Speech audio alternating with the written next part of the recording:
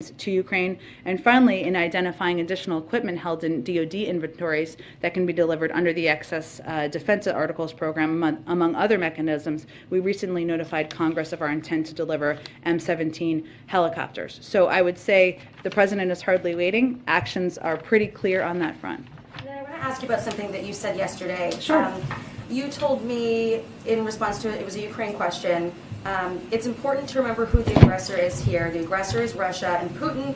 They are building up military troops. They are pushing out misinformation in Ukraine.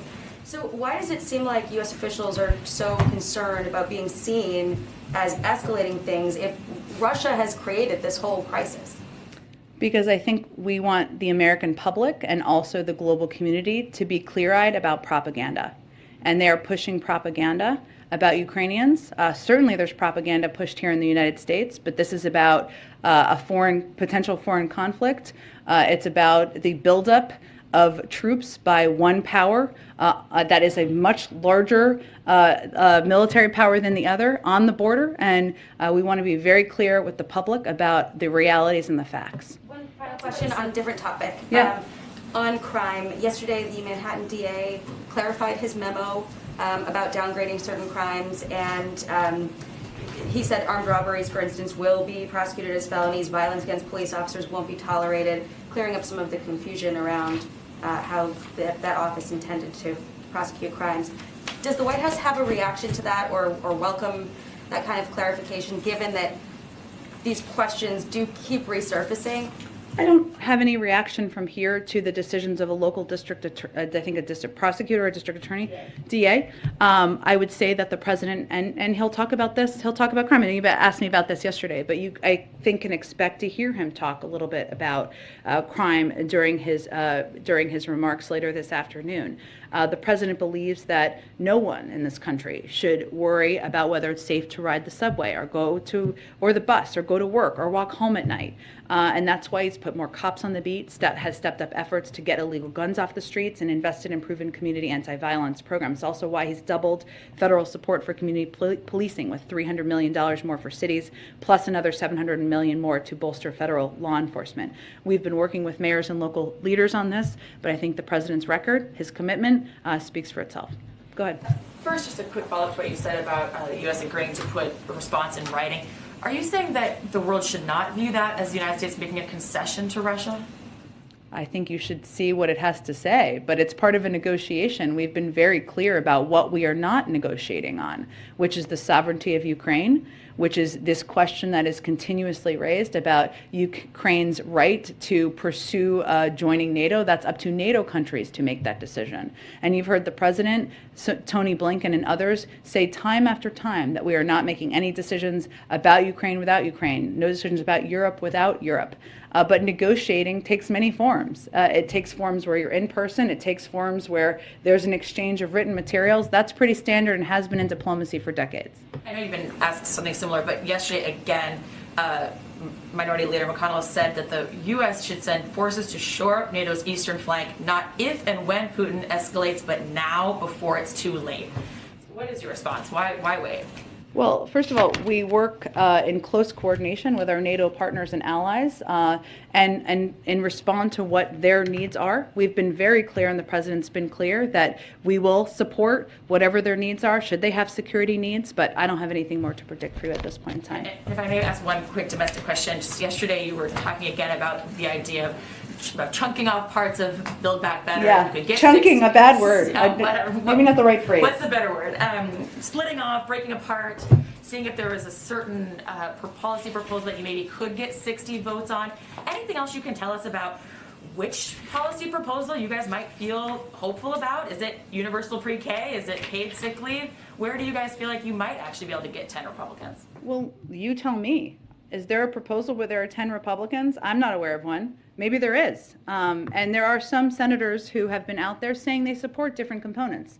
I know Senator Romney has said he supports or is open to some component of the child tax credit. He's not the only one.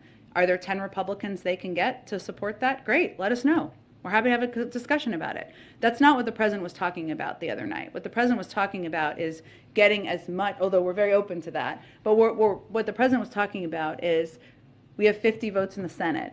we're going to get as much, a big mountain-sized chunk, whatever you want to call it, as much as we can of the Build Back Better agenda that we can get 50 votes for. There is clear agreement on some key goals, right? Lowering the cost of childcare, negotiating the price of prescription drugs, lowering the cost of elder care, making sure the wealthiest Americans and companies have to pay more, and the unfairness of the tax system.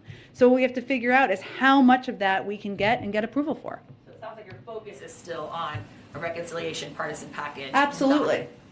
It's not that it's not, but you tell me, or I know you've covered the Hill before, but are there 10 Republicans who are supporting? We'd be happy to. We don't actually. It's kind of a mystery. I remember when Ivanka Trump was up there talking about. Well, listen. If there are 10 Republicans who want to come support the child tax credit or something else, great. They're welcome. Let's have a conversation about it. But that's not. I don't really know why. None of us know why they're ceding the ground on supporting the lowering the cost of childcare to us. But so far they have. Go ahead. Thanks, Jen. Over the weekend, insurers started paying for at-home tests, or you could apply for reimbursement. But Medicare is not. I know that Medicare recipients can go through their doctors, and some through Advantage programs can get reimbursement, but broadly, members of the program can't. And I'm wondering why not. This seems like a group that you would most want to sort of be vigilantly testing before going to gatherings, as they're elder and therefore most at risk for COVID, and especially since you said yesterday that you had all the money that you needed to fight COVID right now. Why isn't the government paying for these tests? Well, first, there are a couple things that are happening. You kind of glossed over some of them, but let me give you some specifics. So state Medicaid and CHIP programs are required to cover at-home COVID tests. CMS has also issued guidance to states to effectuate this requirement under Medicaid rules. There are a lot of people who are eligible for Medicaid out there, just to be clear, and CHIPS program. And people who are covered by original fee-for-service Medicare. Medicare pays for COVID diagnostic tests performed by laboratories such as PCR and antigen tests. For Medicare, we're also continuing to explore the best ways to provide critical resources that will keep Medicare beneficiaries safe and healthy, as you touched on. So in addition to PCR tests, rapid PCR tests, and rapid point-of-care antigen tests are available at 20,000 sites across the country. We've also sent 50 million out to community health centers and rural health centers, but we're also exploring a range of options. So I'm not ruling anything out, but I just wanted to note there are a range of ways that different forms of insurance, even if it's not traditional private insurance, have been covering not just in doctor's office, but also at-home tests as well. The Federal Reserve issued a report yesterday saying that they're weighing the possibility of launching a digital U.S. currency. They said as part of the report that they were asking for public feedback and would be engaging with lawmakers. So I know that you normally defer to the independence of the Fed, but this is an instance where they're openly soliciting sort of advice and consultation. And so I'm wondering, this is something that could impact our competition with China. It could have an impact in many ways on especially low-income Americans. So does the White House have an opinion on this sort of question? I think it's unlikely we'll weigh in from here, as much as they've asked for public comment, but I can certainly check with our economic team and see. The Times yesterday had a report about some internal memos, but they also said that there was that you guys are setting up executive actions on clemency for drug offenders and police department reforms. Can you give any sort of time? Can you confirm that that's kind of coming and give any sort of timeline about when we'll be hearing from the president on that? So on clemency, the president has talked about. We have talked a little bit about the president wanting to deliver on his commitment to consider clemency requests for nonviolent drug offenders. That is something that's ongoing. I don't have anything to preview for you in terms of the timeline, but absolutely the fact that we have every intention of doing that is accurate, or he has every intention. On police reform, I think we said at the time that we're holding back on executive action because we wanted to give space and room for the bipartisan negotiations to move forward, because of course federal legislation would be the preference because it's permanent. But we have been considering and looking at, I don't have anything to predict for you in terms of the timing, but we have been and are looking at that through the policy teams. Go ahead. Thanks, Jen. The president on Wednesday, when he was talking about keeping schools open, referenced the tens of billions of dollars that were sent out in the COVID rescue plan. And he said that quote, not every district has used it as well as it should be used. What states or school districts is he referring to there? Because he's talked about this now twice in the last couple of weeks. Sure. Well, thank you for that first, because it's freezing in here, I think, as everyone can confirm. But I would say, Karen, so one, what people should understand first is 98% of schools are open currently. It fluctuates a little bit, but 98% as of today. School districts, for the most part, are spending federal relief funding by and large across the country. Part of what the president's message he wanted to hammer home when he spoke the other night, and as you said, he's talked about this a little bit, is to spend the money right now for any school that has some left, or maybe some haven't spent all of it, and I'll get to that in a moment. And it's important for any of these school districts to know that different school districts spend it in different ways. So in DeKalb County in Georgia and Desert Sands in California, they're investing in safety measures like ventilation. Cut Bank School District in Montana are increasing pay and providing bonuses to help retain educators and staff. There's lots of ways to use it and spend it for those who haven't done it. But we're continuing to exert pressure anywhere that hasn't. So in terms of, an example would be Florida, where they have done little to distribute money, to little to no steps to distribute money to state across the state and to school districts. Now, part of it is you have to write a plan for how you're going to keep schools open to get the third tranche of money, and some have been delayed in that. But right now, that's an example of a state that could do more. You just said, we're exerting pressure. How is the White House, obviously this money goes out to states. Yeah. But how is the White House exerting pressure? The Department of Education is really the primary conduit here, but they have been working and continuously in touch with school districts and states across the country from the beginning. And is there a way, from the Department of Education perspective, to have a public accounting so Americans can see where that money is going toward, the taxpayer money?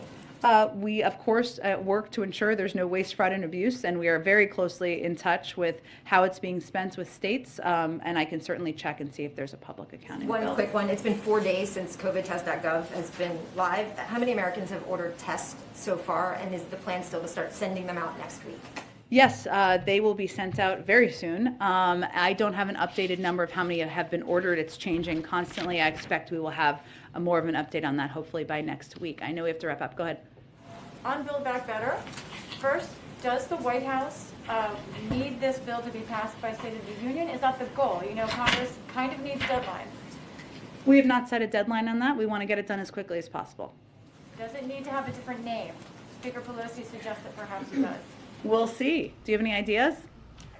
10:10 a.m. here on the East Coast, taking a look back as the White House Press Secretary Jen Psaki takes a few questions from reporters on President Biden's agenda. Let's take a 2-minute commercial break. We'll have more nonstop news right after this.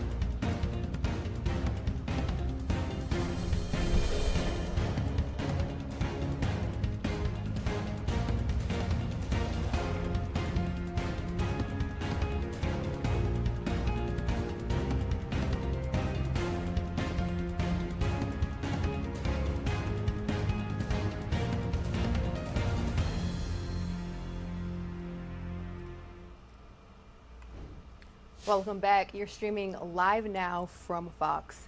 Vigils held Saturday night in New York City, as you see here, for 2 NYPD officers shot on Friday night in Harlem. One officer was killed, the other critically injured. Fox 5's Richard Giacovas has more. Shoulder to shoulder, the men and women of the largest police department in the country. Beside them, members of the FDNY. Above them, a community in mourning. All of them praying and trying to make sense of what's happening in their beloved city. We must stop the violence. We must eviscerate the gun traffic into our city. The candles and flowers are in remembrance of 22-year-old rookie cop Jason Rivera, a new officer who was shot and killed last night just blocks from where he grew up. The violence is not just against New York City police officers. The violence is against us when we're out there trying to help you. The violence is against 11-month-old baby. And, I think we're getting used to saying that, 11-month-old baby. A New York City police officer shot. We can't get used to that. We cannot accept that. We cannot allow that. Rivera and 2 other officers responded to a 911 call of an argument between a mother and her adult son. Once Rivera was fatally shot, his partner, Officer Wilbert Mora, was also shot. He's now fighting for his life in a hospital bed. Police said the gun used in Friday night's shooting is an illegal .45 caliber Glock with a high-capacity magazine, capable of holding up to 40 extra rounds. It was stolen from Baltimore 5 years ago. The man who allegedly shot those officers is 47-year-old LaShawn McNeil, a convicted felon with a lengthy rap sheet. McNeil, on probation at the time, was shot by the 3rd officer. He was critically wounded and hospitalized. Earlier today, members of the National Action Network also held a prayer vigil for those officers, and a neighbor who knew the mother that called 911 said she never expected anything like this. Never seen no violence, never seen no arguing, never seen no fuss or anything. But when you got a child, you got to take care. That's a grown person, and they have children, and you constantly helping them. It's a lot of work. It's a lot of things. It's sad. Back at tonight's vigil, Mayor Eric Adams, community leaders, chaplains, and everyday New Yorkers prayed for the life lost, prayed that Officer Mora pulls through, and prayed that gun violence will finally come to an end before the city of New York gets any worse. Let's bring in Fox 5's Dana Arshin joining us live from New York City this morning. Dana, good morning. We know that you and your team has been working effortlessly on this story. What have we learned about that slain officer? Hi there, Rain. It's nice to join you this morning. It has really been such a sad story. So what we know is that Jason Rivera was a young rookie cop, only 22 years old and newly married. He worked at the 32nd Precinct in Harlem and had only been on the job for a little more than a year. When he was a probationary officer, he had written a letter about why he wanted to join the NYPD, and he wrote, "When I applied to become a police officer, I knew this was the career for me. Coming from an immigrant family, I will be the first to say I am a member of the NYPD, the greatest police force in the world." He also said he wanted to better the relationship between the community and the police, and he's being remembered for his hard work and warmth and for his smile. Oh my goodness, I honestly got chills just hearing you read that letter that he wrote about why he wanted to join the force. Such a sad story. And we're also learning more about his partner who responded to that domestic call with him. What condition is he in? Yeah, so on Friday night, Rivera entered the apartment where that domestic dispute was going on, and he was with his partner, who's another young cop, a 27-year-old named Wilbert Mora. Mora was shot in the head and remains in critical condition right now, fighting for his life in a nearby hospital. Oh my goodness, sad story. Dana, so New York City Mayor Eric Adams, he pledged solidarity and support for the city's police on Saturday, but has he mentioned specifically how he plans to curb violence in the city? Yeah, so just yesterday in the Bronx, Mayor Adams joined lawmakers and community organizations for a roundtable, and it was focused on stopping violence, especially gun violence throughout the city. And it appears that Adams is really going to try to figure out how to stop these guns from coming illegally from other states, of course, and also trying to crack down on people illegally carrying guns here in the city, but we really don't know all the details of his vision just yet. Remember, he was just newly elected. He did say, though, that in the coming days, he'll be laying out what he's calling a blueprint for safety to address gun violence. So hopefully we will learn more about his specific plans by the end of this week. Absolutely. This story is ushering in national attention, so we all will be in touch with you there at Fox 5 for the latest developments. Fox 5's Dana Arshin, thank you for joining us. Thanks so much, Rain.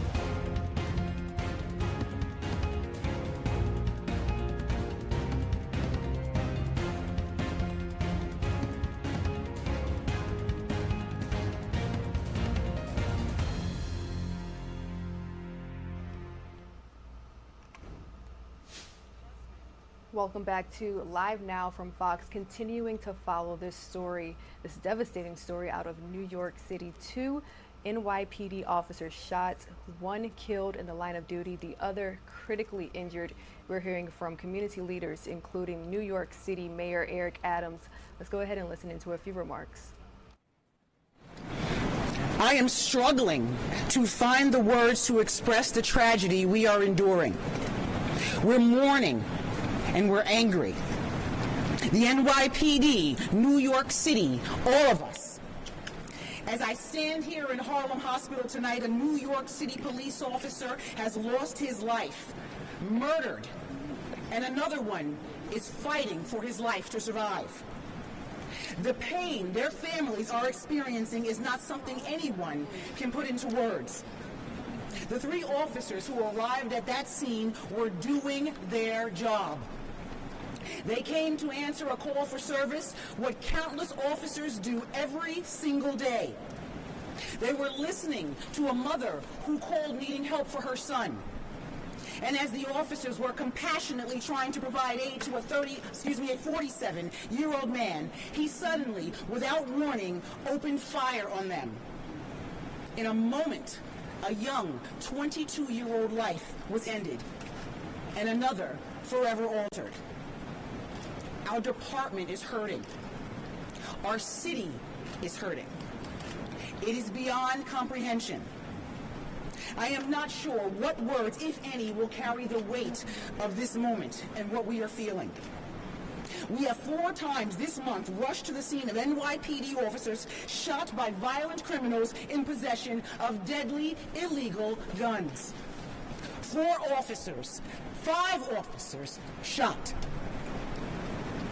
1 fighting for his life in 4 incidents. And now tonight, 1 is dead. Our detectives will work to piece this together, but as they do that, every NYPD officer will once again place a black mourning band across their shield. I ask you to please pray for them. We had the privilege to pray with this family. I ask you to pray for them too. Please pray for our officer that lies in his hospital bed fighting for his life. And every single day appreciate the valor and sacrifice of the men and women of the NYPD. I'll ask Mayor Adams if he wants to say a few words.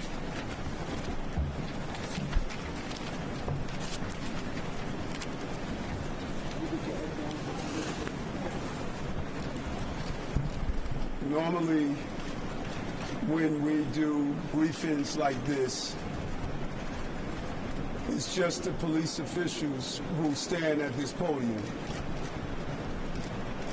I did not want that tonight. I wanted everyone to be in the same room.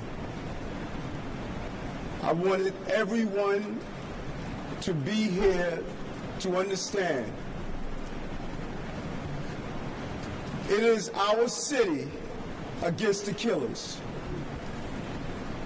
It is our city against the killers. This was just not an attack on 3 brave officers. This was an attack on the city of New York. It is an attack on the children and families of this city. And we are not going to win this battle by dividing lines between us. We must save this city together. That is what we must do. An 11-month-old baby was shot just a few days ago. 5 officers were shot in this city. The unification of fighting this battle goes beyond the debate and rhetoric. It is time for us to save our city. And we are going to need everyone on the same page to accomplish this task. And let me be clear, there are no gun manufacturers in New York City. We don't make guns here.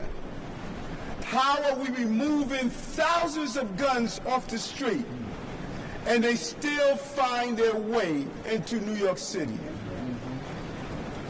In the hands of people who are killers, constantly carving highways of death, destroying our communities. We need Washington to join us and act now to stop the flow of guns in New York City and cities like New York. We're all witnesses. We have witnessed these murders, and we have witnessed the failure on the federal level to stop the flow of guns through this city. We are not going to live under the gun of dangerous people in New York City. We're going to honor the memory of this officer lost to gun violence by standing united against these killers and those who are arming them. They're co-conspirators to the violence that we are witnessing in New York City. No one will divide this city with their violence. In fact, they're going to unite us to come together and end this. We're going to find these guns, and we're going to find those who carry them and use them. We are committed to ending this violence. My heart goes out to these families who are experiencing such a traumatic experience. I go back to the days of thinking of Robert Venable, my close colleague who died in the line of duty. And I remember my mother calling because she was unsure if it was one of her sons who was a victim of that shooting. And even after she heard it was not Bernard or Eric, she still had to hold her breath because she knew one of our brother officers was slain. And right now, every mother in this city feels the loss that this family is experiencing. We must commit ourselves to stop the debate and the dialogue and come together and realize a gun on our street is a threat to our safety. That's right. And we must do everything possible to remove that gun. And Commissioner, I thank you. I know how painful this is for you right now. And I thank these men and women who wore that uniform, wear the uniform that I wore. And countless number of times we had to go to hospitals and visit loved ones. We had to knock on doors and tell family members they lost their family to gun violence. And now you have to do it with one of your own. But I'm going to ask you something. No matter how painful this moment is, don't give up on these people in this city. Don't give up. Don't feel as though that they don't want you to do your job. Twitter and Instagram, the social media, they're not the people you're protecting. They want you here to do your job. No matter who's the mayor, no matter who's the governor, no matter who's the elected official, you have done your job, and let's continue to do so. Let's protect the people of this city and not allow anger to get in our way of protecting those who are living with this violence every day. We are going to protect our city. That's our promise and commitment. It's a painful moment for us. Every time the commissioner and I had to visit a hospital, from January 1st, seeing an officer shot in the head, seeing an officer shot in the leg, on Staten Island, responding to a domestic dispute. It's a painful moment.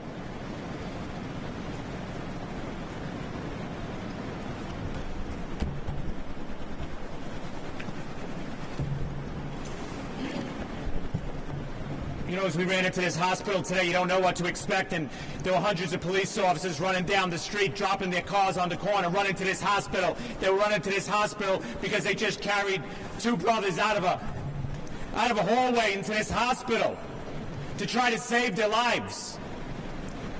Hundreds and hundreds of police officers are standing here today because their hearts tell them they have to be here because they feel like they're alone. We got to end that here today. Our hearts are broken. We're in shock. Our knees are buckling. And we're angry because we've been here before. We're angry because we saw it coming. We're angry because we said it was going to happen, and it happened again. So tonight, you know, these police officers aren't going to sleep. They're going to be out in the street. They're going to do what they need to do. The ones that go home are going to put their heads on their pillow, and they're not going to sleep. And they're going to cry. Well, it's time the city cried with us, and we know they are. But you know what? We stand shoulder to shoulder by the tens of thousands to shoulder our brother. We carried our brother here. We'll shoulder him out this evening. We'll stand in the hallway, and we'll pray for a family that's hoping their son, their husband, they come home. But it can't be just us. Yes, we will stand patch to patch and bury our brother. We will bow our heads in sadness. But we need you too. The streets can't just be full of New York City police officers at this funeral. The public has to come. The public has to send a message to anyone that dares to harm a New York City police officer. Not here, not now, not today, not to us. We're humbly asking you to come out and help us. Then when this is over, yes, a conversation, a real conversation, not like our heads are on backwards and we don't know what's going on. We need help. They need help. We need help. It's time to do it now. We're all looking to do it. Give us that help so we can help stop babies from being shot, stop the violence. The guns that are coming in will help us take them out of their belts so they never dare pull it again. You know what I'm saying? We all know what we need. It's right in front of us. So now we're going to unite.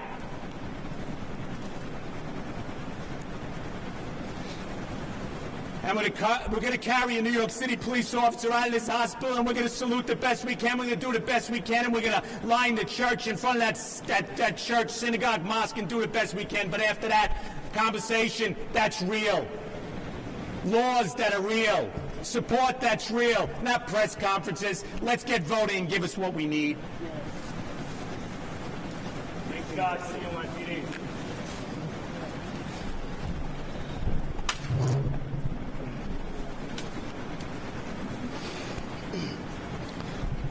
Good evening.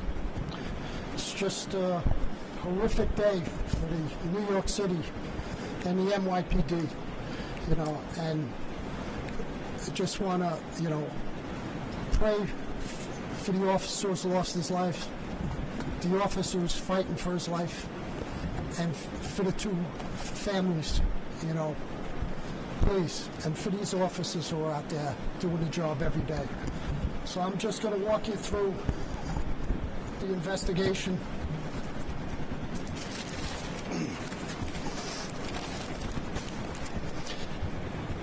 At 6:15 this evening, at 119 West 135th Street, apartment 1D, police officers from the 3-2 precinct arrived to a 911 call of a family dispute. The 911 caller was a female who stated that she was disputing with her son. She mentioned no injuries and no weapons. Upon entering the apartment, the officers were met by that female caller and her son. After a brief conversation, the officers were informed that her other son, whom she was disputing with, was in the back bedroom. This apartment is an open one-bedroom apartment. As you walk in, there is a living room, a kitchen, and a 30-foot-long hallway that has a closet, a bathroom, and at the end, the bedroom. One officer remained with the two family members, while two other officers go to the back bedroom. This hallway is very tight and narrow. As our first officers approach the bedroom, the door swings open and numerous shots are fired, striking both officers, one fatally, and one is here in Harlem Hospital in critical condition. As the perpetrators attempt to exit, he is confronted by our third officer, who fires 2 rounds, striking him in the right arm and head. Our perpetrator is LaShawn McNeil. He's a male, 47 years old. He has 1 prior arrest in New York City for a felony conviction of narcotics in 2003, in which he is on probation for. He has 4 arrests outside of New York City. 1 in South Carolina for an unlawful possession of a weapon in 1998. 1 for an assault on a police officer in Pennsylvania in 2002. A felony drug in 2003 and a misdemeanor narcotics in 2003 in Pennsylvania. Recovered at that scene is a Glock 45 high-capacity magazine, which holds up to 40 additional rounds. This weapon right here.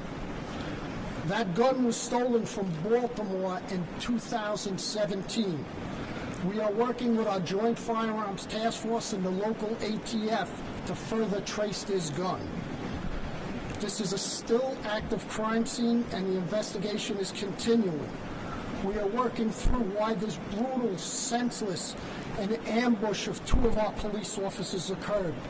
We're asking anyone in the community who has information to reach out to the 32nd Detective Squad or Crime Stoppers. And with that, I'd like to turn it over to the Police Commissioner for some final words. Say to my NYPD, our NYPD, your NYPD, thank you for what you do and what you face. This city appreciates it. I appreciate it. We all appreciate it. You are not alone. I support you in what you do. We are not going to answer your questions. We hope our prayers are answered. Good night. Thank you. Thank you, officer.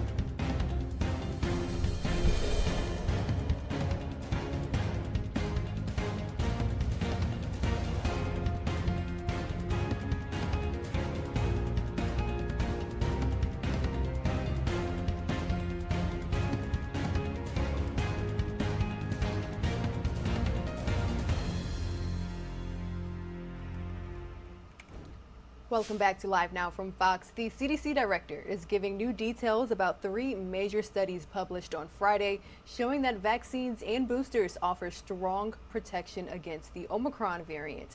Here's more from Fox 2 Detroit.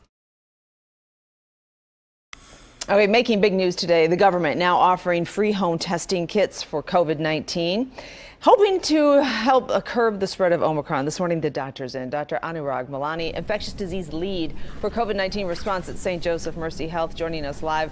Doctor, good morning. Good morning. Thanks for having me. Happy New Year. We appreciate you so much. Start off by telling us, how are things looking now? Are you seeing any sort of lowering in the number of cases? Are things getting more manageable? What's the current state as you look around your hospital system? Yeah, so we have about 400 patients hospitalized throughout our statewide health system among state hospitals. In Southeast Michigan, we have the bulk of those patients. Right now, where I'm speaking from Ann Arbor. We have almost, about 90 to 95 hospitalized patients. Every day, we're getting, between 15 to 20 new admissions. So we're still seeing, a lot of COVID. It has come down a little bit in the past couple of weeks, but we're still seeing plenty of activity. Doctor, we like to understand who is getting hospitalized. Can you describe your patient population as far as, are they vaccinated? Are they boosted? Do they have other health complications? How old are they? Yeah, absolutely. So what we are seeing is right now you can assume that all the COVID we're seeing is Omicron. What we know about Omicron is that this is a more transmissible variant. So previously, last year we were talking about Delta, but we're now definitely talking about Omicron. More transmissible, which means that there are more infections, more cases. We know in Michigan just a couple days ago we topped 20,000 cases in one day. We know that across the state, we have over 500 Michiganders being hospitalized every day. What we also know is that those that are vaccinated, and in this case, those that are boosted, those are really the minority of patients that are in the hospital. We are primarily seeing, probably about 70% of patients are unvaccinated, but those that are unvaccinated definitely have sicker disease. It's more severe. They're more likely to end up in the ICU. And unfortunately, we're still seeing nationwide, a couple thousand, U.S. citizens are dying every day. And the large majority of those patients and individuals are unvaccinated. The government rolling out its free home test kits, how reliable are they? How important are they? When do you decide to use that home test kit? Yeah, I think this surfaces a bigger issue that testing availability and access has been problematic. It's been problematic throughout the pandemic, but it's especially been problematic more recently. We've seen, if you look at Michigan right now, anywhere between 30 to 35% of testing. That's what we would say is testing positivity. The number of tests that are being performed, about a third of them are positive. But we know that that's a significant underestimation of how much disease there is. So I think, at the inkling of symptoms, whether it's a sore throat, whether it's congestion, we want to be able to have access to tests. We want, kids, families, those that need them, we want to be able to test quickly. In some cases, the home test will be very helpful. Sometimes it will need to be done, sequentially, day 1, day 2, day 3. And in the cases, where one may have symptoms and it's not clear, in those cases we may need to be getting PCR testing. So I think it's a good start. Of course, it's not the end all, but overall we need much more wider availability to testing. Doctor, real quick, if you take a home test, are you supposed to then call somebody and tell them what the result is, or do you just do what you're supposed to do according to the CDC? Well, so I think a couple things. One is what you're getting at is if you have a home test, it's not going to be reported, and it's not going to be reported to any, it's not going to be reported in the state numbers. It's not going to be reported to the CDC. But if you have symptoms and your home test is positive, you absolutely want to stay home. That's probably the biggest thing. Whether you're a student or whether you're in the workplace, we want to make sure that you're not potentially, unknowingly,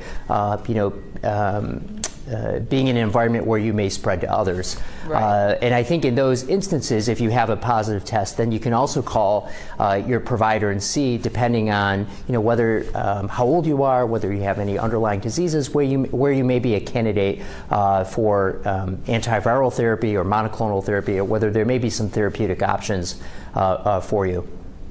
All right, Doctor, we are out of time, unfortunately, but our next hour, we do want to talk about pregnancy, the effect of COVID on pregnancy, and what we know about vaccines when it comes to pregnant women. So we're going to have an OBGYN from St. Joe's joining us live in our next hour. Dr. Milani, thank you as always. If you have any questions, you can tweet us using #The9, and we'll take a quick break. All right, this morning, the Doctor's In. We're talking live with Dr. Kate Bernadani, an obstetrician and gynecologist at St. Joseph Mercy Health and IHA. Doctor, good morning. Welcome.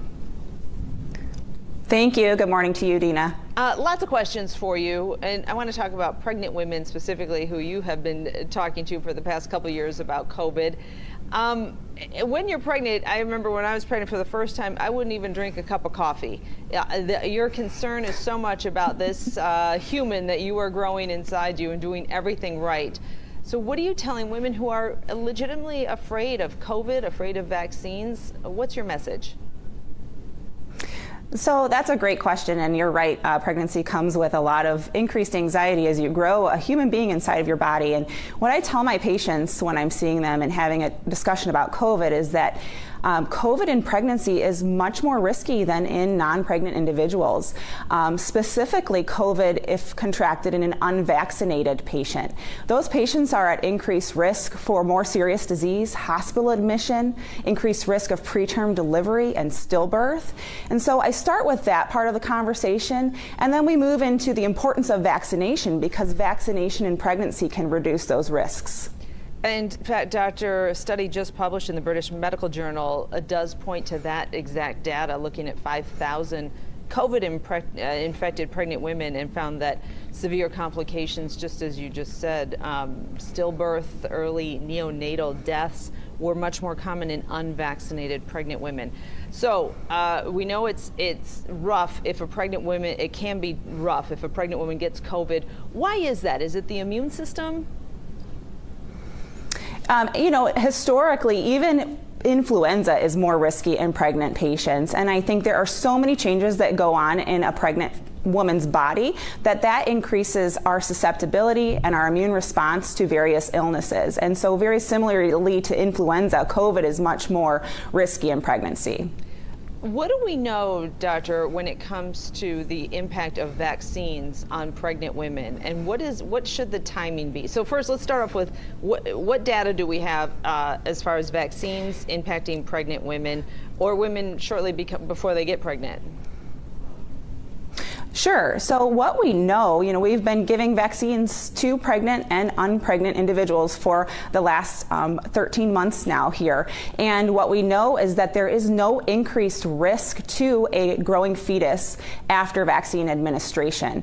What we also know, which is really important for patients to know, is that there's actually a benefit to a growing fetus or baby if a pregnant woman is vaccinated during pregnancy. That vaccine allows antibodies to cross the placenta and protect the baby. And in terms of pre-pregnancy, some people have some concerns about, I don't know that I want to get that vaccine before pregnancy. Is it going to cause me to have fertility issues? And we know that is not the case. There is no increased risk of infertility if a woman gets a COVID vaccine prior to planning a pregnancy. Okay, and I do want to revisit that topic with you after the break, Doctor, so we'll put a pin in that just for now. I do want to ask you about the timing of that. Are we going to break now? I hear the music. Okay, So when we come back, Doc, we'll talk about the timing of vaccines and the booster when it comes to pregnancy. And then I do want to talk about infertility questions that you hear younger women talking about quite a bit. So we'll be right back. Thanks for watching The 9. Okay, Marielle and I now continuing our conversation with the doctor this morning as we talk about COVID, its variants, continuing to cause concern for expectant mothers, women who eventually want to get pregnant, reproductive health. There are a lot of concerns. We're back with Dr. Kate Bernadani, an obstetrician and gynecologist at St. Joseph Mercy Health System and IHA.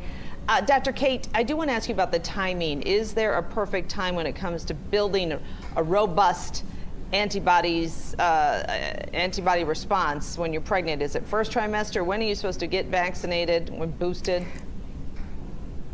So Dina, I would tell you the perfect time is as soon as possible to be vaccinated in pregnancy. With the risk of COVID being so high in pregnancy, it is imperative that patients get vaccinated as soon as they can. And in terms of your question in regards to timing of the booster should be given in the same guidance that we have from non-pregnant patients, which is 5 months after that initial series of either the Pfizer or Moderna vaccine. Gotcha, doctor. Thanks. Dr. Kate, I wanted to ask you, as someone who has been through the IVF process post-COVID and certainly had her own fears, I want to talk about the emotional and the compassionate side that doctors have to have when approaching this conversation. And perhaps you may have to speak with the patient more than once, because when I was in that position, even though I'm hearing this news is good for moms, for future moms, we know that it does not cause. There's also that what's not being said, which is we don't know for sure that it will not have any impact on you down the line. So how do you ease those fears just for what's unknown? Yeah, that's a great question. And you know, I think none of us expected to live in the midst of a pandemic. And so we are all experiencing the unknown. And you're right, we do have to have multiple conversations and show that empathy for patients who have maybe struggled to get pregnant or have had prior pregnancy complications. And really, I just create an open forum to them for them to ask those questions. And I might not have all the answers, but what I do know is that COVID is a risk to them in pregnancy if they're unvaccinated, and just continue to answer their questions and encourage vaccination. Something else that is a surprise, I guess, until you are actually going through the process yourself, you really start to become aware of the medications and things that you are putting inside of your body and the effect that those things, maybe that you've been taking for years and years and years, could have on your body as well. What do you tell people who have questions about the vaccine and how that also meshes with other meds that they take in terms of wanting to have a child one day? Is your question more about vaccine and how it is with other medications, or just putting the vaccine into your body? The question is, I guess, about the importance of understanding medicine and understanding that if you are taking pills a lot, that could have an effect on you. So that's information that you would need to know, that the most important thing is the health of this child. Correct. One other thing to consider when we talk about medications in pregnancy is that it's very imperative that we have a healthy mother, right? And so we would go through each medication one by one and talk about the risk if a mom is not on that, because first and foremost in pregnancy, we need a healthy mother to grow a healthy baby. Very good. Thank you, Dr. Kate. Doctor, when I hear from kids, more college-age kids, younger women in their young 20s, let's say, who are fearful because they say we don't know how this vaccine is going to impact us 5 years from now. Is there anything to look at as far as science goes, looking at the history of the making of this mRNA vaccine technology that points to its safety when it comes to women who are years away from starting a family?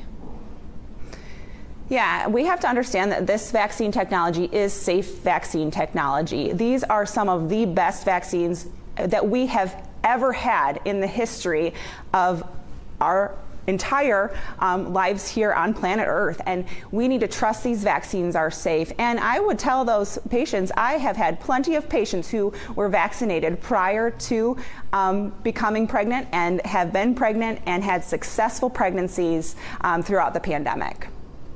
All right, very good. Well, thank you for helping us understand this more. It's such an important population, you know, and there's just so much anxiety about it. There's so much anxiety when it comes to having a baby at any time, but then you throw this pandemic in, and of course, there's just a lot of fear out there. So thank you, Dr. Kate, for answering our questions this morning. You're welcome. Have a great day. And we'll take a quick break and be right back.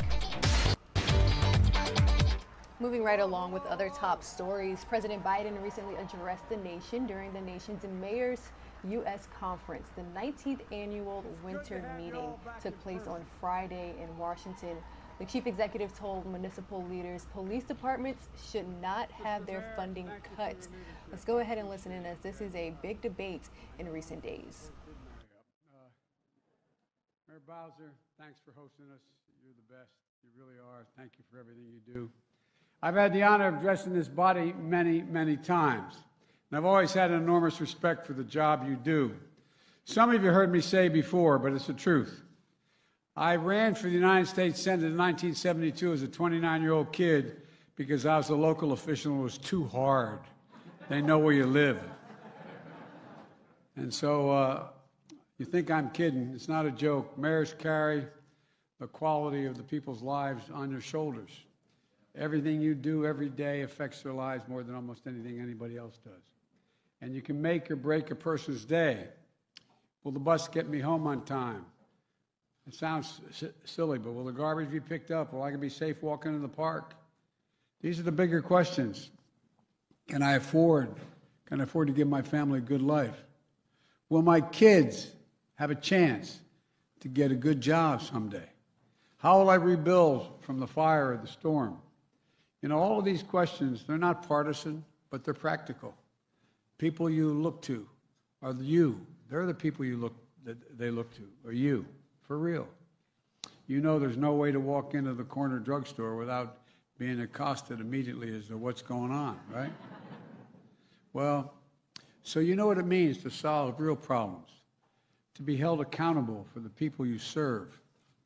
That's why when I put together my cabinet, I called on former mayors, and I mean this sincerely. Take a look.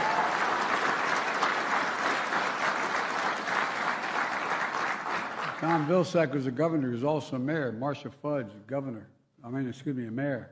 Marty Walsh, a mayor in Boston. Pete Buttigieg is a mayor.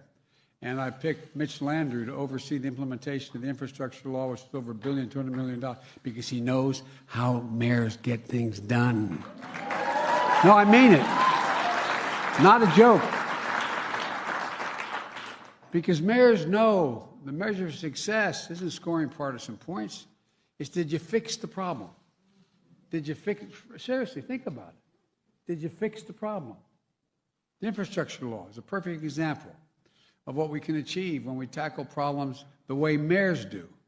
Everybody in America knows we've fallen behind in infrastructure. So we came together, Democrats and Republicans, and did something about it. A number of really brave, and I'm not being facetious when I say the brave Republicans stood up and joined us in a bipartisan effort to get it done. And by the way, I want to thank you all. More than 360 of you signed a letter sent to me that we were trying to get this legislation passed. 360 of you. You lobbied Congress to get it done. And it's the reason it got done. Not a joke. It's the reason it got done, because of you.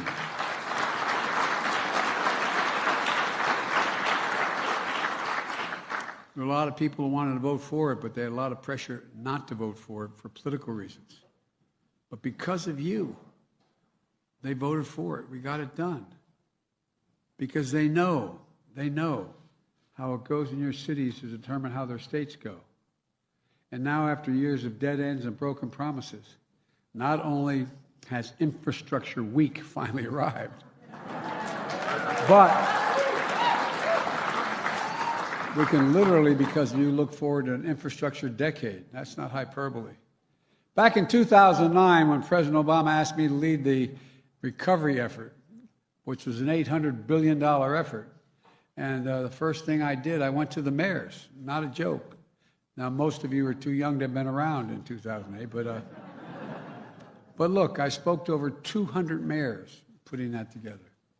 Because of them, because of you, we came through that moment together. That's the same approach that Mitch has taken, having been a former mayor, with all of you. I know Mitch has spoken to many of you already. And in just 2 months, we've already seen this law start to make a real difference, creating better jobs, transforming our communities in tangible ways. We've announced billions of dollars for highways, ports, airports, water and sewage systems, high-speed internet, funding to clean up the rivers in Ohio, chemical plants and sites in Florida, polluted lakes in Michigan, and dozens of other sites. A new program to cap and plug orphaned oil and gas wells, spewing methane into the air, cleaning up the communities that in fact they're affecting, while good-paying jobs. The folks who dug those wells when we needed them, they got paid well. Well, they're getting paid the same amount to plug those wells. It matters. It matters. A new initiative to bolster our energy grid with stronger transmission lines and towers to keep the power flowing more reliably and consequently more secure energy supply. You know, I've flown all over the world, all over the country this last year, visiting sites that have been damaged by the consequence of environmental changes. You know, more forest, homes, buildings, businesses have been burned to the ground than make up, if you take it in square miles, than the entire state of New Jersey, from New York all the way down to Cape Henlopen.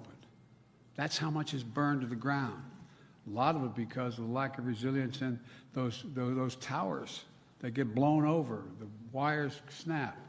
We got so much we can do with this legislation now. Last week, we rolled out historic investments in our nation's bridges, like the one I visited in New Hampshire, where restrictions could force school buses and fire trucks to go 10 miles out of their way just to get across a small river. Or the I-10 bridge I visited in Louisiana. It's 20 years past its planned life. It doesn't have modern safety features. And it's last inspected the bridge is deemed to be in poor condition. And now it has 2 lanes on the bridge, okay, that a 4-lane interstate feeds into, creating and causing major backups. We're going to upgrade thousands of bridges, creating good-paying jobs, cutting commute times, ensuring that as we build back, no community gets to be left behind. Folks, that mayor's view of the problem solving is exactly what we brought to the American Rescue Plan. It's designed so that you'd be able to have the resources and the flexibility to take both the short-term and long-term challenges created by this pandemic. 10 months ago, that law is still carrying the nation forward on vaccines, on boosters, on keeping schools open. And it's still making a difference for communities across the country. And I might add, a lot of money in that to keep those schools open. Some states have spent the money well, gotten it to you all so you can, in fact, keep those schools open and change the ventilation system and change the busing and all the whole works. Some states haven't distributed the money.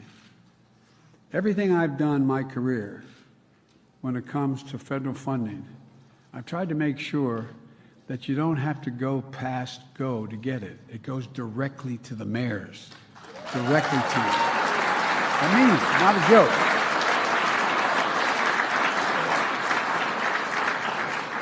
A major part of the rescue plan was the $350 billion we allocated to state and local budgets. And again, because of you, over $100 billion of that went directly to cities and counties, not to anybody. $100 billion. It was not easy to get done, but it's important to get done because you know what's needed. You didn't have to go through your state legislature. They're not bad folks, I don't mean that. Or your governor, good folks, to get the money. Today, communities are still putting those funds to work, keeping people on the job, connecting people to better jobs. In Seattle, the money is being used to give premium pay to local child care workers so they can keep child care centers open and available for folks who need it.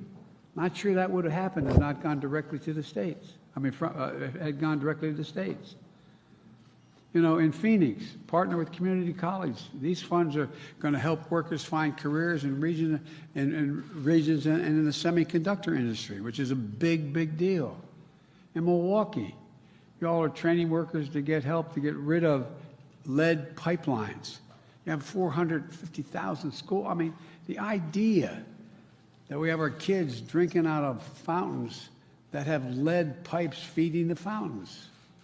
Because everybody deserves clean water.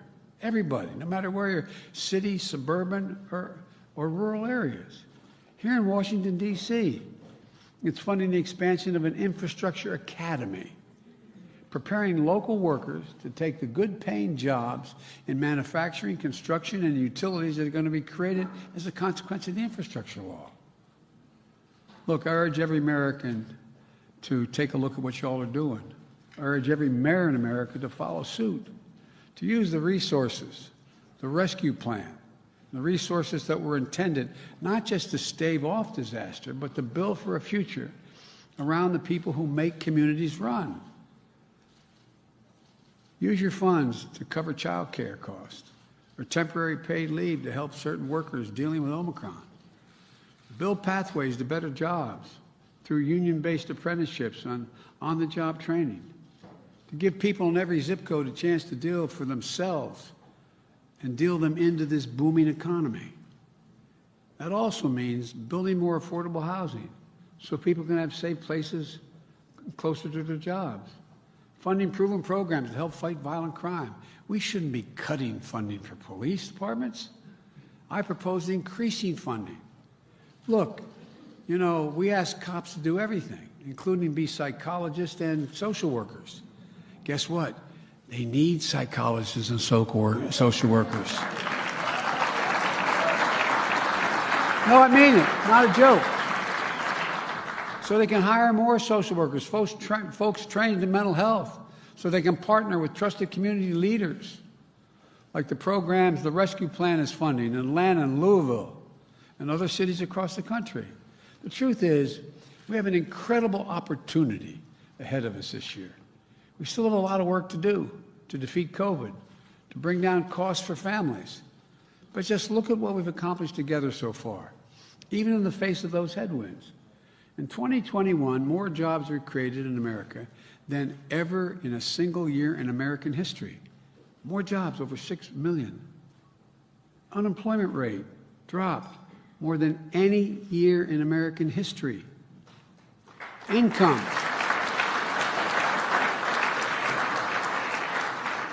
for working frontline jobs in service industries rose more than any year in history.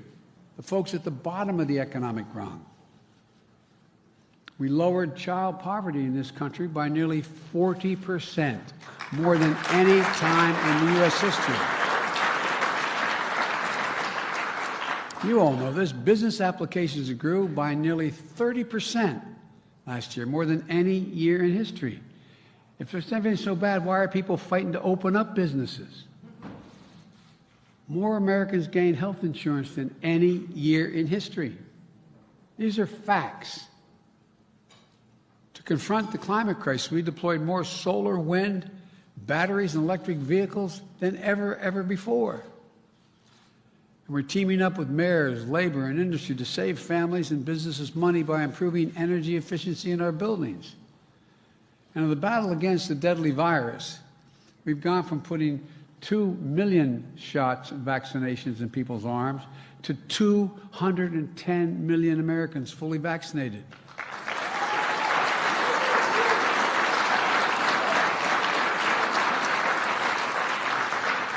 And you mayors have been critical partners. I'm not trying to be nice to you, it's just a fact. You've been critical partners in that fight from day one, from masking to testing to vaccinations. We partner with you. We partnered with you on the Mayor's Challenge last summer. 115 cities working together to get Americans vaccinated.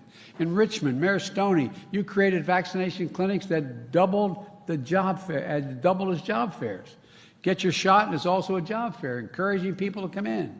In Detroit, Mayor Duggan, are you here, Mr. Mayor? I tell you what, I worked with him for a long time. There's a man who knows what he's doing. Mayor Duggan partnered with solar saloons and barbershops to get shots in people's arms. In St. Louis, Mayor Jones worked with churches and local food programs to reach neighborhoods with low vaccination rates. All of these efforts, you've saved lives. Not a joke, you've saved lives.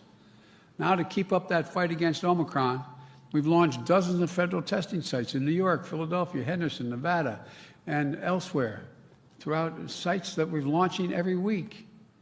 We've devoted federal medical teams made up of military, first responders, National Guard to bring relief to the hardest hit hospitals who need additional personnel just to keep it moving because they're so overrun.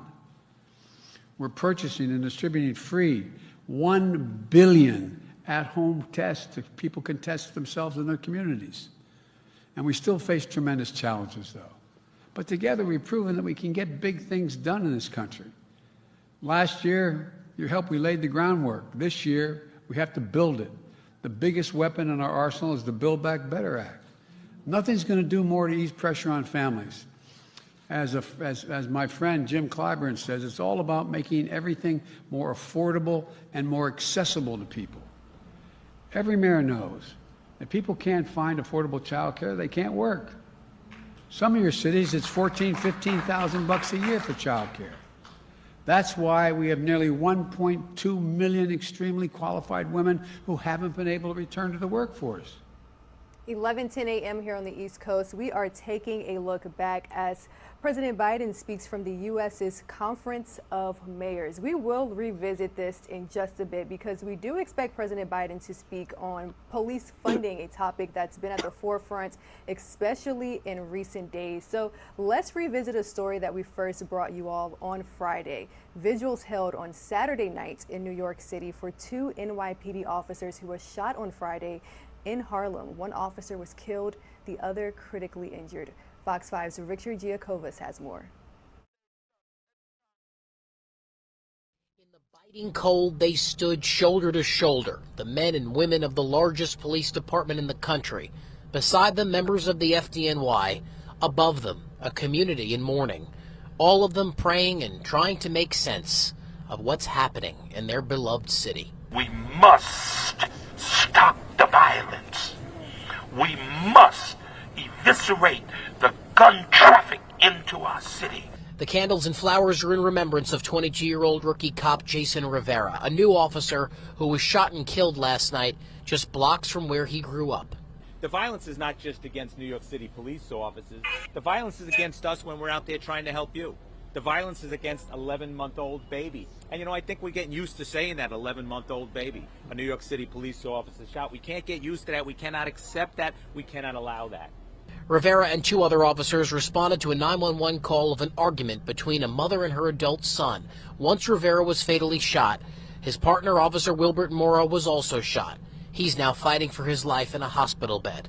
Police said the gun used in Friday night shooting is an illegal .45 caliber Glock with a high-capacity magazine, capable of holding up to 40 extra rounds. It was stolen from Baltimore 5 years ago. The man who allegedly shot those officers is 47-year-old LaShawn McNeil, a convicted felon with a lengthy rap sheet. McNeil, on probation at the time, was shot by the 3rd officer. He was critically wounded and hospitalized. Earlier today, members of the National Action Network also held a prayer vigil for those officers, and a neighbor who knew the mother that called 911 said she never expected anything like this. Never seen no violence, never seen no arguing, never seen no fuss or anything. But when you got a child, you got to take care. That's a grown person, and they have children, and you constantly helping them. It's a lot of work. It's a lot of things. It's sad. Back at tonight's vigil, Mayor Eric Adams, community leaders, chaplains, and everyday New Yorkers prayed for the life lost, prayed that Officer Mora pulls through, and prayed that gun violence will finally come to an end before the city of New York gets any worse. Let's bring in Fox 5's Dana Arshan joining us now from New York City. Good morning, Dana. Really sad story, but it's good to see that community members really came out in droves last night to remember that slain officer. What have we learned about him? Hi there, Rain. Thanks so much for having me. So Jason Rivera was a young rookie cop, only 22 years old and newly married. He worked at the 32nd Precinct in Harlem and had only been on the job for a little more than a year. When he was a probationary officer, he had written a letter about why he wanted to join the NYPD. I tried to become a police officer. I knew this was the career for me. Coming from an immigrant family, I will be the first to say that I am a member of the NYPD, the greatest police force in the world. He also said he wanted to, quote, better the relationship between the community and the police. He's remembered for his hard work, his warmth, and everyone who knew him said he had this huge smile. Oh my goodness. And we cannot forget about the second officer who also responded to that domestic violence call. What kind of condition is he in? That's right. Yeah. So on Friday night, Rivera and his partner entered that apartment together. And what we know is that his partner is another young police officer, 27-year-old Wilbert Mora. And Mora was shot in the head and remains in critical condition right now, fighting for his life. And he's at a nearby hospital. So we played some sound bites from community leaders just a few moments ago. We also heard from New York City Mayor Eric Adams speaking out. What's his plan to combat all of this? Because 5 New York police officers have been killed since January 1st. That's right. 5 officers have been shot, not killed, since January 1st. And really, it is just so devastating. So we don't fully know his plan just yet. Yesterday in the Bronx, Mayor Adams joined lawmakers and community organizations for a roundtable. And it was really focused, as you said, on stopping violence in the city. That's his main issue that he's trying to tackle, especially after what we've seen lately. It appears that Adams is really going to try to figure out where these guns are coming from. We know a lot of them are coming from other states where you can purchase them legally. And of course, he's trying to crack down on New Yorkers who are carrying guns illegally right here. Now, we don't know all the details, as I said, of his vision just yet, but he did say that in the coming days, so later this week, he'll be laying out what he's calling a blueprint for safety to address gun violence. So hopefully we will learn more later this week. And really, if there's a solution, only time will tell, but that will really give us a true idea of the type of job that Adams is doing. But that might be months down the road before we see those results. And we'll definitely be in touch with you as well as our Fox 5 team for the most recent updates. Thank you. Thanks so much, Rain.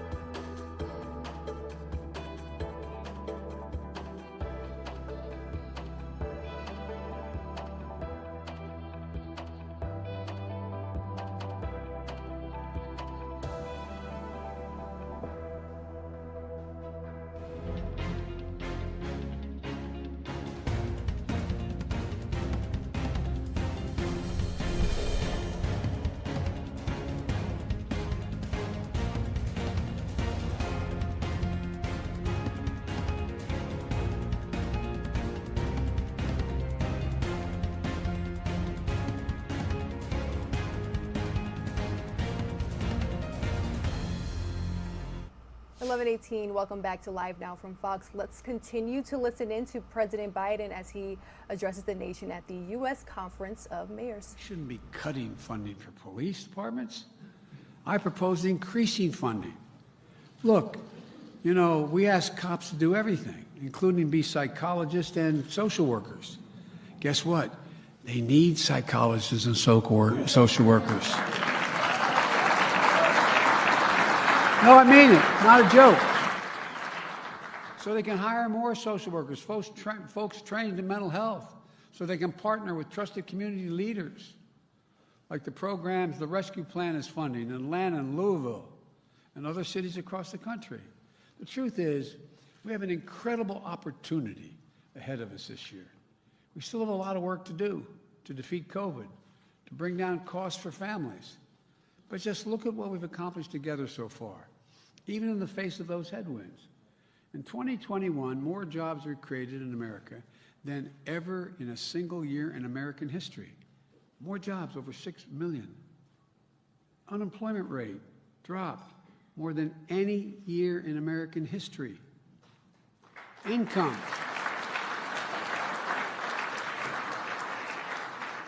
for working frontline jobs in service industries rose more than any year in history. The folks at the bottom of the economic rung. We lowered child poverty in this country by nearly 40%, more than any time in U.S. history. You all know this. Business applications grew by nearly 30% last year, more than any year in history. If there's anything so bad, why are people fighting to open up businesses? More Americans gained health insurance than any year in history. These are facts. To confront the climate crisis, we deployed more solar, wind, batteries, and electric vehicles than ever before. And we're teaming up with mayors, labor, and industry to save families and businesses money by improving energy efficiency in our buildings. And in the battle against the deadly virus, we've gone from putting 2 million shots and vaccinations in people's arms to 210 million Americans fully vaccinated.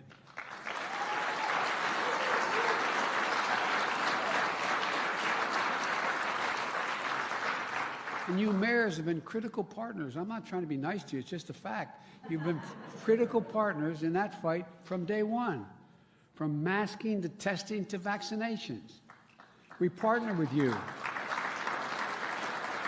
We partnered with you on the Mayor's Challenge last summer, 115 cities working together to get Americans vaccinated.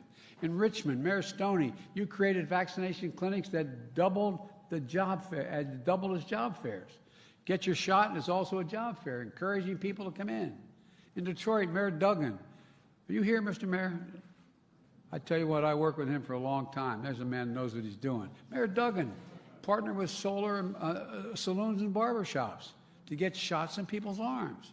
In St. Louis, Mayor Jones worked with churches and local food programs to reach neighborhoods with low vaccination rates. All of these efforts have saved lives. Not a joke, you've saved lives. Now, to keep up that fight against Omicron, we've launched dozens of federal testing sites in New York, Philadelphia, Henderson, Nevada, and elsewhere, throughout sites that we're launching every week. We've devoted federal medical teams made up of military, first responders, National Guard to bring relief to the hardest hit hospitals who need additional personnel just to keep it moving because they're so overrun. We're purchasing and distributing free 1 billion at-home tests so people can test themselves in their communities. And we still face tremendous challenges, though. But together we've proven that we can get big things done in this country. Last year, your help, we laid the groundwork. This year, we have to build it. The biggest weapon in our arsenal is the Build Back Better Act. Nothing's going to do more to ease pressure on families. As my friend Jim Clyburn says, it's all about making everything more affordable and more accessible to people. Every mayor knows if people can't find affordable child care, they can't work. Some of your cities, it's $14,000, $15,000 a year for child care. That's why we have nearly 1.2 million extremely qualified women who haven't been able to return to the workforce. We can cut the cost of child care in half and fix that problem. Health insurance. We can reduce the cost for families. We've done for $600 per year. On climate, extreme weather, disaster costs, communities, $145 billion last year. That's how much we spent because of weather-related crises. $145 billion. By investing in resilience and clean energy technology, we can do something about that. To give relief to families, in the American Rescue Plan, we had the child care tax credit. That did reduce child poverty by 40%. There's no reason it shouldn't continue. And on education. On education, today about half of the 3- and 4-year-olds are enrolled in early childhood education. In Germany, France, UK, Latvia, the number is more than 90%. Where the heck are we? No, I'm serious. We're falling further and further behind the curve. But we can fix that problem. We can do this and more on health care, nutrition, a host of other issues. And folks, here's the point.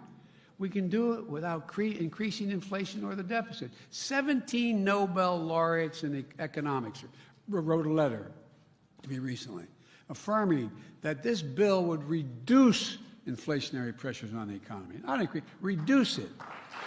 And by the way, it's entirely paid for. Every single penny. And not a single person making less than $400,000 a year will pay a single additional penny in federal taxes. Not a single penny.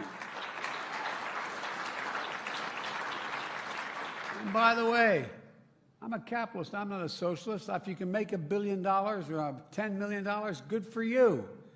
Just begin to pay your fair share. Pay a little bit. We can pay for all this by just making sure that the wealthy and the biggest corporations pay their fair share. Case in point, last 2 years, 55 of the Fortune 500 companies, and I come from the corporate capital of the world, Delaware, not a joke, more corporations incorporated in my state than every other state in the union. Okay? I get it.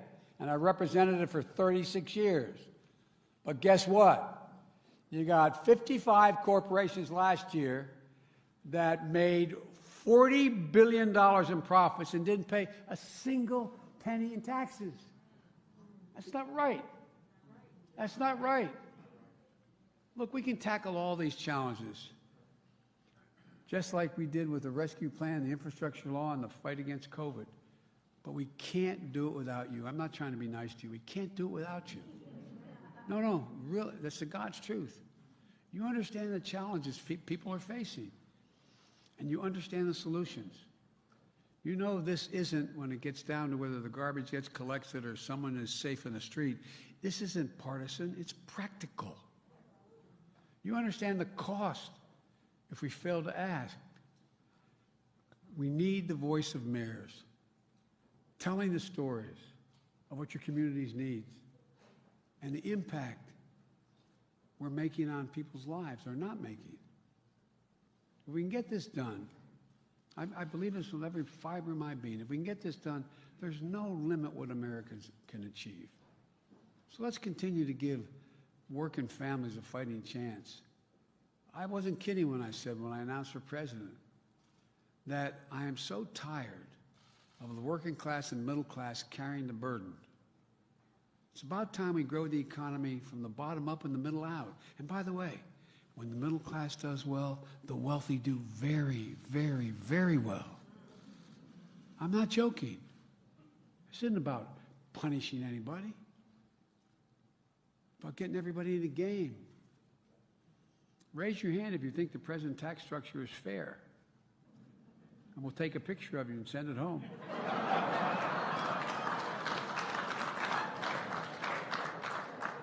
Seriously, guys. You know.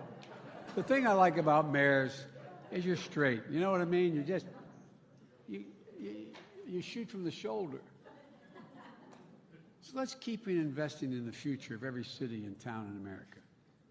Let's face these challenges head on and keep building. We can build back better. Folks, I really believe it. There's not a damn thing we can't do if we set our minds to it. And every single time,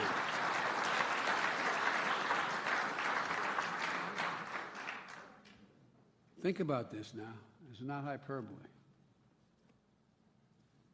No other country than America has come through every crisis we've faced and ended up stronger than we were before we got into the crisis.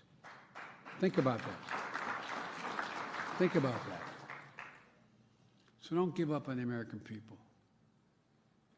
You know, I've said many, many times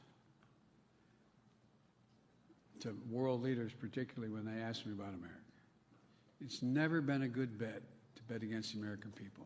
Never, never, never been a good bet to bet against the American people.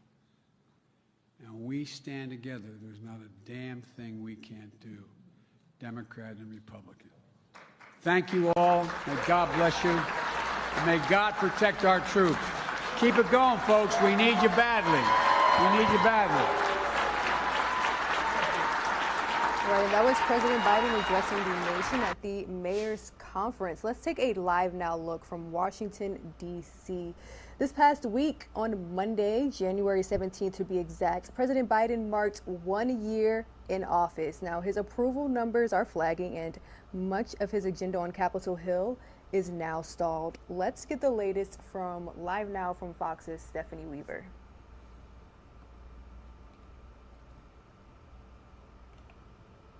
Biden's first year in office, what comes to mind for you? Well, I think the two biggest successes, legislatively speaking, were getting the stimulus package passed, and that provided on average like $1,400 per person, you know, in needed funds at a time when people were still struggling coming out of that early part of the pandemic. And then the infrastructure package, you know, that I think ended up being at least modestly bipartisan, and that a lot of people said, yeah, this is good. We need to invest in America's roads and bridges and basic infrastructure. So I think those were probably two of his bigger legislative accomplishments. You know, he also had several others. And again, it depends on where you stand politically, whether you think these were good things or bad things. But, you know, some of the actions that he took that his supporters certainly liked were reversing some of the Trump era policies, for instance, for immigration, family separation policy, and trying to bring those families back together. And that was one, even though conservatives do want to crack down on illegal immigration, a fair number of people are uncomfortable with the thought of separating children from their parents, even in that situation. So, you know, I'd say that was probably a victory. Depending on your view on the environment, you know, he rejoined the climate and the international climate accords again that Trump had left. And so if you think that's a good idea, you know, that was a success for America and at least a beginning step to fight global warming. And then if you look at the economy, and I'm not hitting any negatives yet, but, you know, if you look at the economy, there's a couple positives there. GDP growth was pretty good over this first year. The job numbers look good. You know, there's unemployment has fallen, and there's a lot of people going back to work. So, you know, I think overall you could find certainly some things that generally people would say were success, and certainly that some of his supporters would say were successful. Oh, one other thing, you know, for LGBT rights, ending the Trump policy about transgender folks serving in the military. There was a victory. If you believe in LGBT rights, then that was a change in policy that you would agree with. That's right. There's so many things that obviously happen in the course of a year, and particularly for a president, that some of those things hadn't even occurred to me. So I'm glad you mentioned some of those. Absolutely, yeah. I mean, you know, there's a perception that it's certainly among his critics, because, you know, they don't like him, but even among some of his supporters, there's some angst. There's a perception that he hasn't accomplished very much. But, you know, he has done some things. I mean, certainly there's been some accomplishment, particularly if you didn't like some of the policies President Trump had, there's been a reversal. So he hasn't been able to get a lot of his other policies passed, which frustrates his supporters. But, you know, playing the counterfactual, I don't think they'd be happier if President Trump or any other conservative Republican was in office. But, you know, that's often not the way politics goes. You promise a lot when you run for president, and then when you don't deliver on all of it, you get criticized even by your supporters, and that happens a lot. Yeah, absolutely. Okay, so the reverse, some of the notable things that may be deemed as failures objectively.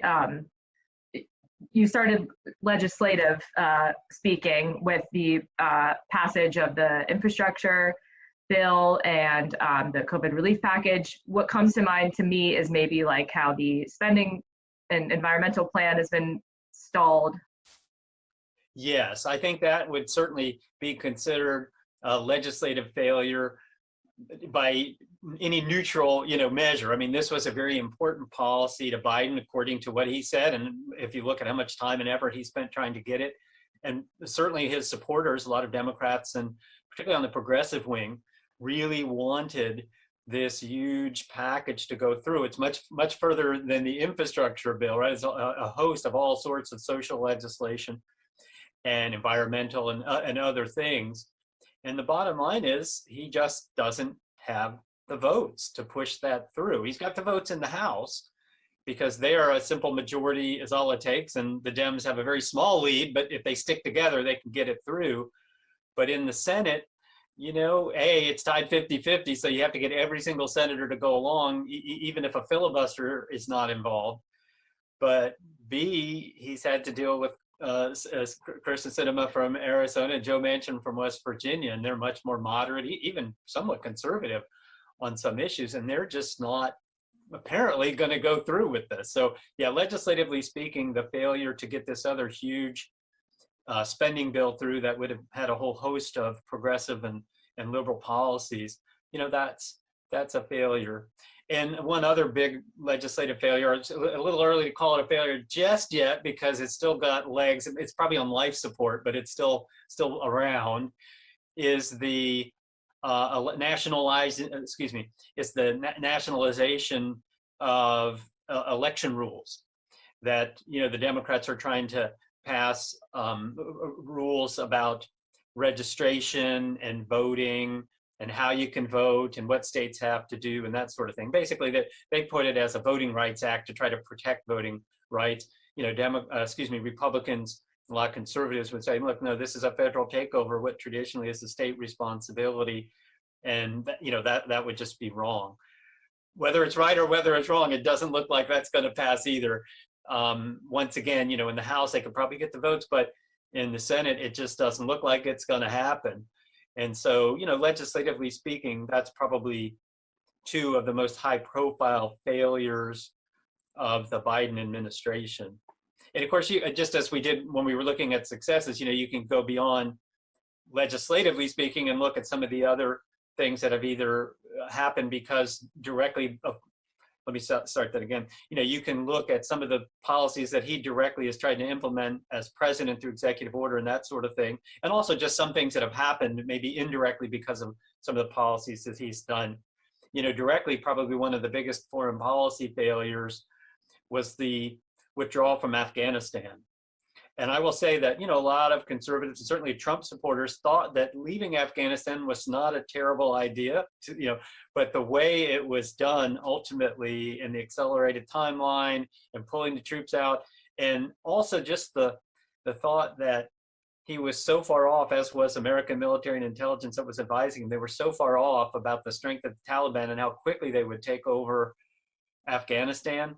And of course, unfortunately, you know, one of the saddest moments of his presidency, the death of those American troops, not by the Taliban, but by ISIS, who the Taliban are fighting as well. It gets very convoluted over there. But, you know, in a terrorist attack. And so that certainly was a low point, one of the low points of the presidency, and certainly a policy failure there. Let's see, a couple other policy failures. I mentioned immigration as, you know, one part of immigration being a success perhaps in the eyes of many, which was the end of family separation. But I think that a lot of Americans feel, and even some of his Democratic supporters feel, that ending the policy of remain in Mexico that Trump had negotiated was a big mistake, because illegal immigration had sort of settled, and this huge mass and rush at the border had sort of calmed down. And also, we, instead of having to have a lot of people with questionable claims of asylum being released into the United States and then not showing up for their court hearings, instead they were staying in Mexico until it was, until they were able to get their court hearing. All that to say that although Trump's policies towards immigration and illegal immigration were somewhat controversial, that was one that actually seemed to be working pretty well. And Joe Biden reversed that. I mean, he did. And what we ended up with was a policy disaster, a failure in my book. And I think in sort of a neutral way of looking at it, it would be considered a failure, not just from his critics. But you basically encouraged tens of thousands, hundreds of thousands more people to try to get across the border. And that's a disaster. I mean, that's a failure, and that wasn't a good policy decision by Biden, and he has to own that one. The economy, again, I mentioned some good news on the economy was the growth of the GDP and good job numbers, all to be complimented. But the real bad news is inflation, like we have not seen in like 40 years, right? I mean, I'm old enough to remember, I was a kid, but I do remember the 1970s and the inflation that was there in the 1970s. And that's what we're not there yet, but we're approaching those levels. And so inflation is running rampant. Now, it's not 100% his fault. It's not all the Biden policies are doing that. Some of it is just because, we're coming out of this pandemic and we've had labor shortages and goods shortages and higher demand for things.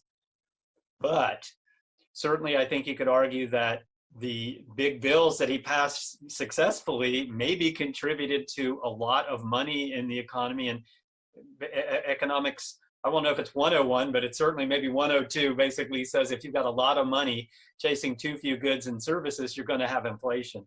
And so by passing these big stimulus bills and spending bills for the infrastructure and et cetera, that certainly probably contributed to inflation. And so that's probably, a mark against the Biden administration as well. So, there's three that, come to mind as and there's probably others, but those are three pretty big ones. Thinking about what's very more obvious to people, obviously the evolving COVID-19 variants, inflation, supply chain issues, not being able to get what you order online the next day. And some would say these things are somewhat out of the president's control.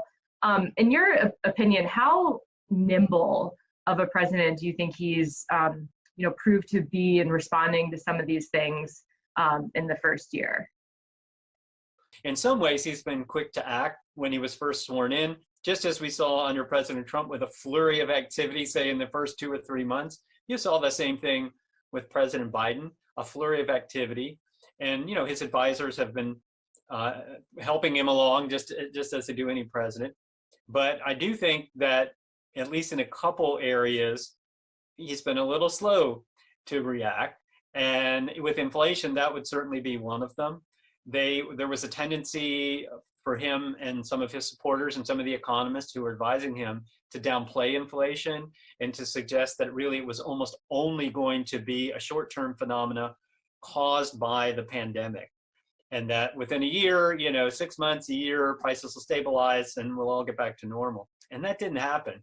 And so, I think it took a while for it to sink into the administration that this is a really serious problem and, we need to do something about this. So yeah, they could have been more nimble there.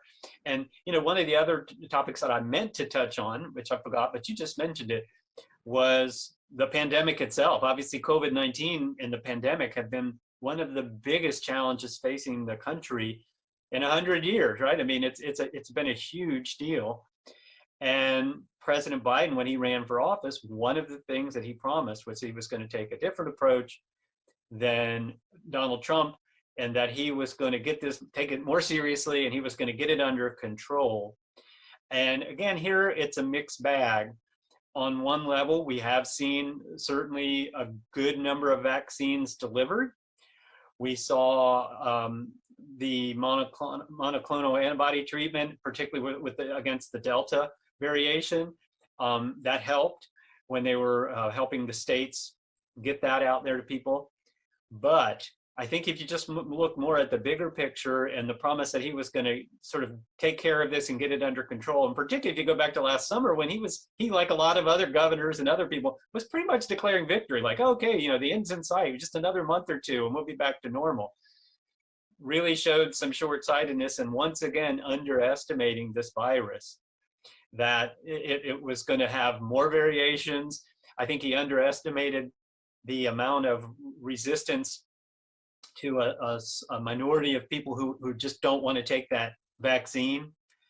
And so that has meant that even though our numbers are decent for vaccines, and certainly again, compared to like when he took office to now, lots of people have gotten it, still have a fairly high percentage comparison internationally to other developed countries, but still have a fairly high percentage of people who haven't taken it. And you know, his action, I don't know if we call this a failure because he tried. So in one sense he tried and it didn't work, so it's a failure. But in another sense he tried, you know, when he had the mandate to large businesses to require vaccines, and the US Supreme Court recently said, no, you can't do that. You don't have, or at least OSHA doesn't have that authority without more specific congressional approval. Bottom line is, you could say, I don't think you'd be too far off the mark to say that Biden has fallen short of what he promised. Not a complete failure with COVID-19 response, but at least a failure in some ways. And it's certainly a failure if you just look at the bigger picture of what he promised and what we actually have now.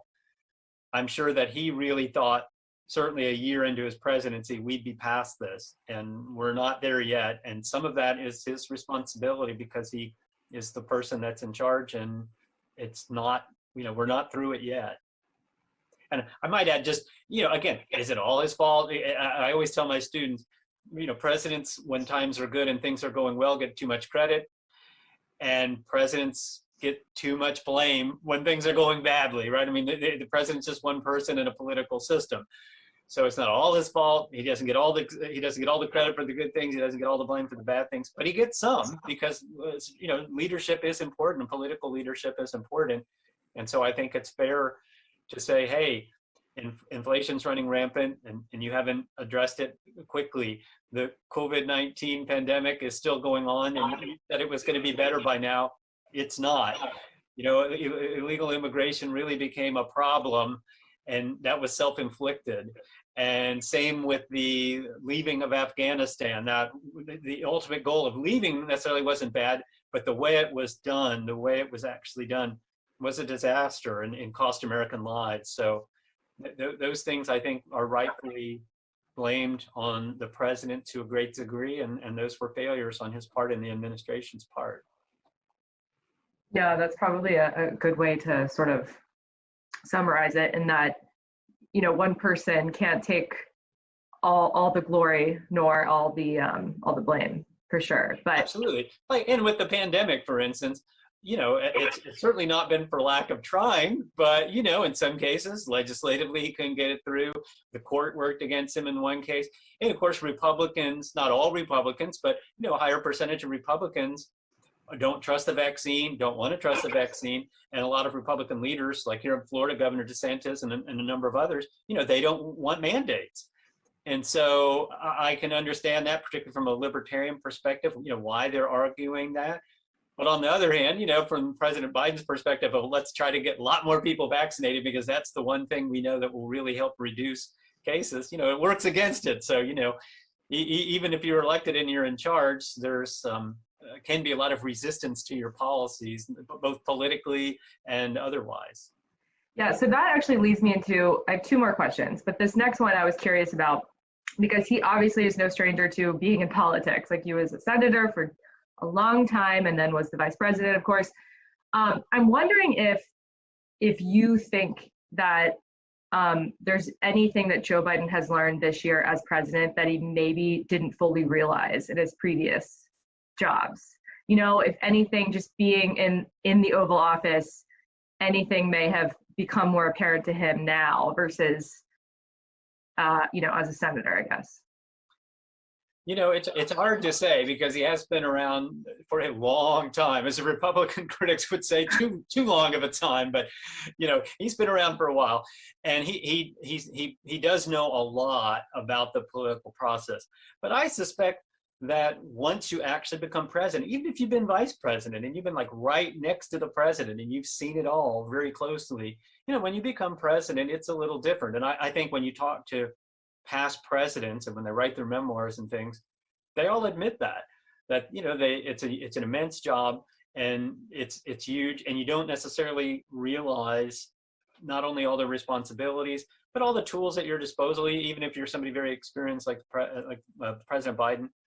And so I suspect he's probably learned at least a few things. One would be that it's one thing just to say that you can get through something, and it's another to actually get through it. Again, did he already know that to some degree? I'm sure he did, but it was a lesson that was certainly reinforced, brought to top of mind awareness with this pandemic. And the same thing I think with Afghanistan. It's one thing to say, okay, this is a policy that even a lot of Republicans were arguing was a good thing. I mean, Trump himself was the one that said, we were going to get out and had negotiated a withdrawal. But when it comes to policy implementation, they call it the executive branch because they're supposed to execute the law, meaning you implement the laws and manage the bureaucracy. And it just didn't go well. The decisions that were made were just, really terrible in retrospect. And so again, maybe that's something that he'll learn and take to heart a little bit more is, the good intentions and the good ideas aren't always enough. You have to actually perform. You have to actually implement these policies in an effective way, or even the best intentions basically just aren't going to work out. And in the worst cases will be disastrous and lead to loss of lives. Yeah, absolutely. Okay, the last thing I was sort of wondering, and I don't even know if this is part of the piece that we're working on, but I was just sort of thinking, all told, we've heard a lot less about Joe Biden in the day-to-day than we did about his predecessor, Donald Trump, I would say. Do you think that in and of itself is a success story for him, just that we're thinking and talking about the president less? Excellent point. I really should have brought that up, so I'm glad you did. One of the things that President Biden ran on, and I think one of the reasons that he won in that close election was he was able to convince a number of swing voters, moderates, that he would represent a return to normalcy in the presidency, meaning, okay, you're going to have somebody that's not constantly tweeting, that's not constantly saying outrageous things and personally insulting people right and left, and that there wouldn't be all sorts of turnover, even among your friends and advisors, in the White House and all that. And I would say to a great degree, that has been the case. I mean, he has followed through on that to a great degree. I will say, though, again, his critics would say, I don't know that they would necessarily disagree. In fact, I've read some conservative columnists that actually have said, yeah, this, and they're not necessarily fans of Trump perhaps either, but they said, this is why we think one of the major reasons that Biden won, one of the things that they believe he stumbled on was that he promised that, and he promised a return to normalcy and, stop the craziness. But that also implied, he wasn't going to go whole hog on the most liberal and progressive ideas that people were pushing in his own party. But instead he's done that, right? He's tried to push those things. And so I think there's been a number of critics that have pointed that out as well. So even there, maybe a mixed bag. Is he following more of the norms of a traditional presidency? Certainly a much different style than Donald Trump. Absolutely. I mean, he really is. But has he also, again, failed to live up to the expectation that a lot of people had that he would stick more to the middle of the road, be more of a centrist Democrat? Yeah, that's true too. I mean, he's certainly done some centrist things, but he has pushed a lot of progressive and liberal policies, which at least some of his own early supporters, some of the people that voted for him, that's not what they wanted when they elected him. They wanted a return to more normalcy, but they wanted sort of a more bipartisan, moderate approach. And at least on some of the big signature issues that he's passed and others that he's tried but so far failed, they've been much more to the left than some of those supporters would have liked. And looking ahead, I don't know if I guess in my mind, the last logical place after a 1-year anniversary is, 2-year anniversary is midterm elections. So, a year from now, what might all this mean if we sort of weigh the positives, weigh the negatives, where has he succeeded, where has he failed? If you look at the approval ratings right now, they're not great. And so we know historically that in the midterm election, president's party loses seats in Congress, tends to lose seats across the states, both governorships and state legislatures. And as of this minute, if they had like political book, like sports book in Vegas, right? If you could place a bet, the safe bet from a political scientist point of view would say, yeah, Democrats are in trouble in a year from now. Things could change, right? We don't know yet, still a year to go. But as of this minute, his approval ratings are down. A lot of people, certainly Republicans and conservatives have never liked him, and some of them don't even acknowledge that he's legitimately president. But where he's really suffered is some of his own supporters, some of the moderates, and some of the more progressives even too in his own party are disappointed in his performance. And so that, for the minute, doesn't bode well for Democrats, bodes very well for Republicans as of this minute. Like I said, the safe bet. I'm not really a betting man, but the safe bet, if I had to bet, would say, bet on some Republican gains a year from now based on Joe Biden's 1-year performance review.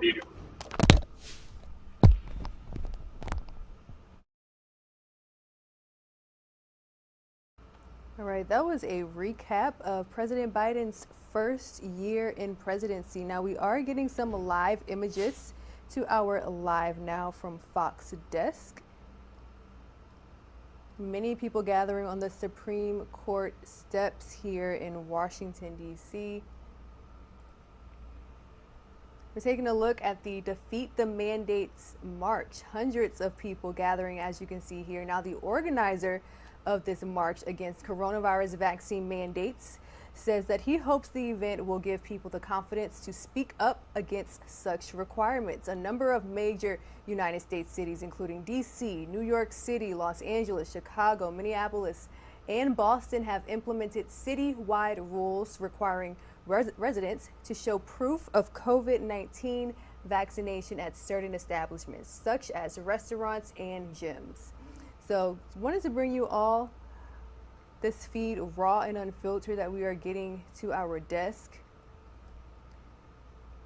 A little bit more information. Critics of the regulations say that those cities may have jumped the gun on mandating vaccines, as the Omicron variant of COVID-19 has proven its ability to invade immunity offered by vaccines, and that such requirements are a power play from politicians. While the vaccine prevents severe reactions to the virus, particularly in the elderly and those with underlying conditions, U.S. cases have spiked to record highs in recent weeks as the virus infects both vaccinated and unvaccinated people.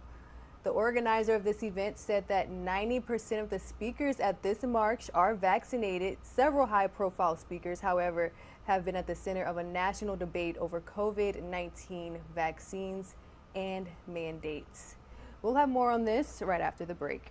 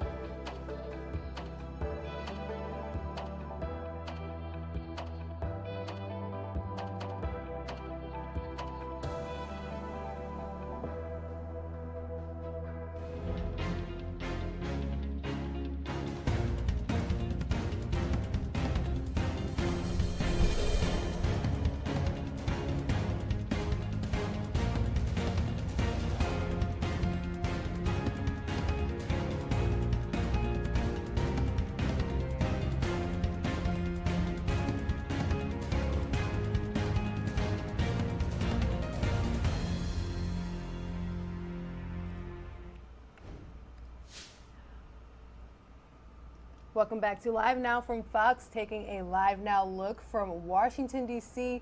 Every time we show this live image, we just witness more and more people gather there on the steps of the Supreme Court. We're looking at the Defeat the Mandates March, a march against coronavirus vaccine mandates, again taking place in Washington, D.C. Now, our colleagues over at Fox News had a chance to catch up with the organizer of this march, who says that he hopes the event will give people the confidence to speak up against such requirements. Now, a number of major United States cities, including D.C., New York City, Los Angeles, Chicago, Minneapolis, and Boston, have all implemented citywide rules requiring residents to show proof of COVID-19 vaccination at certain establishments like gyms and restaurants. We know that COVID-19 vaccine mandates has been a center point for President Biden's agenda, which was shot down by the Supreme Court. Let's go ahead and get a recap of President Biden's first year in presidency from Live Now from Fox's Andrew Kraft.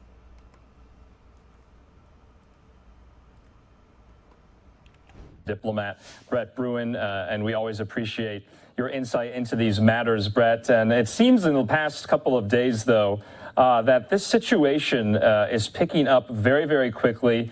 We can go into some of the president's comments today he made at his press conference. But like I said when we spoke last, all of the comments coming from the White House seem to be conditional on when an invasion will happen. And it seems like trying to prevent that invasion doesn't seem to be at the top of the list anymore. Yeah, it was interesting, both figuratively as well as literally. Biden seemed to cede ground to Putin today, saying that he expects that the Russian forces will move across the Ukrainian border and occupy additional parts of Ukraine. As viewers will remember, there are already Russian and Russian-backed troops in eastern Ukraine, as well as occupy the entirety of the Crimean Peninsula. And what was really shocking for those of us who've observed it for a while was, quite frankly, just how much Joe Biden was willing to give up. What I expected to hear was a clear, loud message from the president today warning Putin not to do it. And unfortunately, it seemed to be somewhat of a fait accompli. And Brett, I want to talk about the comment, the two-word phrase that President Biden said that is getting a lot of reaction. He said, "It's one thing if it's a minor incursion," seeming to equivocate.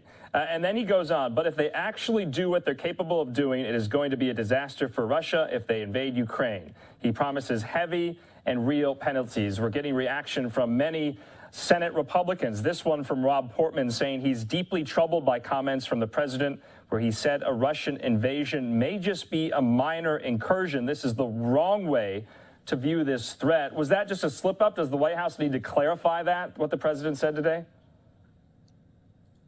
Well, I think the White House has been trying to clarify it. You saw both Jen Psaki as well as the NSC spokesperson putting out rapid response statements, what the president meant to say. But nonetheless, yes, it is a major error for Biden to suggest that somehow any kind of invasion would be acceptable. Any kind of invasion would not meet with swift and severe consequences. So that was a real concern for a number of observers as well as leaders here in Washington. I think Biden has a real cleanup job to do on that one. And Putin certainly, and Putin's allies in Moscow will take that as a signal that they can execute some form of an invasion, call it a minor incursion, and hope not to be met with the same kinds of punishment, the same kind of penalties that were worked up for the response to this. Another topic on this as well, because he was getting questioned on if NATO allies and NATO countries are all in alignment, are they all in agreement on what to do in the event that Russia does invade Ukraine. He says they are, though, hearing from some of the NATO countries, it doesn't seem like they are in agreement about what to do if this happens. Well, and this was another one of those points which was a bit of a head scratcher, because Biden seemed to have somewhat of a public discussion about some of these, quite frankly, minor differences between NATO allies, but you don't want to leave any daylight between the U.S. and our allies on this, because it will, and I know from experience, get exploited by Moscow. So I, again, was surprised with the wording that President Biden chose on this. I would have expected Biden to reinforce how unified the allies were, not to have some sort of ongoing discussion about some of those differences. You want to emphasize the unity. You want to emphasize the unified action and not start highlighting that there may be differences on the margins. Yeah, the quote was, the idea that NATO is not going to be united. He says he does not buy it. He recently talked to the Prime Minister of Finland about all this. And of course, Secretary of State Antony Blinken is in Kiev. Also, there was a congressional delegation of senators that went there over this weekend. And so they are trying to shore up support, especially to Ukrainians. And so the situation, frankly, seems quite dire. And the White House seems more concerned than they ever have been. Are you confident in Secretary of State Antony Blinken that he can, dial some of this back this week? Well, I have to say that some of the comments, again, both from Secretary of State Blinken, National Security Advisor Jake Sullivan, have not been the kind of language that I would like to see. I mean, they continue to use this talk about offering Putin an off-ramp and suggesting that, we just need to come together and get back to a peaceful situation. And that, again, is, in my view, in the work that I've done over the last several years in this region, absolutely the wrong way to approach it, because Putin is going to interpret it as we're giving him a yellow light to proceed with caution. We're suggesting that we will not take strong action, that we really, at almost any cost, want to avoid a conflict. And so Putin is going to say, right, I can proceed ahead. I can not worry that the West is going to do much more than to slap a few additional sanctions on. And while Biden said in the press conference today, Putin's not seen anything like the sanctions we're going to impose, we've had strong sanctions on Russia for years now without much effect. So the notion that we're just going to do more of that and it will achieve a different result, I think, is misguided. Brett, last question for you. Put this kind of in world historical terms. If Russia was to invade Ukraine, this would, in the last 30 years, be a significant encroachment into the peace that Europe and the continent has undergone for some time. This would be kind of, especially for President Biden, legacy defining. It would be. And I think there's a couple important distinctions here. When Russia invaded Ukraine last time, 2014, they did it under the auspices that there were these little green men that were not openly acknowledged as Russian soldiers. Whereas this time, they're talking about very openly invading another country. And I think that crosses a number of red lines. And if you compare this to other invasions of countries, for instance, Saddam Hussein's invasion of Kuwait, the world reacted in a very different way. We said this is unacceptable and we will push you out. Whereas right now it seems like our response is much less. And I think, unfortunately, it will have consequences. There will be reverberations across Eastern and Central Europe. It is going to be a very unstable and very difficult, dangerous situation, not just in Ukraine, but in other countries across that region. Okay, Brett Bruen, we always appreciate your time. We'll be following this story out of Kiev, out of Moscow, out of Washington alongside you. You bet. A diplomat, Brett.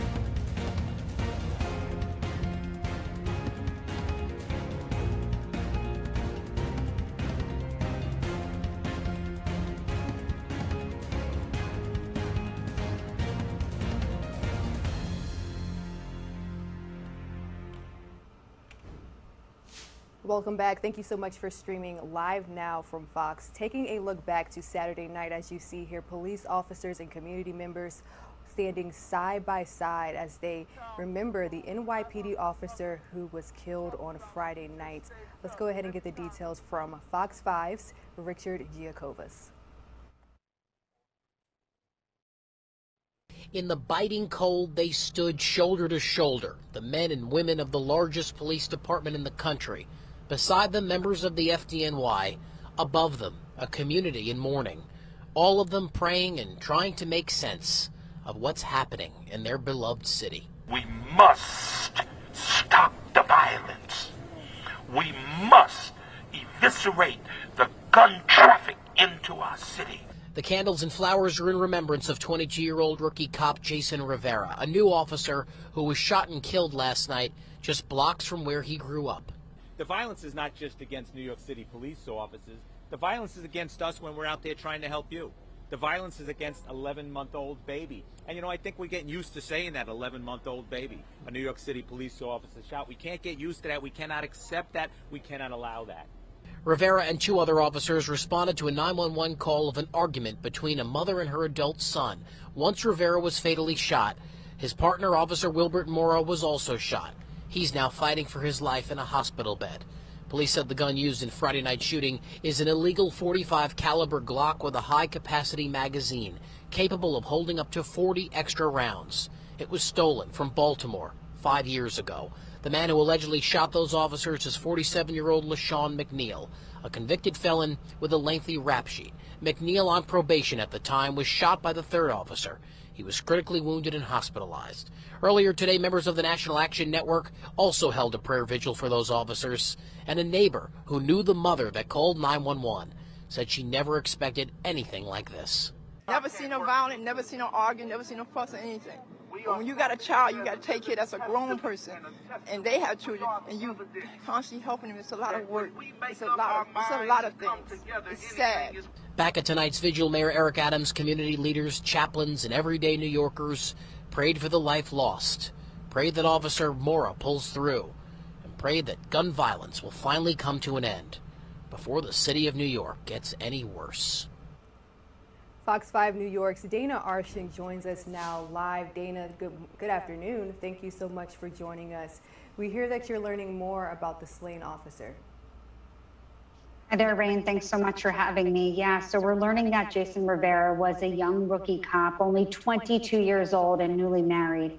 He worked at the 32nd Precinct in Harlem, and he'd only been on the job for a little more than a year. When he was a probationary officer, he had written a letter about why he wanted to join the NYPD, and I'll read that letter to you. He wrote, "When I applied to become a police officer, I knew this was the career for me. Coming from an immigrant family, I will be the first to say that I am a member of the NYPD, the greatest police force in the world." He also said he wanted to, quote, better the relationship between the community and the police.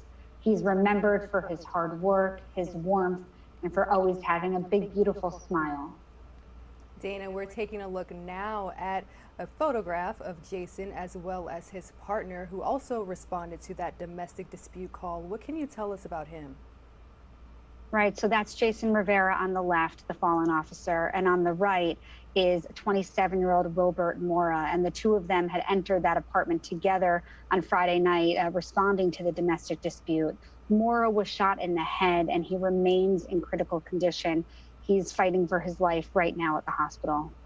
Wow, just reflecting back on a few comments from the letter that Rivera wrote, it seems like he was very proud to serve his New York community, and as we saw just moments ago, the community really coming out to remember his life. What have we heard from New York City Mayor Eric Adams?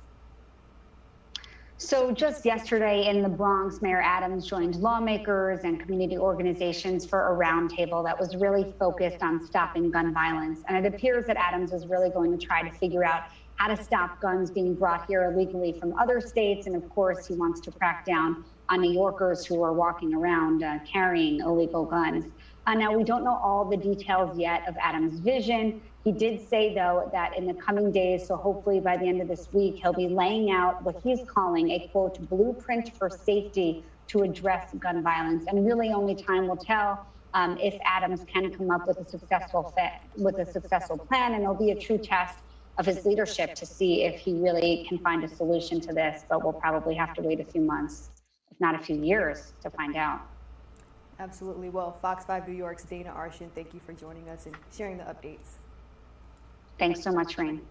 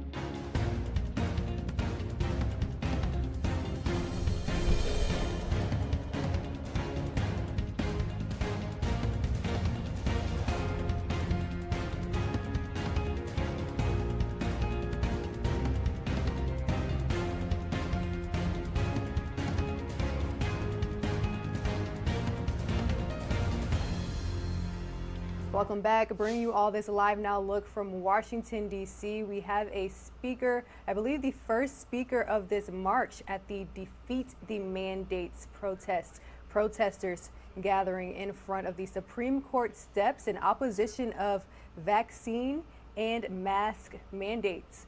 Let's go ahead and listen in here, raw and unfiltered.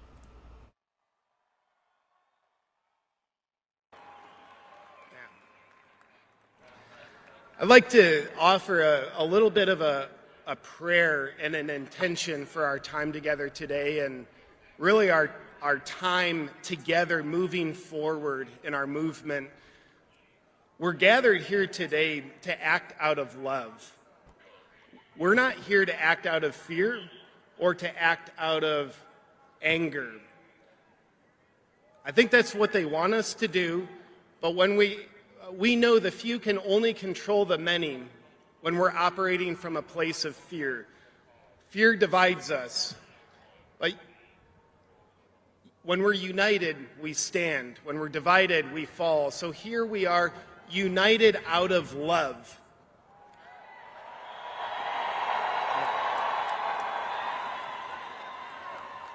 It'd be weird if y'all booed that. Like, we don't like love, JP. I'm just here to admire your red hair. But we're united here out of love. We're not here to agree with each other. We're here to function from love. This is our event today. It's not about vaccine, anti-vaxxer. It's not about Republican, Democrat. It's not about one side or the other. That is stooping to a level that keeps us divided.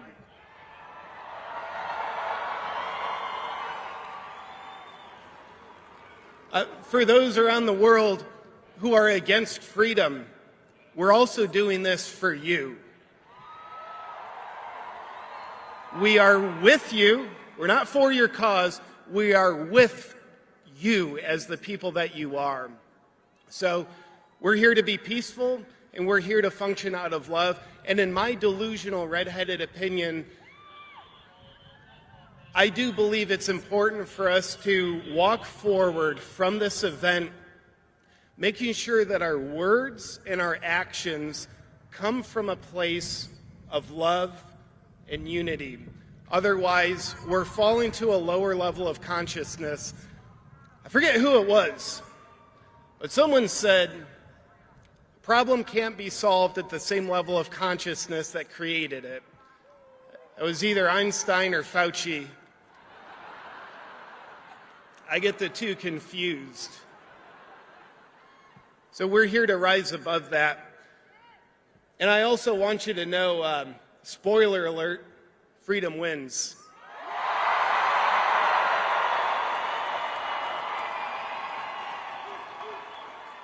I know that to be true because freedom is God's way. Mandates are a human-made law, and mandates are not even made by the best of humanity. God's law always wins out. So freedom wins. The only question is, what's the timeline that freedom wins in? And I think you and I are here together today to accelerate the timeline of freedom.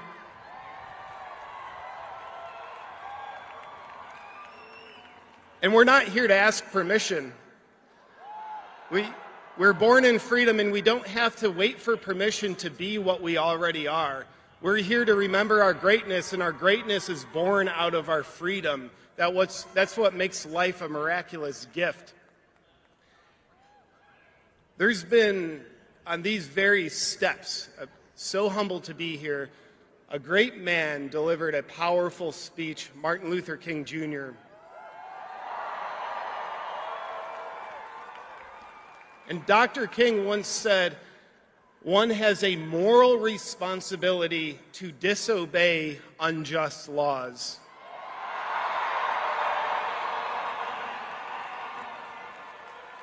Dr. King wasn't such a mandate kind of guy, it turns out.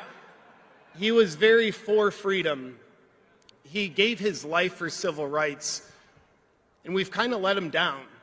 We've let things slip a bit in our lifetime. And we're here, I think, both to apologize to Dr. King, but also right the course as we stand here on the shoulders of giants, including Dr. King, because he knew you can't comply your way out of tyranny. It just does not work.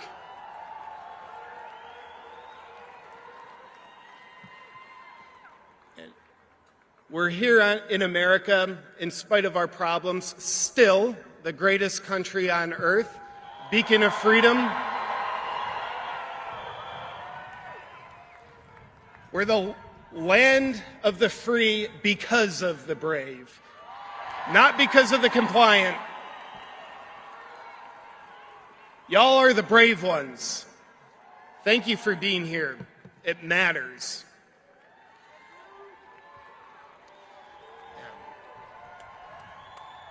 Beautiful.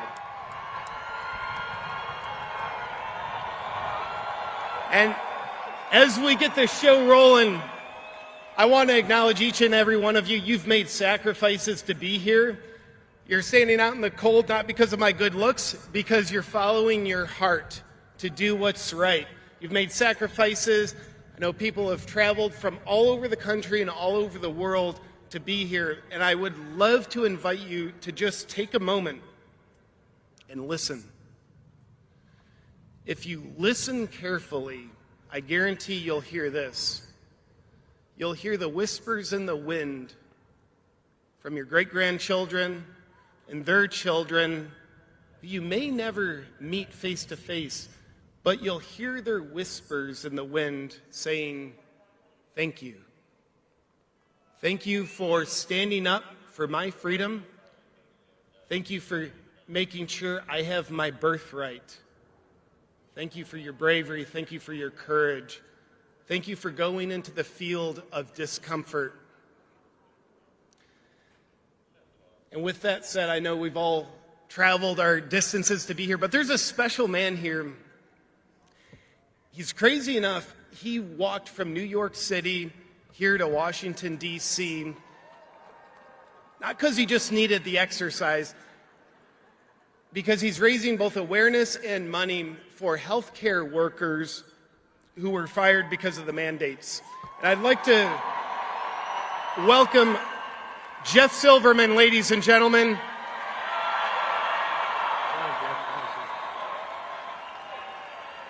Please give it up for Jeff.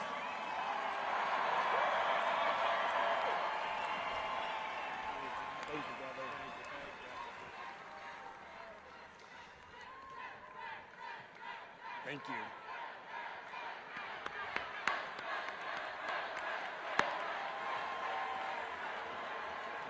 And now I'd like to welcome back to the stage for the singing of our national anthem, Mr. Jimmy Levy.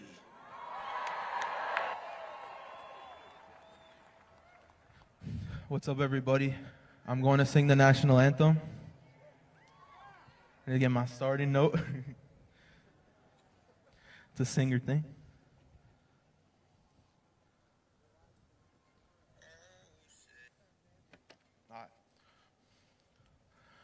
Oh, say, can you see by the dawn's early light, we're so proudly we hailed at the twilight's lace gleaming, whose broad stripes and bright stars through the perilous fight o'er the ramparts we watched were so gallantly streaming, and the rockets' red glare, the bombs bursting in air, gave proof through the night that our flag was still there.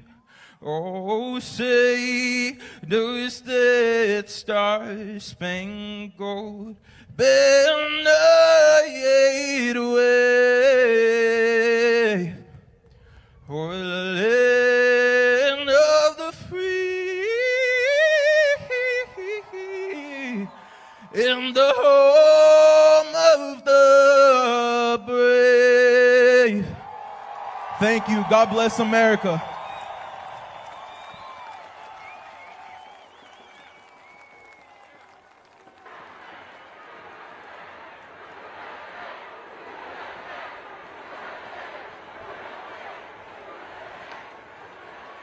Y'all ready to get the show rolling? I've got the great honor of introducing our docket of speakers today, and our first speaker is Mr. Kevin Jenkins. He's a public speaker and a transformational executive at Urban Global Health Alliance as a CEO and founder, and at Freedom Travel Alliance as a CMO and founder.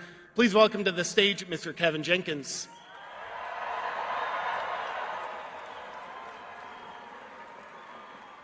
All right, y'all. Y'all know what to do. Raise those signs up. Raise those signs up. Let the world know that we are alive and that we are free. Are you free? Are you free? Are you free? Are you free? Now, let me tell y'all something. 58 years ago, there was a young man named Martin Luther King that heard God's call, that saw what was happening in America, and he found his God courage to fight for all of us. Not because we were black, not because we were white, not because we were Jews, not because we were Asian Americans, because we are Americans. Are we Americans? Now, you got to know, 58 years ago, that was a bad man. He came out here and said, guess what?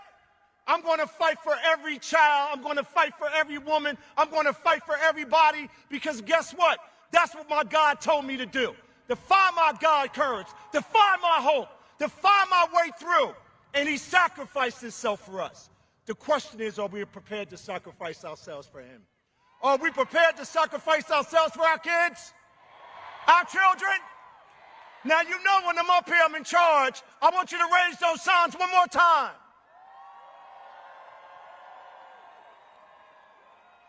Now, you know, this is a defining moment for us, because 58 years ago, we forgot what he said.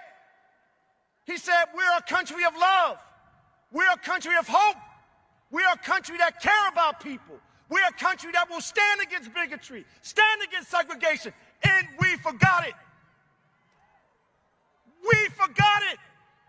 But today we are going to reclaim Martin's dream. Are we going to reclaim it? No, you're not. You're not ready to reclaim the dream, are you? Are we ready to reclaim the dream? The dream of hope, the dream of love, the dream that we can be a family together. We will never let anybody take that away from us again. Now, you know when you go home, you got work to do. You know you got work to do. You got to turn off that TV. You got to grab that child. We got to protect our children. We got to protect our rights. Do you understand 58 years ago we were standing in this square trying to unite the world to come together to fight against the tyranny of their time? Now that it's our time to fight against the tyranny of our time. That's what this mall, this mall is so beautiful. Look at all of you. Look at you. The world sees us. The world sees us. The world hears us. Does the world hear us? Does the world hear us? They've been waiting for us. The world has been waiting for us because we are the beacon of freedom and a beacon of hope.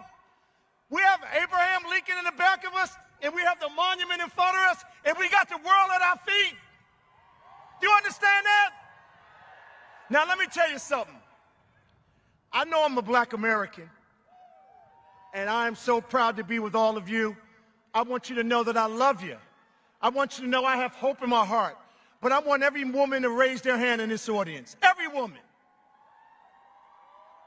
I want to thank all of you mama bears for helping me find the courage to stand up for you. I wouldn't be here. I wouldn't be here if it wasn't for you women. I wouldn't be here when I listened to you women in the audience and you were telling me about the stories of your children. It broke my heart. And I went home and I said, God, I have to do something. God, I have to stand in the gap for these children. God, I have to stand up the way Martin stood up, the way Ida B. Wells stood up, the way Marcus Garvey stood up, the way Malcolm X stood up, the way my grandmother Lily Mae stood up. I'm Lily Mae's grandson standing up on the mountain telling you we need to fight back. Are you prepared to fight back over there? Are you prepared to fight back over there? Are you prepared to fight back there?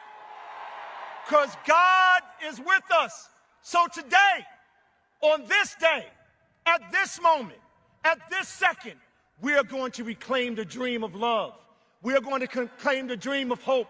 We're going to call out Martin. We're going to call his spirit today. Everybody that comes up here understand that Martin is alive. He's not a Coca-Cola commercial. He's not an Instagram post. He's not a Facebook post.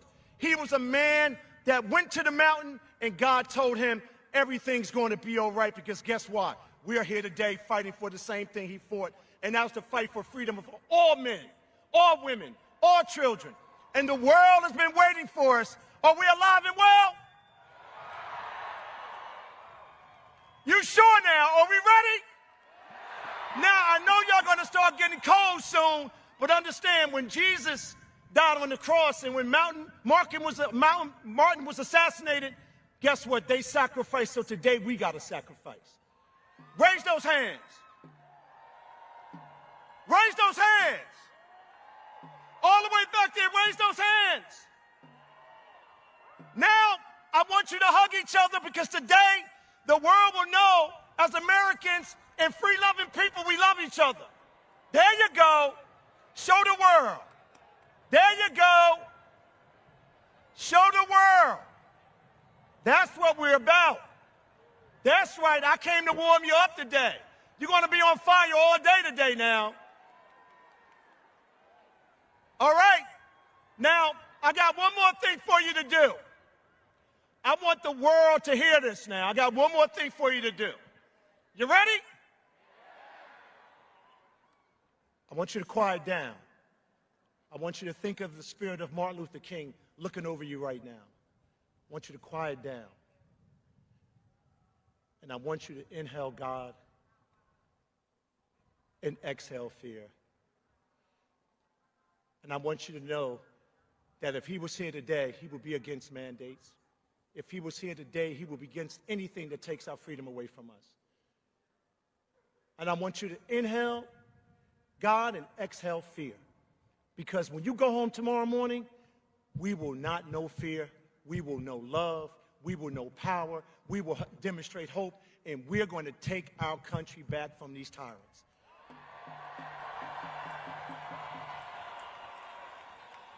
Raise those signs. God loves you.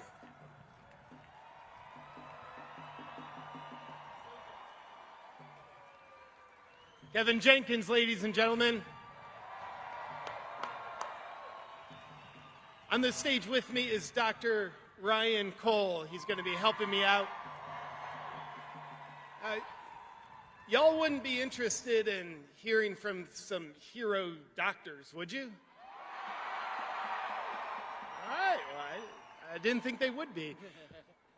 Our next speakers are the hero doctors. They took a Hippocratic oath to first do no harm, and they have been dedicated to serving humanity, going against the grain of what the establishment wants them to do.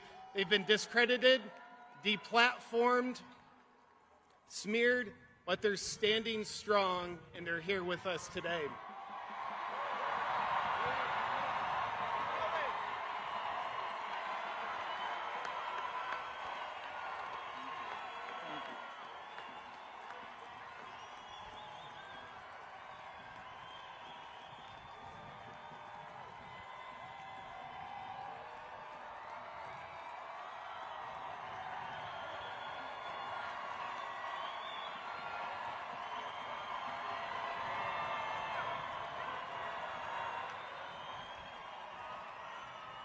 Thank you. Thank you. You are beautiful. Thank you. It is my distinct privilege and honor to introduce my colleague who has led truth and shined light on how to save lives. This is a man of humility, of distinction, of intelligence, of integrity that many of you know, and if you don't, the world. He has probably saved more lives because of his willingness to speak out than anybody I know, and that is our beloved friend and colleague, Dr. Peter McCullough.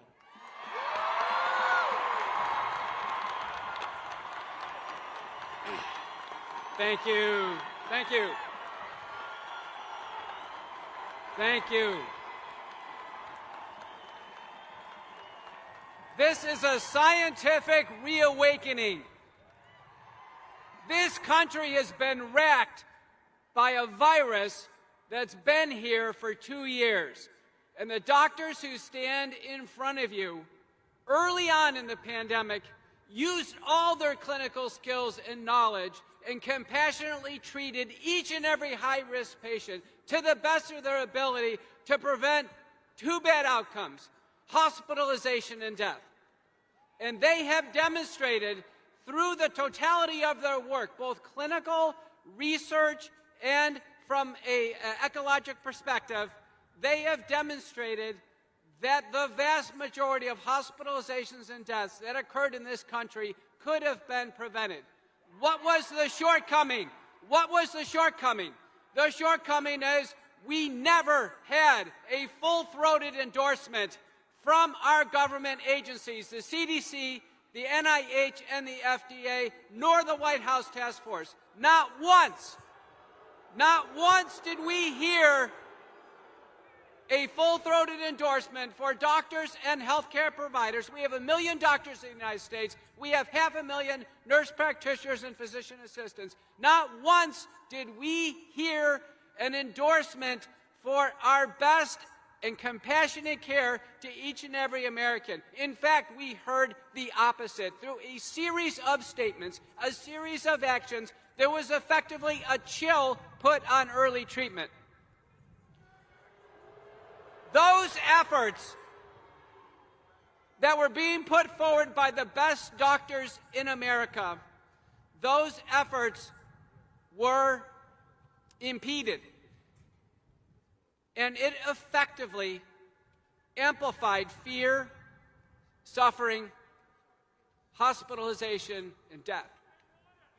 And it affected the most vulnerable people in our society, our seniors, are people of color in this country. They were adversely affected in the most severe and in some cases the most final way. I can tell you, as we sit here today, there are 227,000 papers in the peer-reviewed literature in the National Library of Medicine cited in PubMed. Of those, 94,000 involve the outcomes of hospitalization and death. Of the totality of papers, there are only 1,400 papers, and I know because I've published them with this group on this stage in front of you, many of them, that outline a pathway to treating patients in order to prevent hospitalization and death. And by treatment, we reduce the intensity and severity and duration of symptoms, and by that mechanism, we reduce the probability of hospitalization and death. We have only heard a two-pronged strategy. One is to stay in lockdown, wear masks, social distancing, and wait for a vaccine. That's what we've heard the entire time. Now, there's not a single person here that is against the broad use of vaccines as we use them in our clinical practice, myself included. But when the vaccines were in development, we knew it was a gamble. I published that it was a gamble. It was a gamble of a lifetime, if not a gamble of all time for humanity. And what you're going to hear today is you're going to hear the careful vetting of the risks and the benefits and the totality of what we are looking at today. And I want to finish with a final thought. And that is, we have three critical circles that all of you are in today. We have a circle of medical freedom. You have the freedom, you and you alone have the autonomy over your body. You have the freedom to determine what happens to your body. That is your sole possession. In many ways, it's the only thing you really have. That is your possession. That circle of medical freedom is inextricably linked to a circle of social freedom. And that social freedom includes your family and your employment and your faith, and involves your overall citizenry in any country that you reside, in any state that you reside. And that is inextricably linked to the circle of economic freedom. Medical freedom is linked to social and economic freedom. If we allow the circle of medical freedom to even be touched, let alone be broken, all the circles fracture. They all do, and it crumbles. The writing is on the wall, and the determination to preserve medical freedom is in your hands. It's in your personal hands. It can't be any more clear. This moment cannot be more decisive.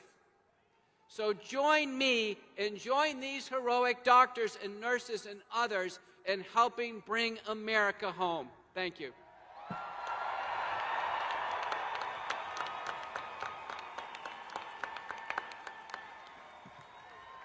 I think Dr. McCullough is my spirit animal, and I'm so grateful for his work. He's my spirit animal, too. Thank you, Dr. McCullough. Now we have the distinct honor to hear from some doctors. Many of us on stage have a declaration to the world, and you're going to hear from these doctors that have heart and soul and care about your minds, your souls, your bodies. We are in it with you.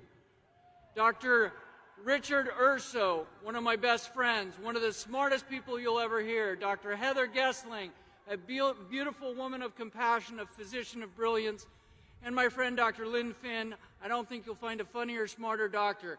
They're going to declare to the world what the world needs to know, and I'm grateful that they get to present it and you get to be here to experience these amazing doctors. Dr. Urso. Hello, America!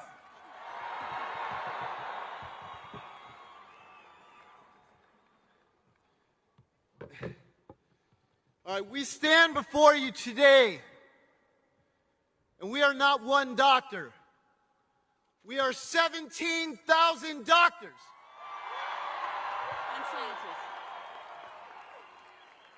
That's more than the NIH, more than the CDC, and more than the FDA. These are all signed and verified. There are powerful forces against us, as you know. The news media. Does anybody trust the trusted news media? Do you trust the CDC and the FDA? Do you trust Fauci? All right. We've been fired, censored, erased from Wikipedia, but we're standing strong because we are with you. So today, again, we represent 17,000 doctors and scientists and humanity. We have 3 virtually indisputable recommendations backed by high-quality data. And I have one ask for you today. Today, you're going to hear the truth. And I ask you to have courage and join us to help our future generations resist this tyranny.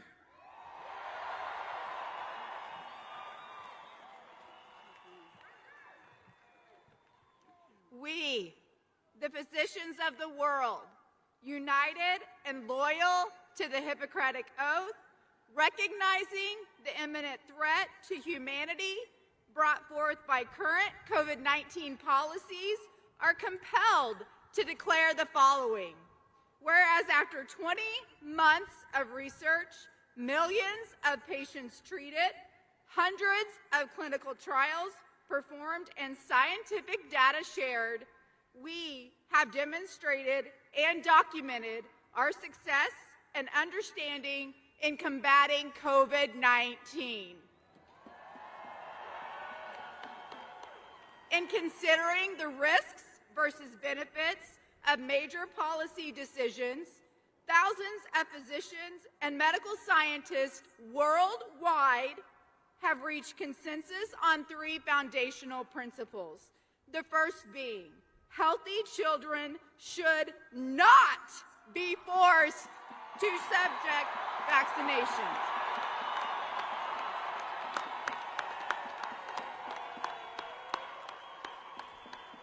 They face negligible risk from COVID, but face potential, permanent, irreversible risk to their health if vaccinated, including heart, brain, reproductive, and immune system damage.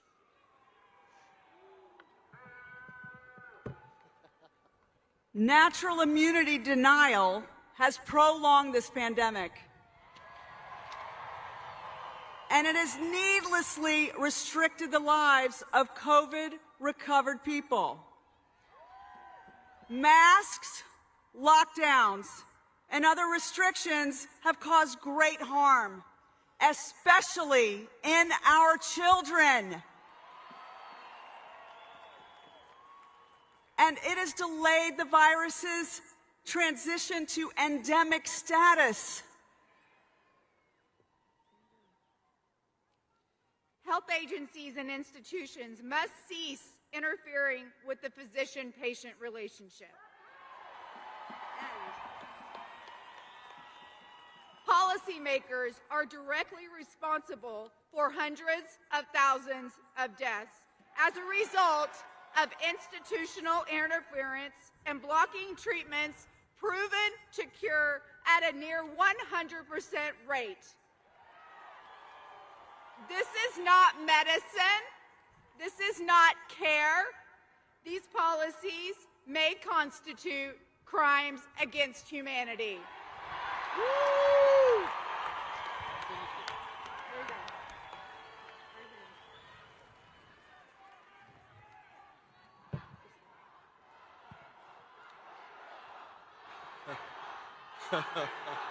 I love it!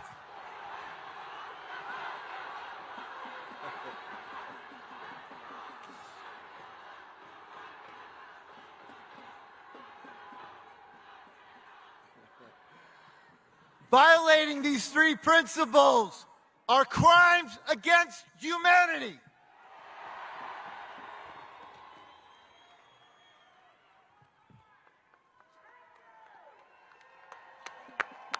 Thank you, doctors. I kind of feel like a flat earther believing in natural immunity. No offense, flat earthers. Thank you, JP.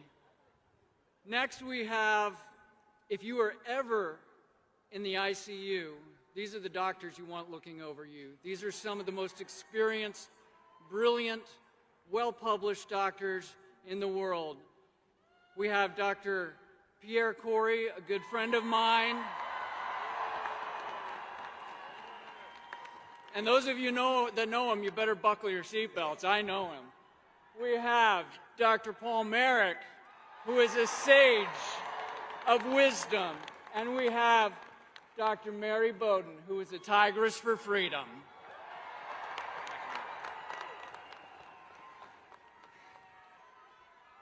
I see you, I hear you, I feel you, and I thank you. We need you. We are fighting a war. It's a war on our health. It's a war that's been going on for decades, and it's waged by the pharmaceutical industry. They have always put profits before patients. That toll has been heavy over the decades. It is now a crime against humanity. That war that myself and my colleagues and my organization, the Frontline COVID-19 Critical Care Alliance, we've been fighting that war. We're fighting for ourselves, our patients, and all of you. We are fighting against Big Pharma. They have controlled and captured our health agencies. Every single policy that they have issued out of those agencies the entire pandemic was written by the pharmaceutical industry. And that is a war on repurposed drugs. We've known now for 2 years that there are cheap, safe, highly effective, and widely available medicines that can treat this disease.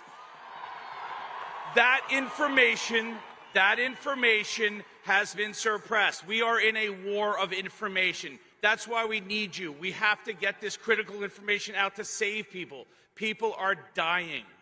They are killing us with censorship and propaganda. They are manipulating the minds of millions. Most of the healthcare system, many of my fellow physicians are completely brainwashed into believing that there is no treatment. They tell us to vaccinate ourselves endlessly and boost ourselves, even though that single strategy has failed, is failing, and will continue to fail. It must stop. Every time I try to speak out or we try to publish a paper, the medical journals reject them, retract them, and they won't review them. We are being starved of critical information. The media ignores us. They've captured the television stations and the newspapers. They will not allow any information about nonprofit, low-cost medications to reach the masses. And people are dying. They are dying as a result of those actions.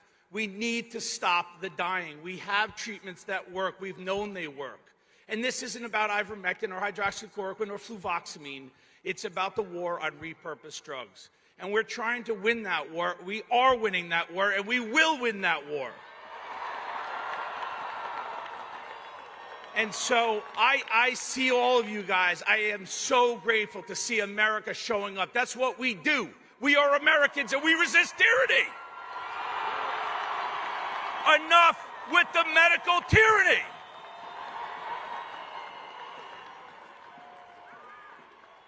we are going to win. The phrase, live free or die, has never meant more to me than it does now. We must live free or we will die.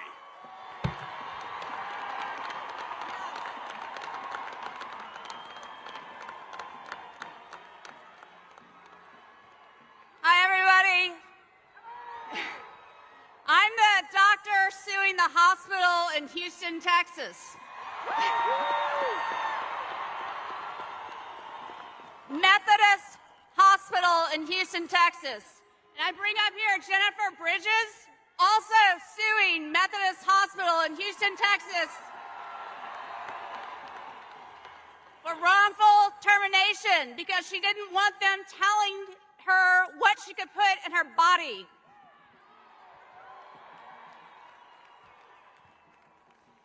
I have treated in the last 6 months over 2,000 patients with COVID. I have helped them. I have given them monoclonal antibodies. That dirty word that we all know. What is it? What's that word? Ivermectin. I have been giving them breathing treatments, and I have been keeping people out of the hospital. And for that, Houston Methodist suspended my privileges. And they did it over Twitter.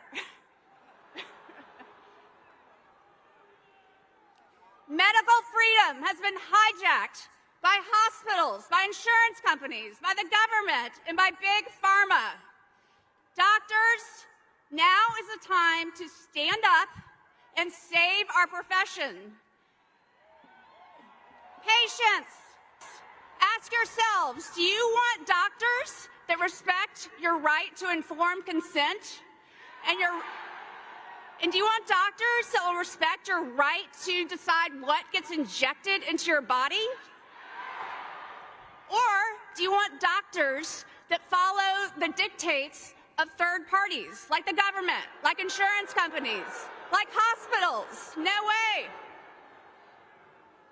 Media censorship, the bullying of physicians like myself who question the narrative, and the unwillingness of hospitals, the CDC, to give us very important information about COVID has bred extreme mistrust amongst the public.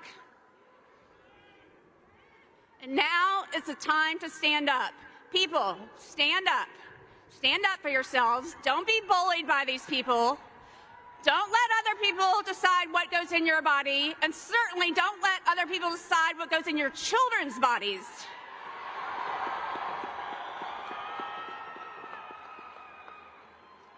Thank you all for coming out here and supporting us. Thank you for all the kind messages that you have poured upon all of us up here. We really appreciate it, and I would follow my journey as I take Methodist Hospital down.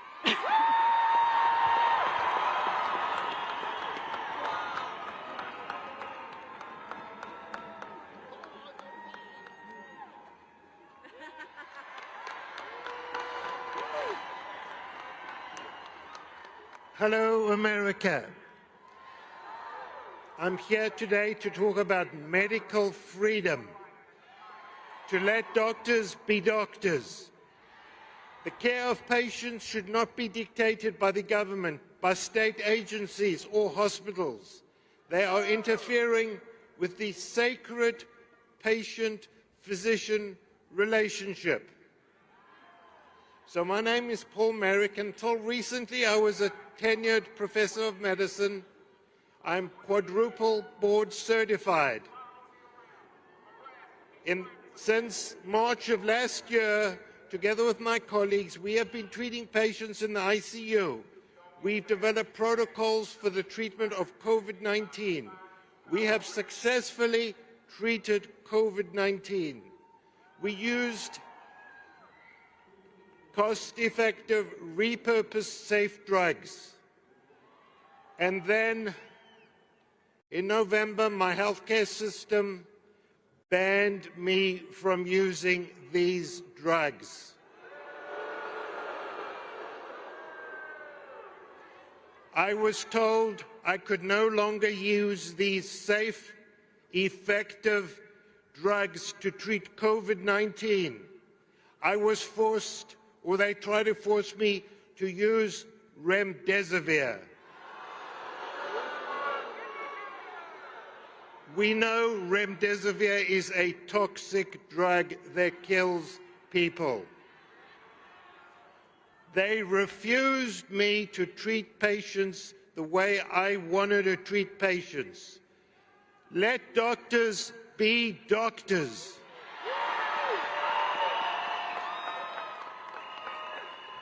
Hospital administrators, government officials should not tell physicians how to treat their own patients.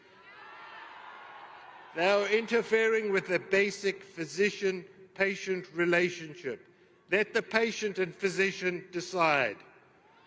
So I stood helplessly watching my patients die because I was not allowed to treat them. As a clinician for 35 years, do you know how heart-wrenching that was? It was awful, and we need to stop this medical tyranny and let doctors be doctors and do what doctors do. Thank you.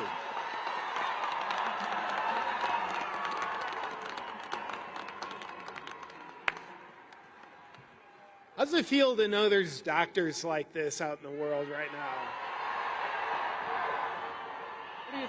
What do you think? Is it a crazy idea to let doctors be doctors, to let patients be patients, to let them have a relationship where they care about each other? It's a little bit radical. It's part of this conspiracy theory called reality, that doctors could be doctors. I don't know. I mean, that guy Hippocrates had a pretty good idea, you know? Yeah. You know? I don't know. Just saying. I love that. Okay. Thanks. All right. Let doctors be doctors. And let us treat patients and save their lives. Don't shackle our hands. We will not comply with your silliness.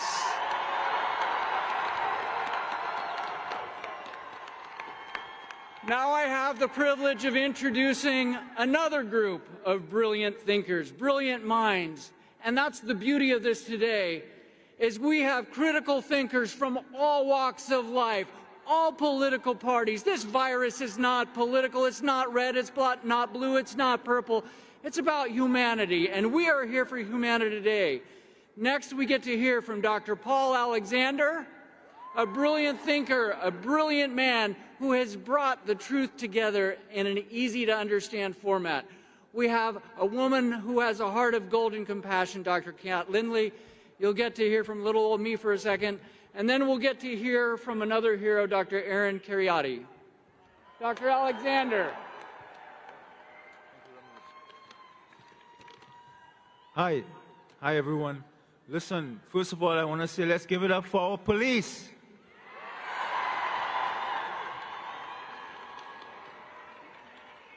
Look, this issue on natural immunity, it was a fraud from the beginning. They lied to you to tell you that vaccinal immunity was better than natural immunity. That was a fraud. Vaccine immunity can never ever supersede your natural immunity, period. I'm here on behalf of the Unity Project, and I wanted to say it is time for us to understand that we need to bring this pandemic to a close. We need to declare this pandemic emergency over. We looked at all of the science from since February 2020 to today. We've found no instance across the world, the entire world, where any lockdown policy, where any school closure policy, where any mask mandate worked. They all failed. The CDC, NIH, FDA, they have become very inept and they have not been guiding the population properly. It's time to put a stop to that. We cannot let these faceless technocrats and bureaucrats rule our lives. What we did with this pandemic was we shifted the morbidity and mortality burden to our vulnerable populations, our Black Americans, our minorities, our women. the morbidity and mortality was shifted onto them, and they suffered more than anyone. They were incapable of shielding. They were incapable, and they suffered. Many died because of the lockdowns. We must never give our politicians, our governments, the emergency powers that we did. And I end by saying this: parents, you need to stand up now and understand that only the vaccine developers and your governments, the CDC and the NIH, have liability protection. Your children do not. If they want your child to take any of these vaccines, you stand up and say, remove liability protection from the table. Remove liability, and I will vaccinate my child. Until then, no vaccine.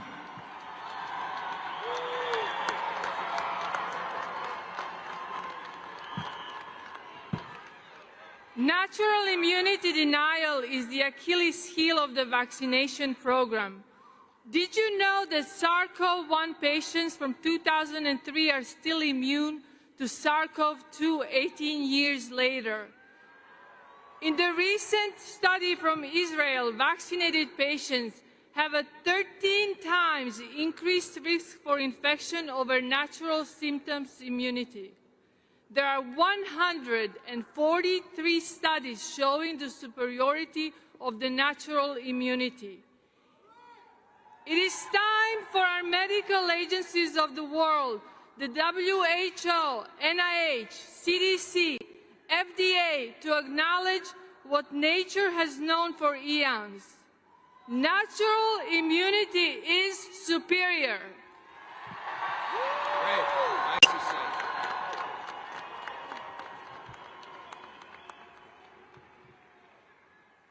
I want to quote President Lincoln, who sits behind us.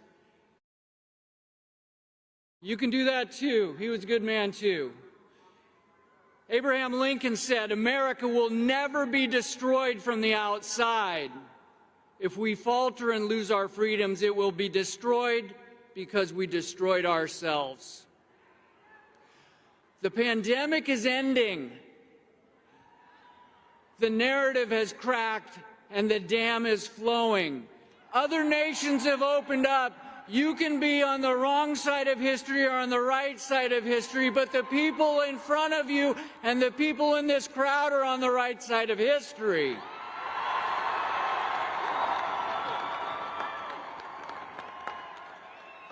There are people with cameras on this stand that went to journalism school, and now they are shilling for Big Pharma. They are censoring.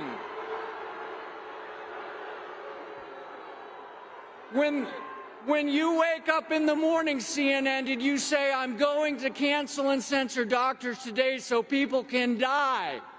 We hold you responsible too. It's up to you to look into your hearts and say, "I've been wrong, I will be humble, I will do my job as a journalist and learn the truth that people have immune systems, that vitamin D saves lives."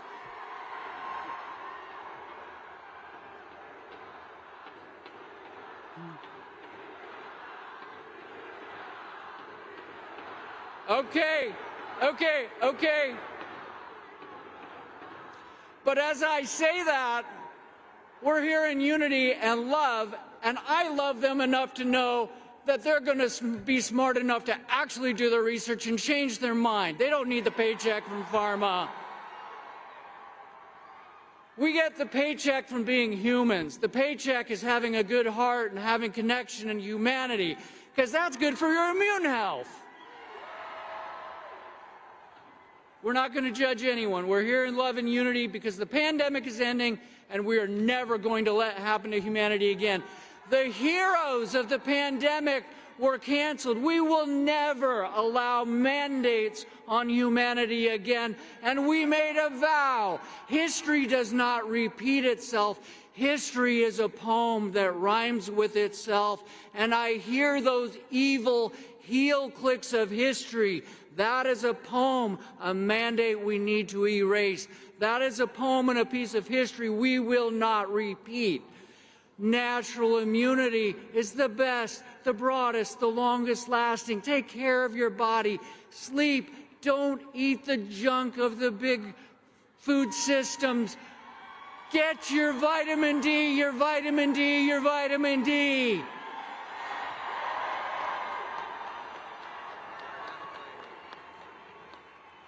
America, the pandemic is ending. You are on the right side of history, as I said. It is beautiful to be with people today that are awake and not woke. Thank you very much.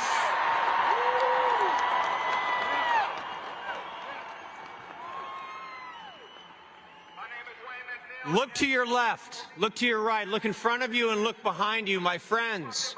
You are not alone. Last August, I challenged the University of California's vaccine mandate in federal court. 3 months later, the University of California fired me, where I had spent my entire career as a professor in the School of Medicine and director of the medical ethics program. But I'm not backing down. I continue to fight because there's a human right not enshrined in any constitution, and that is the right to truth. And no right has been more systematically trammeled in the last 2 years than this one. Our ruling class has seen in COVID an opportunity to revolutionize society. Recall, for example, how the phrase "the new normal" emerged almost immediately in the very first weeks of the pandemic. The specter of asymptomatic spread, which never had any scientific basis, turned every fellow citizen into a potential threat to my existence. It would be hard to devise a better method to destroy the fabric of society and to divide us. We can't let this happen. We're done with this. People who are afraid of everyone, who are locked down, who are isolated for months or years behind screens are easier to control. A society grounded in social distancing is a contradiction. It's a kind of anti-society. The pandemic was then used as a pretext for expanding state powers beyond all previous limits. The threshold for what counts as a public health emergency was deliberately never defined. So this state of emergency continues indefinitely with no end in sight. With vaccine mandates and vaccine passports, we're seeing the emergence of what I call a biosecurity surveillance regime. The welding of digital technologies, public health, and police power are leading to unprecedented invasions on our privacy and intrusive methods of control. Now, keep in mind that this pretext of public health and public safety historically has been used to pave the way even for totalitarian regimes. There's a cautionary tale from Germany, given the fact that Nazi Germany was governed for virtually the entirety of its existence under Article 48 of the Weimar Constitution, which allowed for suspension of German laws during times of emergency. Recall also the name of the group that carried out the infamous Reign of Terror during the French Revolution. It was called the Committee on Public Safety. As the great Soviet dissident Alexander Solzhenitsyn lamented, "If only we had stood together against the common threat, we could have easily defeated it. So why didn't we? We didn't love freedom enough. We hurried to submit. We submitted with pleasure. We purely and simply deserved everything that happened afterwards." We will not go down that same path, my friends. That's why we're here. We will stand together. We will resist together, peacefully and nonviolently, but with steadfast courage and without compromising, without giving another inch. God bless you all. Thank you.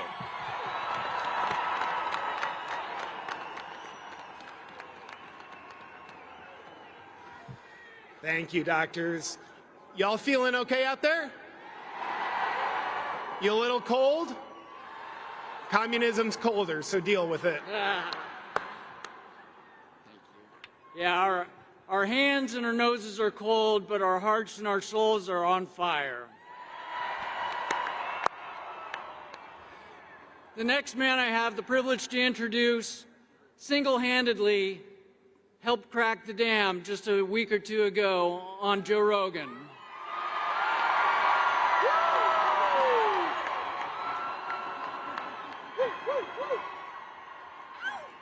And I know he wouldn't be here without the strength of his beautiful wife. So let me introduce to you Dr. Robert Malone and his beautiful wife, Dr. Jill Malone.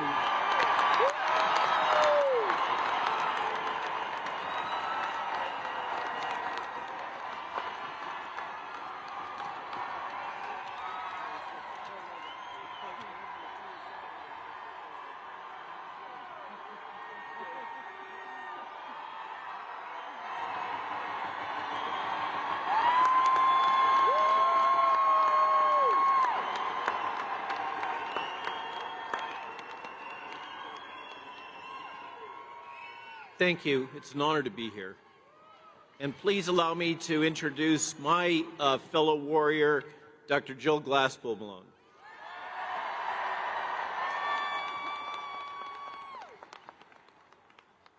In March of 1963, a great man came to Washington, stood on the steps of the Lincoln Memorial right there, and changed the world by speaking from his heart about his dream.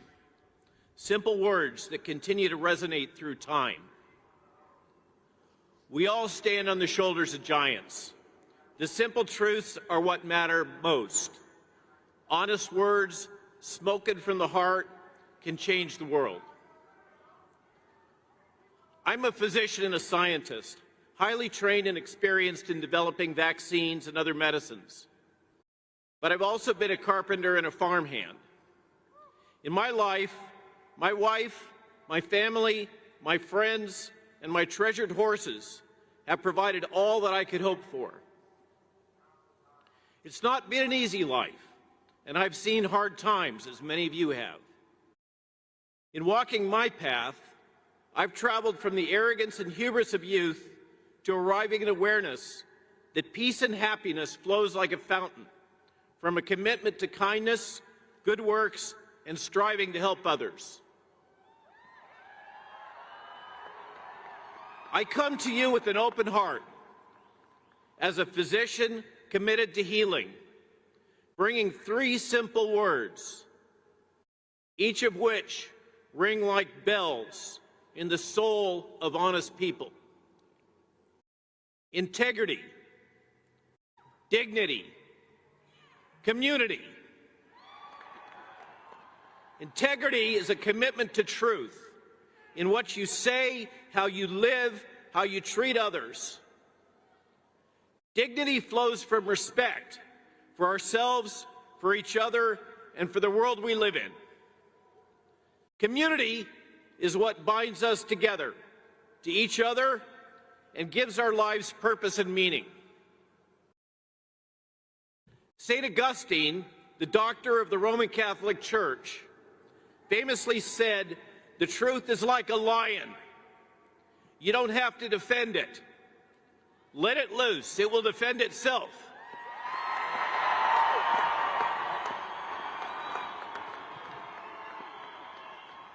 Harry Truman, a warrior against war profiteering, something we could use more of now, famously said, "I just tell the truth and they think it's hell."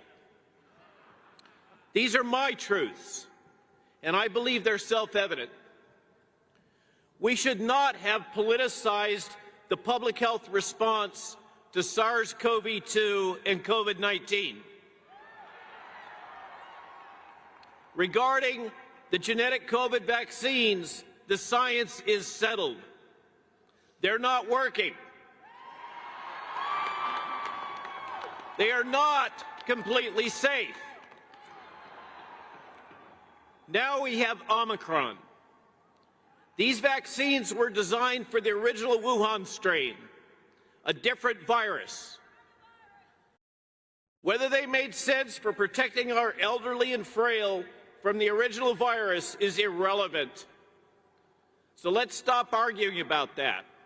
We must look forward.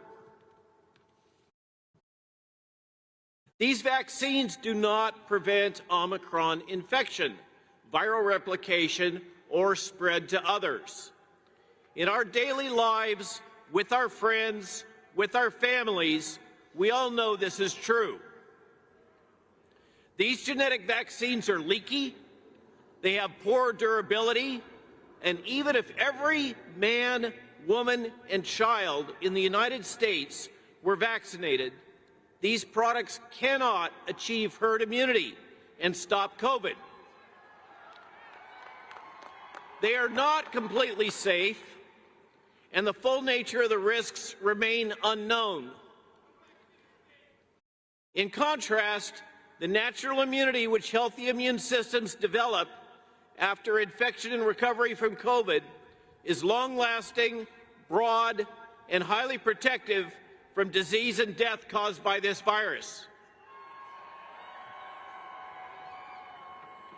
If there is risk, there must be choice.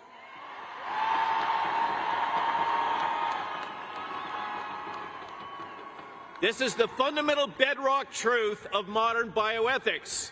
All medical procedures, vaccines, and drugs have risks. All of us have the right to understand these risks and to decide for ourselves whether we willingly accept those risks. To deny this is to deny human dignity. I wish to speak about evil. Evil has many roots. A willingness to deny human dignity is one of the largest of those roots. In our hearts and in our souls, we know this to be true. Although I'm a physician who is deeply committed to the Hippocratic Oath, I'm above all a husband, a father, and a grandfather.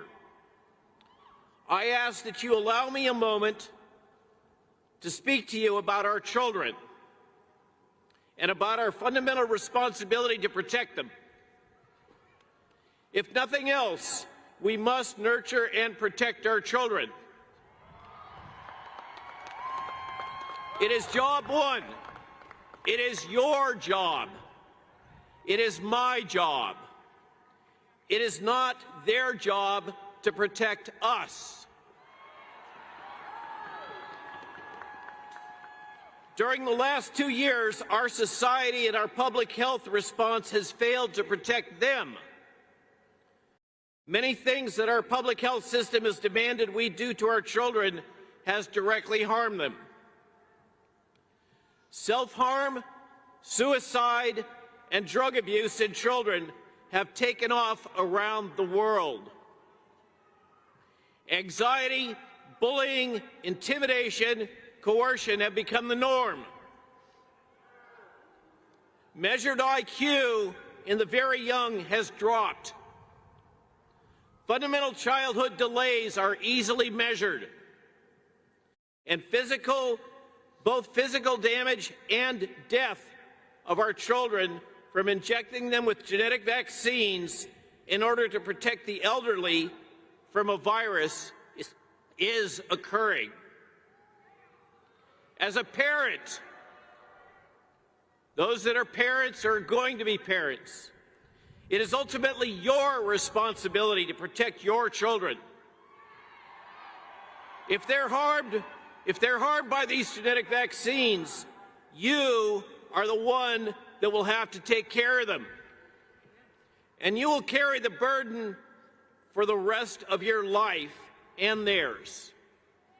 On average, between 1 in 2,000 and 1 in 3,000 children that receive these vaccines will be hospitalized in the short term with vaccine-caused damage. Only the passage of time will we know what long-term damage may occur to these children. The vaccines do not protect our children from becoming infected with Omicron. They do not prevent infected children from infecting others. In contrast, the pharmaceutical companies and the government are almost fully protected from any damages these products might cause to them. If your child is damaged by these vaccines, you will be left alone with both your grief and the burden of care. These genetic vaccines can damage your children. They may damage their brains, their heart, their immune system, and their ability to have children in the future. Many of these damages cannot be repaired. So I beg you, please, get informed about the possible risks that your children may be damaged by these experimental medical products. Don't let anyone tell you what to do. Think for yourself, because it's your responsibility to protect and nurture them. If they're damaged, no state governor, no public health official, no television doctor will be there to help you.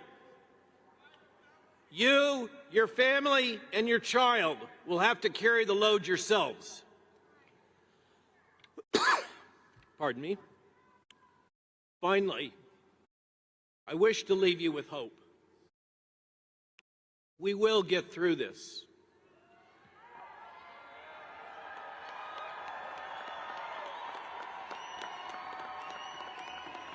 I sincerely believe that we can break through the effects of the madness of crowds, the mass formation, the effects of the legacy media and big tech promoted fear and psychological manipulation, which have deeply distorted public health policy.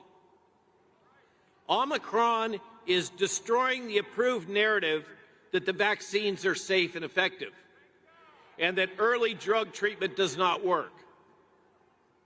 The dark winter, predicted by our president and pushed by fearmongers in the media, is failing to materialize. I recently returned with my wife Jill from a trip to Europe to work and learn with doctors Gert van den Bosche and Matthias Desmet. I was reminded once again by them, as I'm reminded by all of you, that Americans are fundamentally good people. The world still believes in the American experiment in self-governance. The Davos oligarchs have demonstrated their gross incompetence to all the world over the last 2 years. They have neither right nor ability to govern America and Americans. We are a free people.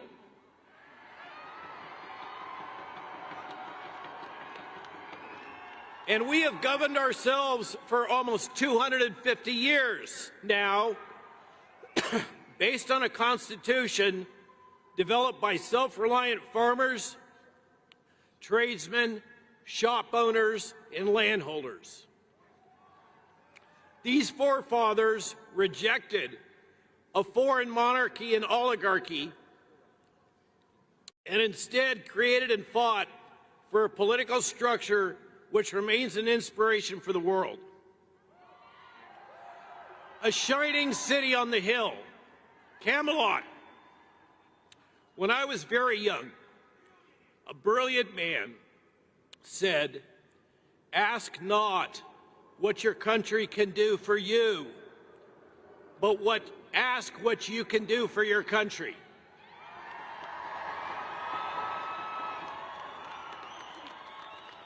This is our country. We own this amazing gift, but we must defend it if we wish to keep it. Today, I ask all of you to keep that brilliant young man's words in your mind and heart. We can all be leaders, and now is the time to step up to the task. We will survive this, and we will overcome these hardships if we could just keep these three simple words in our hearts: integrity, dignity, community. So fight for your children. Do not comply. I thank you so much for your time and attention.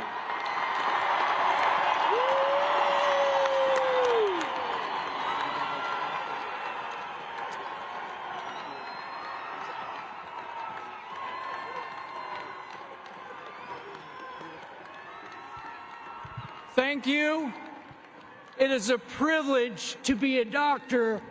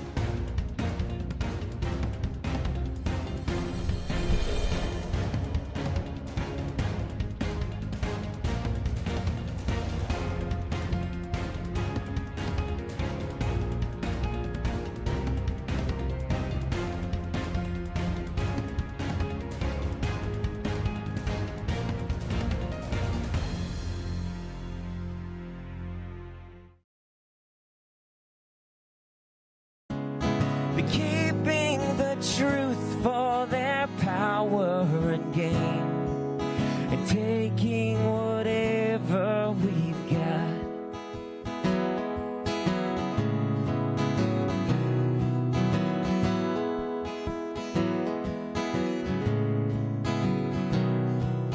Some of you eat all the lies you've been fed.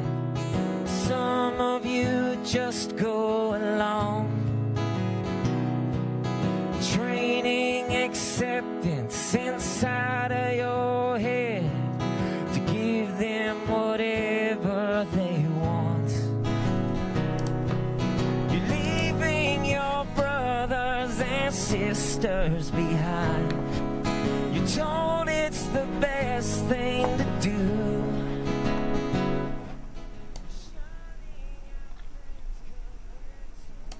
And thank you for being with us here on Live Now from Fox. I'm Stephanie Weaver reporting out of Los Angeles, bringing you this live picture. This protest happening in Washington, D.C. Defeat the Mandates March, a protest against coronavirus vaccine mandates. And of course, this comes on the heels of the Supreme Court barring Biden's requirement of vaccines for big businesses that was scheduled to go into effect on February 9th. Now, the organizers say the point of the rally was not to question vaccines, but to fight back against the mandates. But as you saw from some of the remarks there was debate against vaccines themselves. Still, the majority of health professionals do cite vaccines as being highly effective at severe illness from COVID-19. Now, the march did take place in Washington, D.C. today, and the organizer said he hopes the event would give people the confidence to speak up against such requirements.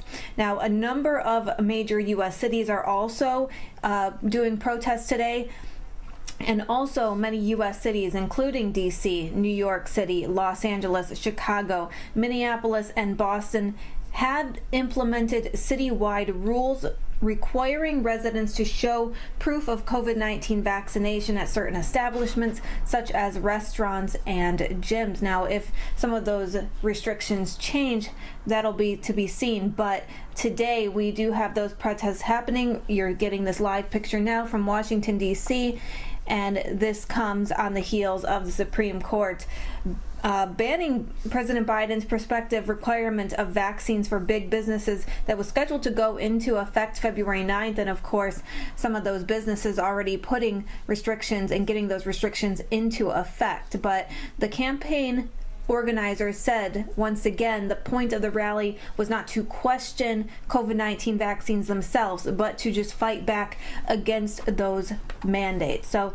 giving you this live picture and those remarks earlier today, this going throughout the day today, and if we have more information, we will certainly bring that to you here on Live Now from Fox. But thank you all for being with us here on Live Now, where we bring raw, unfiltered, and nonstop news from all across the nation. I'm Stephanie Weaver, and thank you for being with us here on this Sunday here on Live Now. Of course, we have many other updates to get to today, including police in Houston are looking for a suspect in charge of a suspect that is being accused of killing a deputy earlier this morning. So if we have a press conference, we will certainly bring that to you here on Live Now from Fox.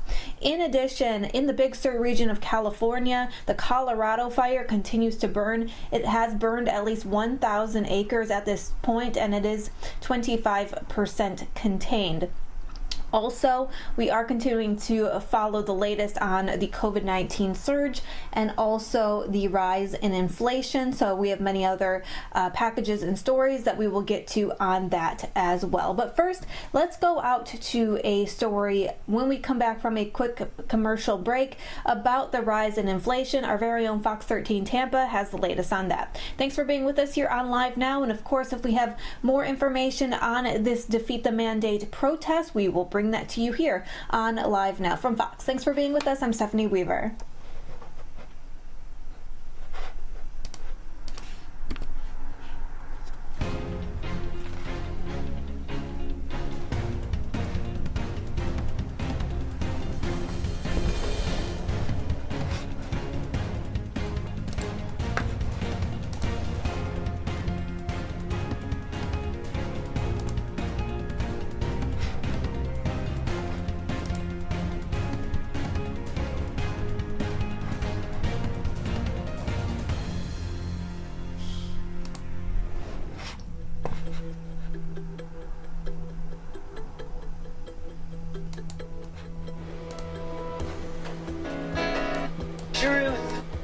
Live picture this protest happening in Washington, D.C.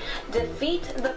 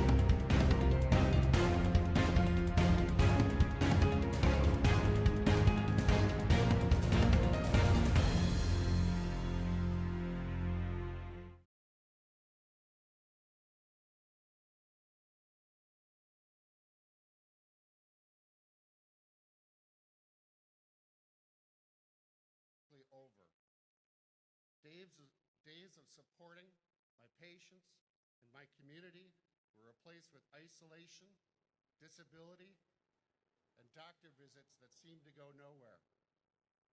My adverse event was life-altering. I was devastated. Without the loving support of my wife, my 4 amazing children, and my close friends, I would have fallen into a dark place. Finding love and support is essential for me and my vaccine-injured friends. Those of you here today, your support is essential too. During this journey, I had the true blessing of meeting Brianne Dressen, whose life was altered by AstraZeneca. I also met children like Maddie DeGarry, who is now confined to a wheelchair, and parents like Ernest Ramirez, who lost his son.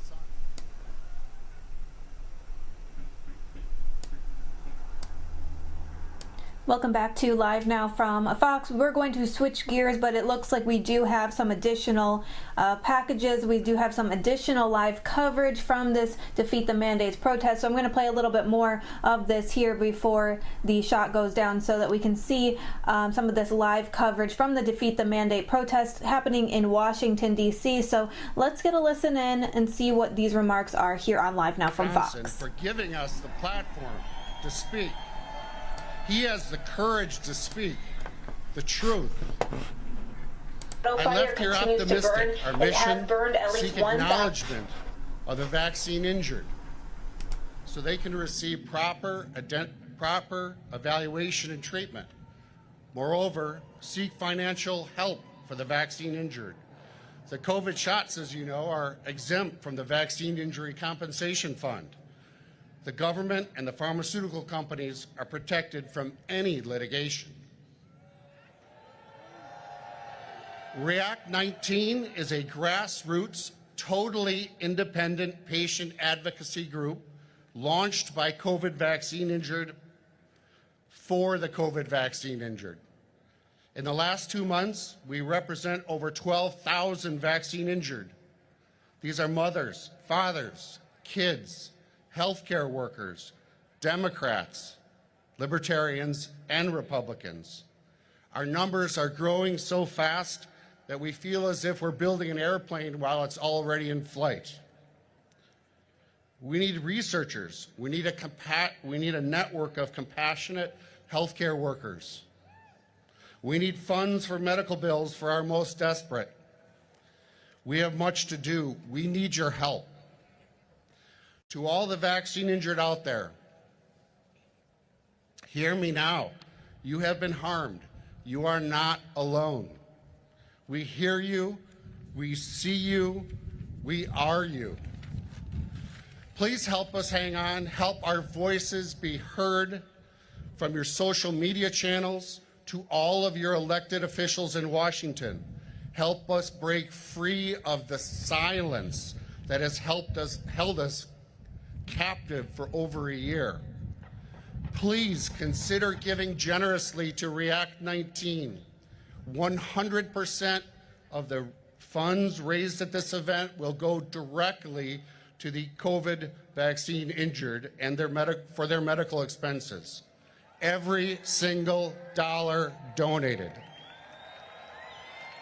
Just use your phones and text REACT to 50155 and give what you can. Again, REACT to 50155 and make a difference for someone who needs to know that someone out there cares. Thank you all. Next, a song by Julie Elizabeth written to break through the silence after her reaction to her Moderna shot. She is too ill to perform today. In her place is April.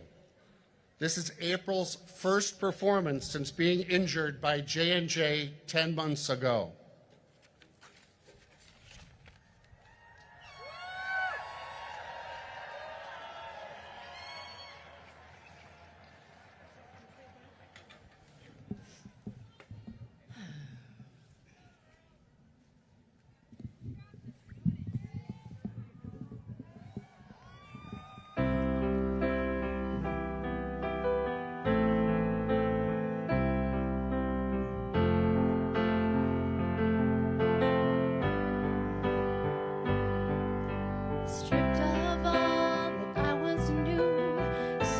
many things I cannot do. Do you think of me at all? Trapped inside these walls, while you're there on center stage. Will you speak up? Will you be brave? Do you think of me at all? Hear my desperate call. No more silence, please. Do not turn away. My life is worth the same. Hear my desperate cries. See my shattered dreams. You can make things right.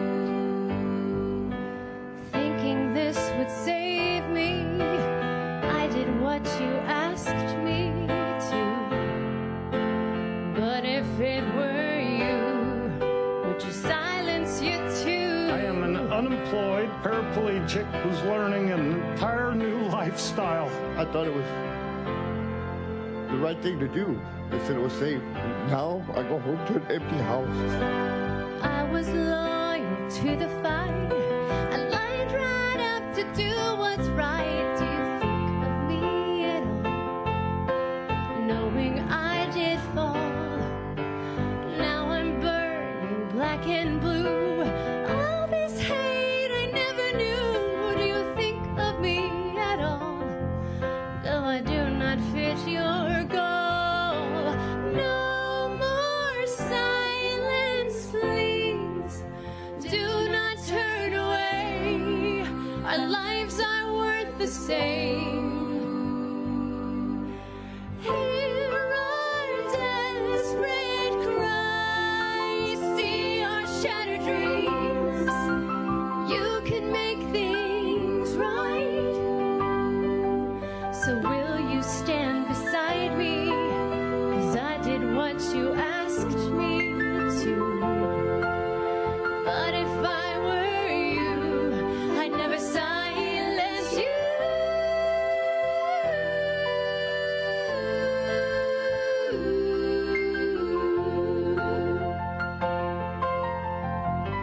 So don't silence my truth.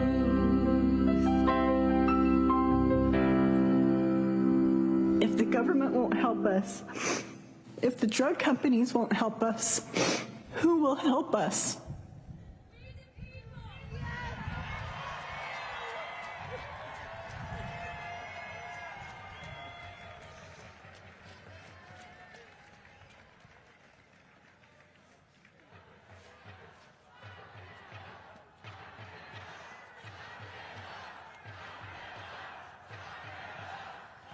We love you. Thank you.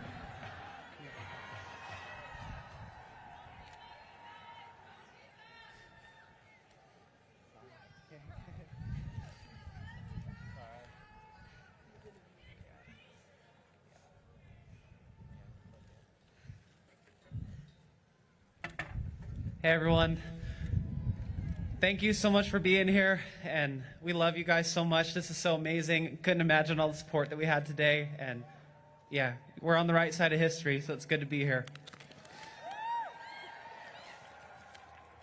My name is Kyle Warner, and the last year has been rough to say the least. I've watched friends and family lose loved ones to COVID. I've seen politicians and corporate media continue to divide the country, and in June of 2021, after being promised that the COVID-19 vaccines were the tested, safe, and effective solution to the pandemic, I was seriously injured by my second dose of Pfizer. As a professional athlete, this came out of nowhere. I had spent the last decade relying on my heart and my body as my primary source of income. I was so used to it always working. Exercise was my outlet, racing bikes my job. I took that for granted, and in an instant, I went from winning mountain bike races to being completely bedridden. The last 7 months have been a revolving door of doctors, hospital, and cardiology visits.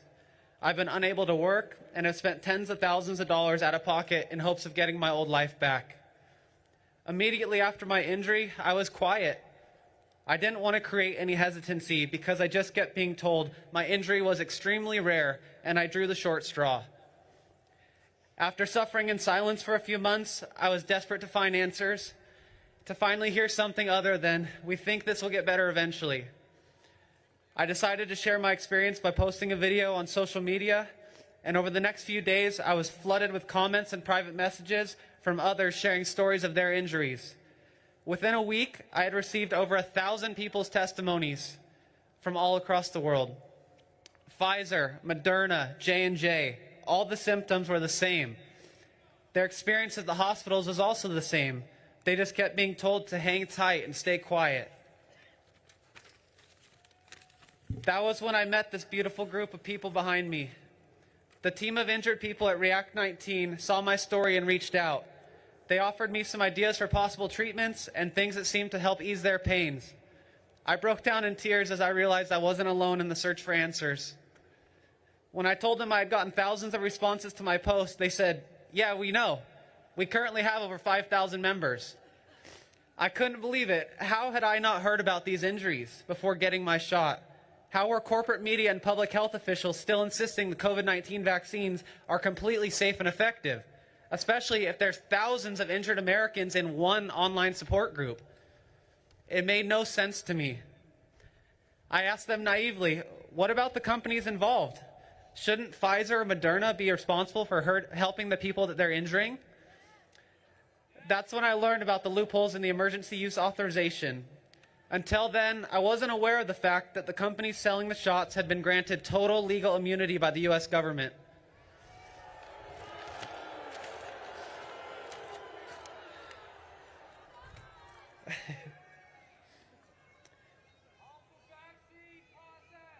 Even worse than that, I learned that the COVID vaccines are not eligible for the Vaccine Injury Compensation Program due to their unapproved status. This means that none of the injuries behind me qualify for the government aid program specifically established to help injured Americans with vaccine injuries. Zero corporate liability, zero backup plan. What could go wrong? Well, since September, our little group of 5,000 injured people has grown to more than 12,500. Each one of my friends behind me represents more than 1,000 others in React 19 who have been injured by the COVID vaccines and could not be here today. This is real. People are being harmed. People are losing their livelihoods and in some cases their lives, while the government and companies like Pfizer sit by and watch. Not only are our calls for help being ignored, we are actively being censored and discredited by mainstream media.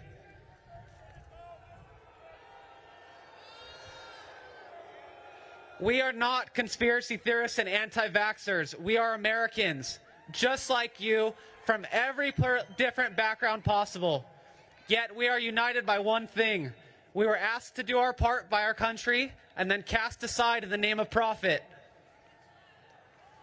Whether it's polluting our water, poisoning our food, or putting carcinogens in our homes, we know corporations cannot be trusted blindly. Yet here we are. Our government is failing us again. The fact is that private corporations are making billions of dollars conducting clinical trials on us at our expense. It is completely unacceptable. Today, I issue a challenge to President Joe Biden, Dr. Anthony Fauci, and CDC Director Rochelle Walensky. I challenge you to set up a meeting and talk to this group.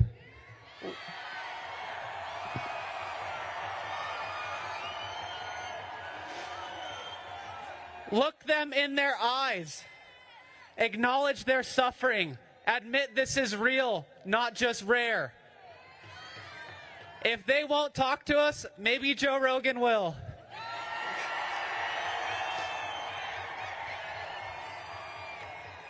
If they truly care about the health of the American people, they would approve these vaccines and make the companies responsible for the damage they are causing.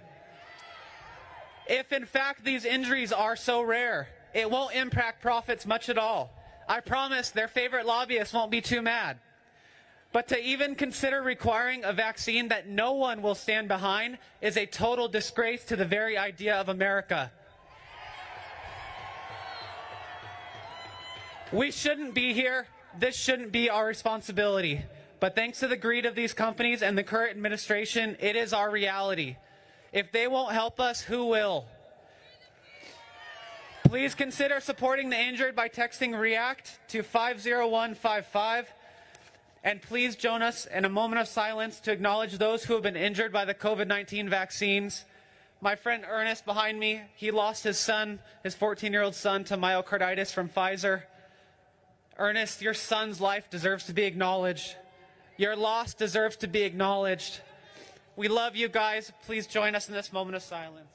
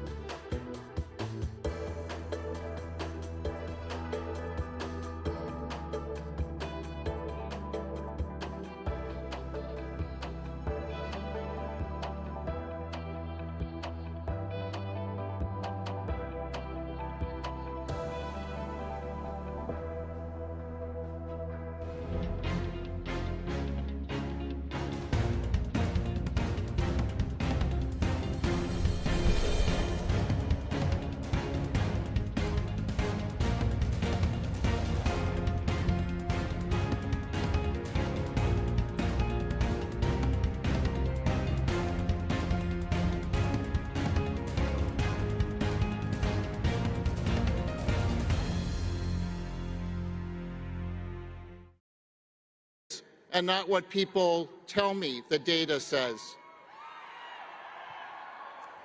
After 3 relatives of a friend of mine died within a week after getting the vaccine, and they were perfectly healthy before they got the shot,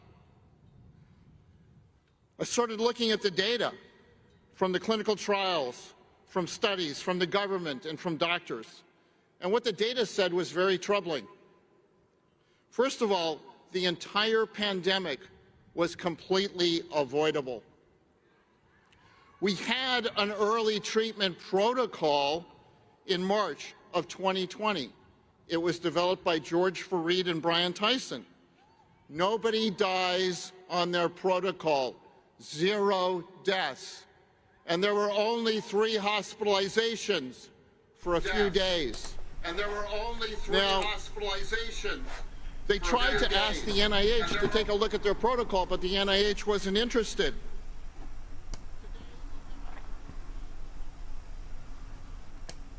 And thank you for being with us here on Live Now from Fox. I'm Stephanie Weaver reporting out of Los Angeles.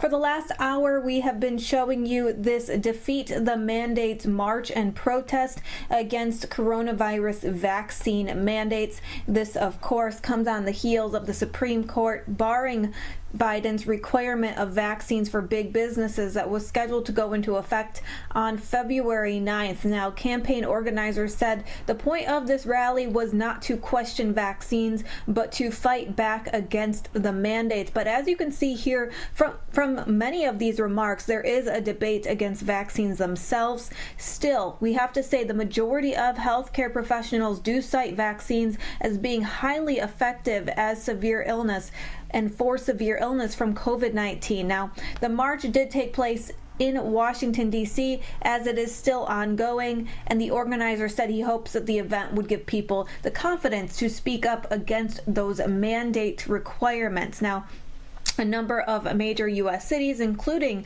D.C., New York, Los Angeles, Chicago, and others, have implemented citywide rules requiring residents to show proof of COVID-19 vaccination at certain establishments such as restaurants and gyms. Now, it will be interesting to see whether those vaccine and COVID-19 vaccine restrictions continue over the next couple of months as the Omicron variant continues to surge. But the surge in COVID-19 is still happening. The rise in inflation is happening. And of course, we have our NFL playoffs continuing today as well. So a lot of coverage here on Live Now from Fox. And since we are now at the 11 o'clock Pacific time hour, we are going to switch gears out of the Defeat the Mandates march and protest. But if we have any more live coverage that we can bring you, any new information, we can bring that to you here on Live Now from Fox. But in the meantime, we are going to switch gears. We're going to show you a package from our Fox 13 Tampa team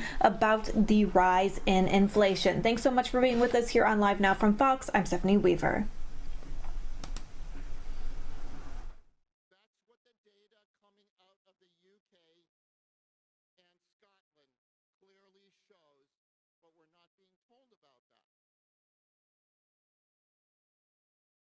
Precisely the opposite of what we were told. Now, this is why Boris Johnson in the UK recently dropped all COVID restrictions.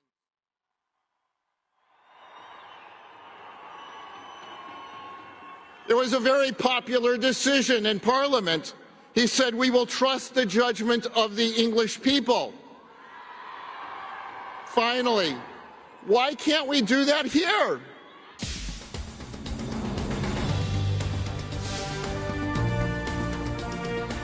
Well, prices have shot up on just about everything because demand is up and supply is down. And we'll start with demand. That is up because people have much more spendable income on average than usual. It's all the money people saved up through quarantine that they are now very hungry to go out and spend, as well as the flood of government money through COVID relief. When you have pent-up demand to buy stuff, that drives inflation. And at the same time, the pandemic disrupted manufacturing and deliveries. We made progress in freeing up some of the bottlenecks through the holidays. But then the Omicron wave drove more disruptions in manufacturing and shipping, and when supply goes down, that also drives inflation. Inflation is very hard to stop once it gets going because you get a little consumer price index increase, then wages have to rise to match that, wholesale prices have to rise, and it becomes a system that feeds on itself. You ought to know, Arthur Laffer was one of the best-known economists of the 1980s in the period known as the Great Inflation. And they ended the Great Inflation by raising interest rates, which is exactly what the Federal Reserve is now considering to bring down the current rush of inflation. If we have to raise interest rates more over time, we will. We will use our tools to get inflation back. When the Federal Reserve raises interest rates, it increases the cost of lending money to banks, which banks then pass on to consumers, individuals, and businesses in the form of lending money from banks. And so raising interest rates reduces people's ability to borrow and spend, which drives down demand to buy stuff and therefore keeps rising prices in check. But there is a downside to doing this. Raising interest rates tamed inflation in the 1980s, but we paid for it because it triggered a recession. When you suppress spending to tame interest rates, it can also bring down stock prices and slow the job market and the real estate market. That's why the Fed has not already raised interest rates, because solving one problem can cause others. But unless inflation levels off soon, and economists say there are no indications that it will, expect interest rates to go up. If this inflation, takes further root, then the Fed's going to want to act sooner rather than later, because the medicine to get rid of inflation when it's got deep roots is much more bitter than sort of nipping it in the bud. They did not nip it in the bud in the 70s and 80s. We had sustained double-digit inflation, which they addressed through sharp and jarring increases in interest rates. At this point this year, the strategy appears to be to gradually raise interest rates to, well, we're not sure to what, but the projections at this point from economists suggest that by the end of the year, we'll go from currently near zero to around 2.5 to 2.75%, with gradual increases possible or likely in March, June, September, and maybe December. Of course, projections can and do change, so we'll continue to track the models and what it means for our economy and our job market and the prices we pay in the coming rounds of money, power, and politics. In the Pfizer phase 3 trial, she's paralyzed. She's on her way to becoming a quadriplegic. Why didn't the FDA investigate? I talked to the head of the FDA, Janet Woodcock. She promised to investigate. They have never called the parents. Nobody. Why aren't they telling everybody that there's a 1 in 1,000 chance that your child could be paralyzed for life?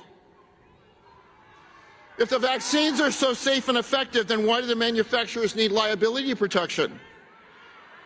And if they're so safe, then why are the organizations that mandate?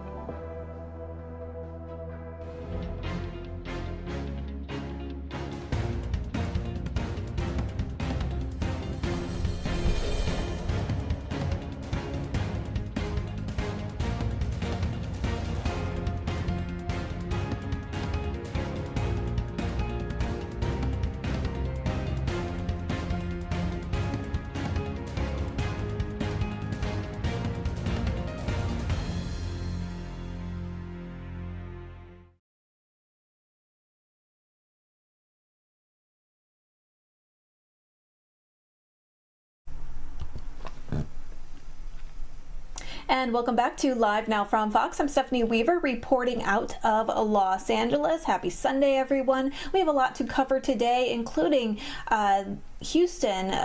They're searching for officials in Houston are searching for a suspect that shot and killed a deputy earlier this morning. So once again, if we have any of that coverage, we will bring that to you here on Live Now from Fox. We're also covering weather, including high winds this weekend in Los Angeles, along with a fire in the Big Sur region in California that has burned at least 1,000 acres. That's called the Colorado Fire, and it is 25% contained at this time, so we'll be following that.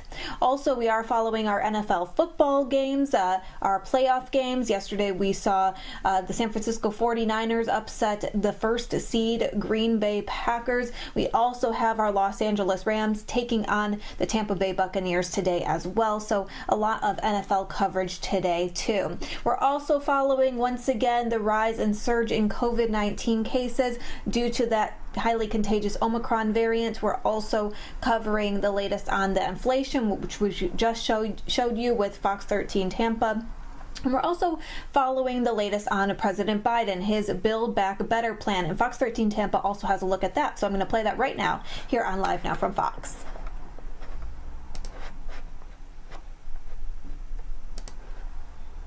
President Biden is trying to save some parts of his Build Back Better plan, and it now looks like his best chance is to pass his plan to deal with climate change. Our political editor, Craig Patrick, is here to show us what's in the works and what we can expect. Hi, Craig. Well, to see what's in the works, Linda, you look at the circumstances. Keep in mind that all the indicators strongly suggest that Democrats will lose control of the U.S. House later this year in the midterms and possibly, or if not likely, the Senate as well. So Democrats know this. They know that in losing the majority as expected, they may not have another chance to pass a plan on climate change for years, perhaps many years yet to come. And with that, there's a growing sense of urgency to do something. And that is, in fact, driving a revised agenda now in Congress. My Build Back Better framework will make historic investments in clean energy.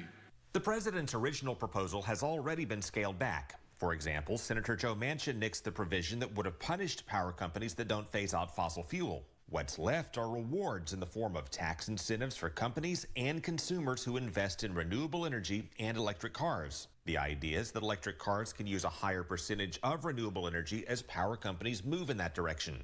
And with that, Congress may now be on the brink of passing $550 billion in tax credits through the next 10 years. They'd support solar, wind, and nuclear power, as well as increase production of electric cars. Manchin said this is the provision the Senate can come to an agreement on easier than anything else, which is striking, as he appears to be the swing vote in getting it passed. For consumers, this would likely include additional rebates and credits for installing solar panels and buying energy-efficient appliances. There would be a $7,500 tax credit or rebate for buying a new electric vehicle. And there would also be an additional $4,500 credit if those vehicles are made by union labor in the United States. So that they get rebates when they want to buy those vehicles. We already know that fossil fuels are just about on parity with electric vehicles in terms of price, but it's going to take a little bit more time. And those consumer rebates will help advance electricity sales so that we can be assured that the higher performing, cleaner vehicles are the clear winners in the marketplace. So the idea here is to clearly throttle the electric vehicle market, as well as encourage people to install more solar panels and encourage power companies to introduce more sources of renewable energy into their grid as well, through rewards rather than penalties or punishment. There also are provisions that are drawing serious consideration here that would fund additional technology research, specifically research and development to find better ways to capture carbon once it's released. So what's the most likely time frame for bringing this to a vote, Craig? Well, it'll be at least a couple of weeks, because while Senator Manchin says this is the easiest area for compromise and movement, it doesn't mean that he agrees with everything right down the line, and he was the holdout on this particular provision. So it will take at least a couple of weeks of additional negotiation, but this does appear, relative to other components of Build Back Better, to be on the fast track at this point. So you could see passage sooner rather than later. It would be at least a couple of weeks, but remember, they've already been through this for several months. All right, Craig Patrick, thank you.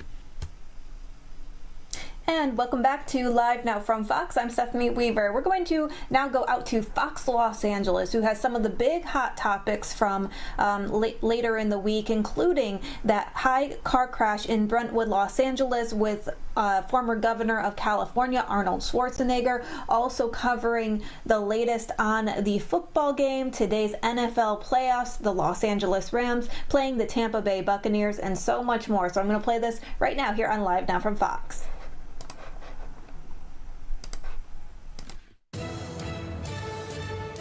Wind gusts this weekend could be as high as 80 miles an hour in some places. That's hurricane strength. Meteorologist Rick Dickert is here with the forecast. Tens of millions of people are under threat of these kinds of disasters. Vice President Kamala Harris in San Bernardino to make a historic announcement about wildfires. I went on to a career as an entertainment lawyer, and now I'm the second gentleman in the United States. Meanwhile, I go one-on-one with Harris's husband, Doug, our country's first second gentleman. Touchdown, Rams! And what's the Rams' game plan to defeat the greatest quarterback in NFL history? Fox Sports' Chris Myers has called countless Rams games. He'll join us live to break it all down. You're watching Fox 11 News Special Report. And good evening. Welcome to Fox 11 News Special Report. I'm Alex Michelson. Marla Tellez is off tonight. We're talking about my three favorite things, news, politics, and sports tonight. But let's begin with breaking news. Arnold Schwarzenegger was just involved in a car accident in Pacific Palisades. Pretty bad one. Check out these pictures just into us from TMZ. Schwarzenegger's SUV rolled over on top of another car. That driver was injured, apparently bleeding from her head. An ambulance taking her to a hospital. The SUV then continued to roll over into another car. These are images of the governor at the scene, talking to investigators, talking to other drivers. We've got some other images just in from our photographer, Sam Dubin, the first to arrive at the scene. These are exclusive images. So you see here, Arnold Schwarzenegger's vehicle. There is one of the other vehicles that was injured as well. This happened at Sunset and Allenford, not far from the Rivera Country Club, about a mile from Arnold's house. Here is the scene from Skyfox just before the cars were towed away. At this point, the scene is clear. Traffic is moving again. Ed Laskos will have more for us tonight on the Fox 11 News at 10. The good news, it appears that everybody involved is going to be okay. Now to the arraignment of an accused killer. Arraignment of, we're talking about here, that homeless man suspected of fatally stabbing Brianna Kupfer inside a high-end Hancock Park furniture store. He's now charged with murder, also charged with using a deadly weapon of a knife. 31-year-old Sean Smith, first court appearance this afternoon. Arraignment technically is being delayed to another day. He's being held on $2 million bail. Kupfer, of course, was a 24-year-old UCLA grad student, remembered as an amazing, kind, and bright young woman. Just the other night, we talked to John McKinney, the district attorney, the deputy district attorney. He is fire danger. Vice President.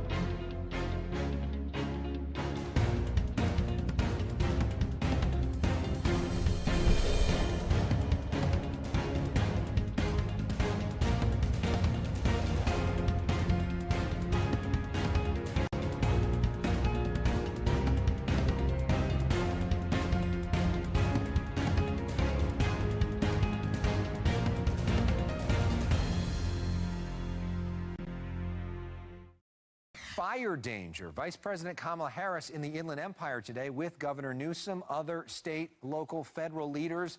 The VP bringing along hundreds of millions of dollars in wildfire relief.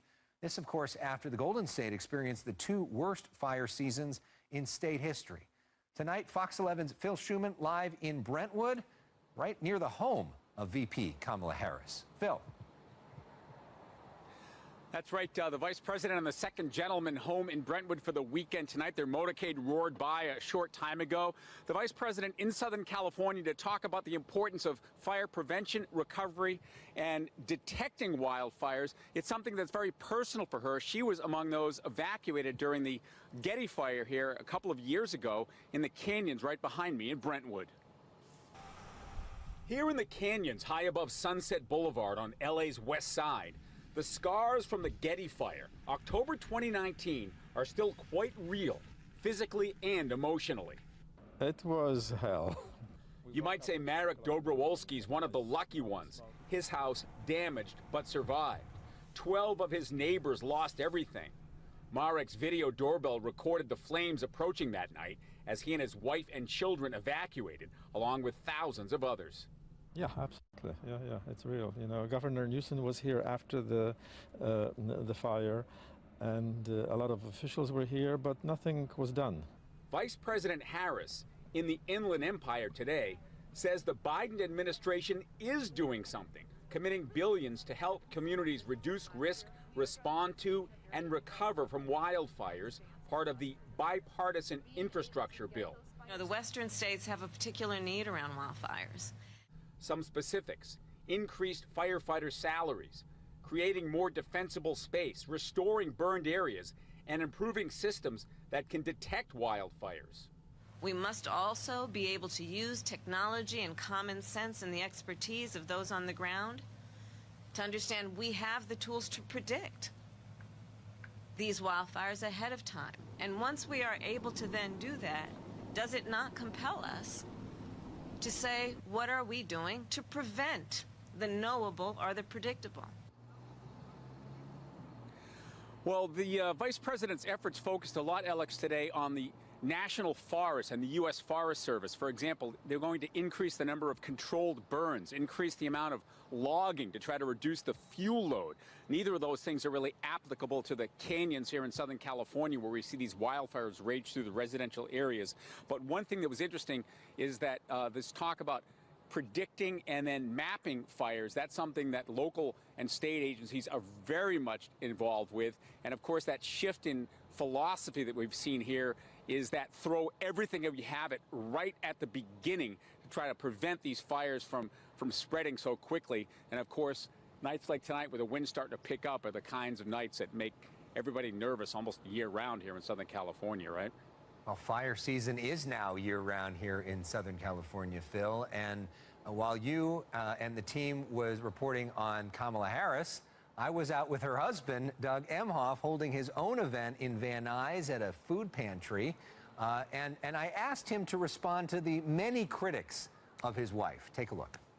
Look, first of all, we don't really pay attention to that stuff. I mean, polls go up and down, and she's just focused on the work that she was elected to do, which in this case is Vice President of the United States at a time where we're facing a once-in-a-century pandemic. We're just all about the work. We don't pay attention to that stuff. We don't have time for it.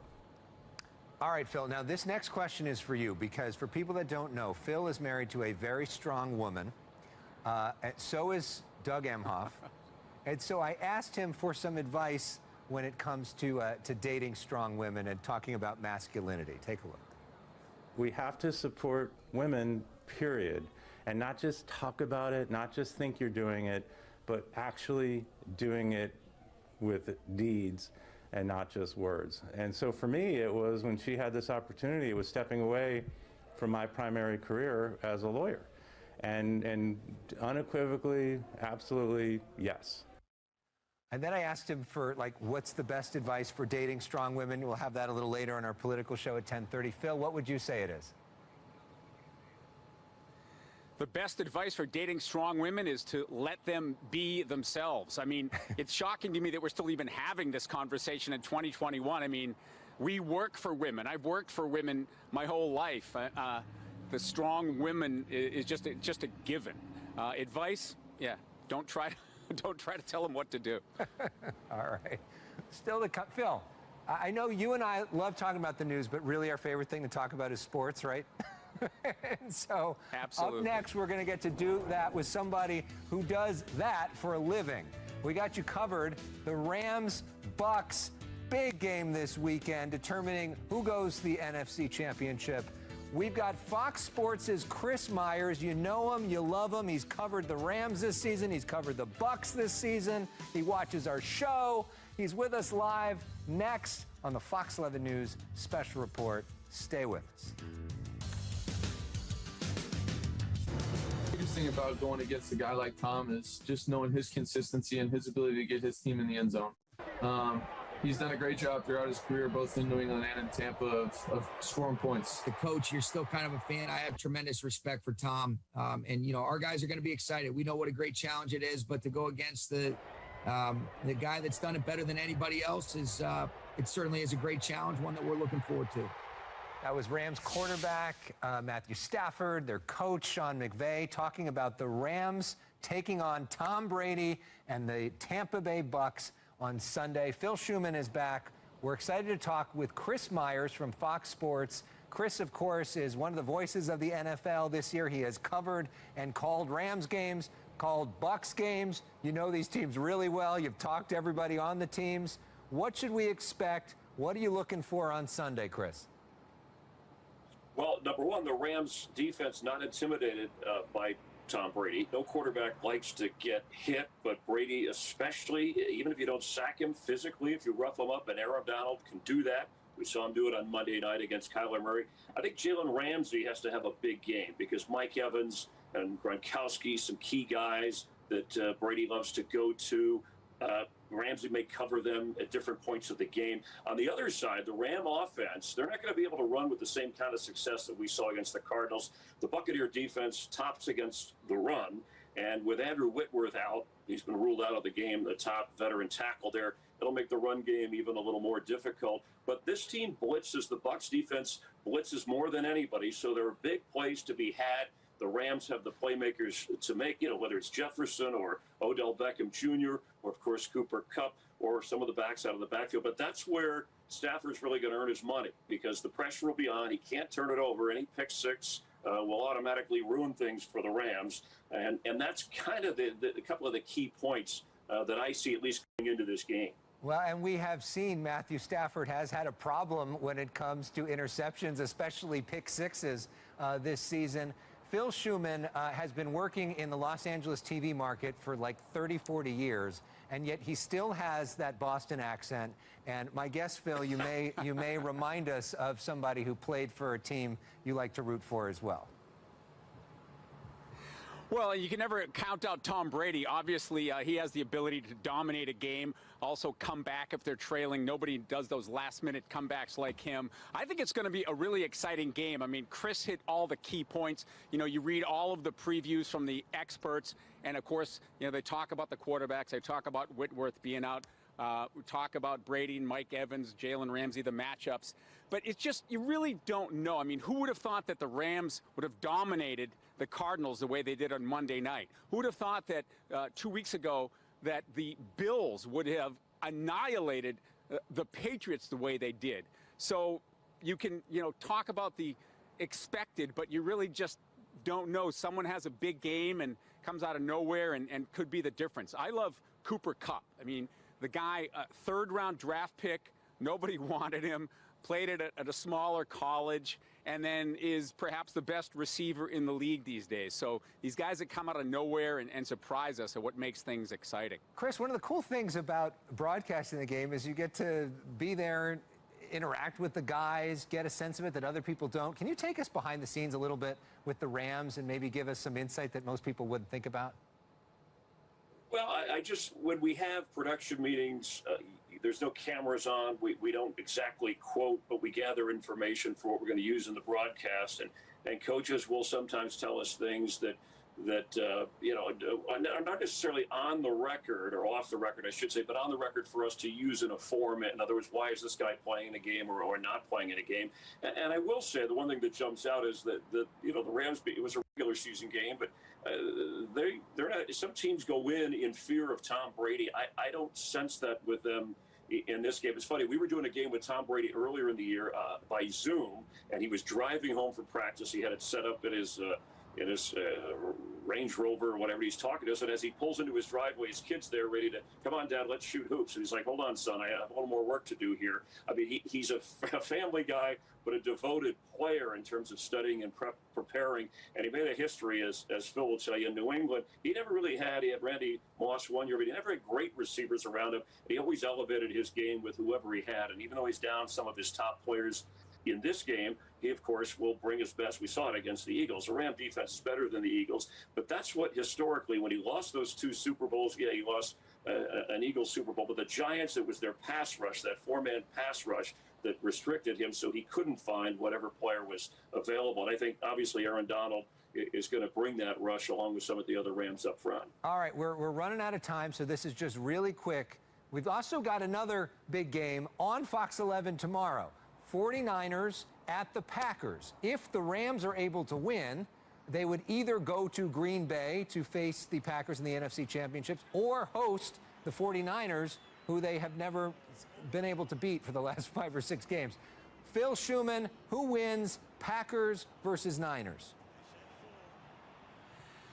I'm going with Green Bay at home and Aaron Rodgers. I also want to remind you that I never bet, because when I make my picks on paper and then I compare to what would have happened, I lose 9 out of 10. Okay, so we're not taking Phil to Vegas. Chris, what's your pick?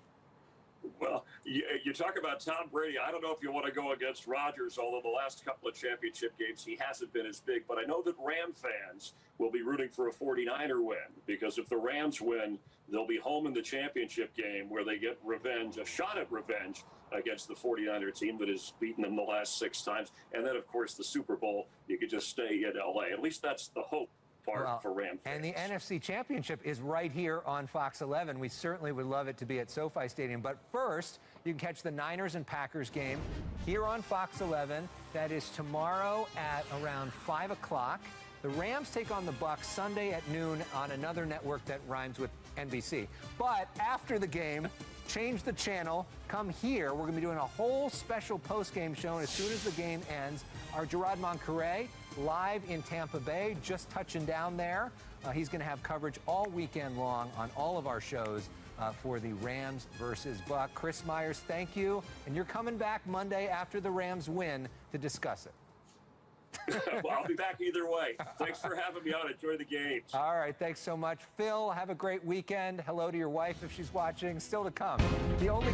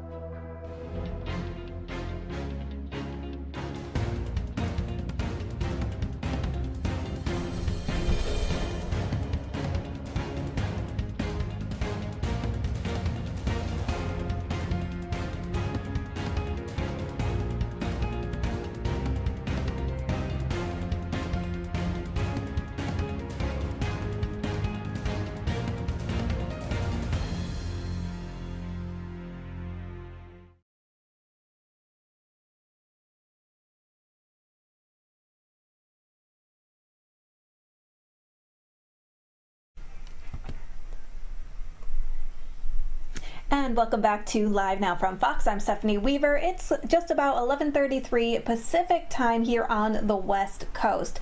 But switching gears to COVID-19, a new wearable COVID-19 item called the Fresh Air Clip is supposed to detect low levels of COVID-19. The research was done by Yale University researchers, and our very own Live Now from Fox's Christy Larson spoke with one of those co-authors of the study. So we're going to play that right now here on Live Now from Fox. Coronavirus has been detected here in the United States now for 2 years. We've been dealing with the pandemic, but where is the future going? We're going to be bringing in assistant professor at Yale School of Public Health, Crystal Pollitt. And Crystal, I want to talk about this brand new clip that you guys have been testing and have created that could possibly detect coronavirus. Well, thanks for having me here. I'd be happy to discuss the clip. So let's just go ahead and talk about what you guys have created. So tell me a little bit about wearing this clip, what it does for those who are going to be possibly wearing it in the future. Yes, of course. So we have the clip right here. This is a small wearable device that you can place on your collar, your lapel, and it will collect airborne SARS-CoV-2. So if it's present in aerosol or droplets, it collects it onto a polymer film that we have inside the device. Once you finish wearing it, we then use PCR to then measure how much of that virus you potentially been exposed to. So when you created this, talk about why you think this would be something necessary for people to have. Of course. So we can rely on at-home testing, PCR testing to see if someone is infected. But this clip allows us to go a step before that and say, was there a potential exposure to one person, or we can just place it in an indoor space to say, were people within that space potentially exposed to airborne virus? So that accelerates the ability to contact people to say, perhaps there should be quarantining, extra precautions with those individuals to prevent any community transmission. I mean, we think about how long we've been dealing with this virus, and it could only be sticking around for the future as well. So do you picture this something that's going to be prominent in a lot of people's households, something they're going to carry around with them? It definitely has a lot of utility in various spaces, especially high-risk spaces where we have a lot of different people coming together. So be that in healthcare settings, in restaurants where you're not wearing your masks, in schools, just as an alert. And what we're excited about is that this has utility for SARS-CoV-2, but we can also expand it to other respiratory viruses that we're more commonly exposed to. So wearing this clip, you said that it could detect, depending on what's been in the air around it. Is it just a one-time use and then you're going to have to, send that clip in to be tested? Talk about how that's going to work. So you'll wear the clip and then it'll be sent in for analysis. But we reuse all components of the clip so it can be reused by that person or someone else.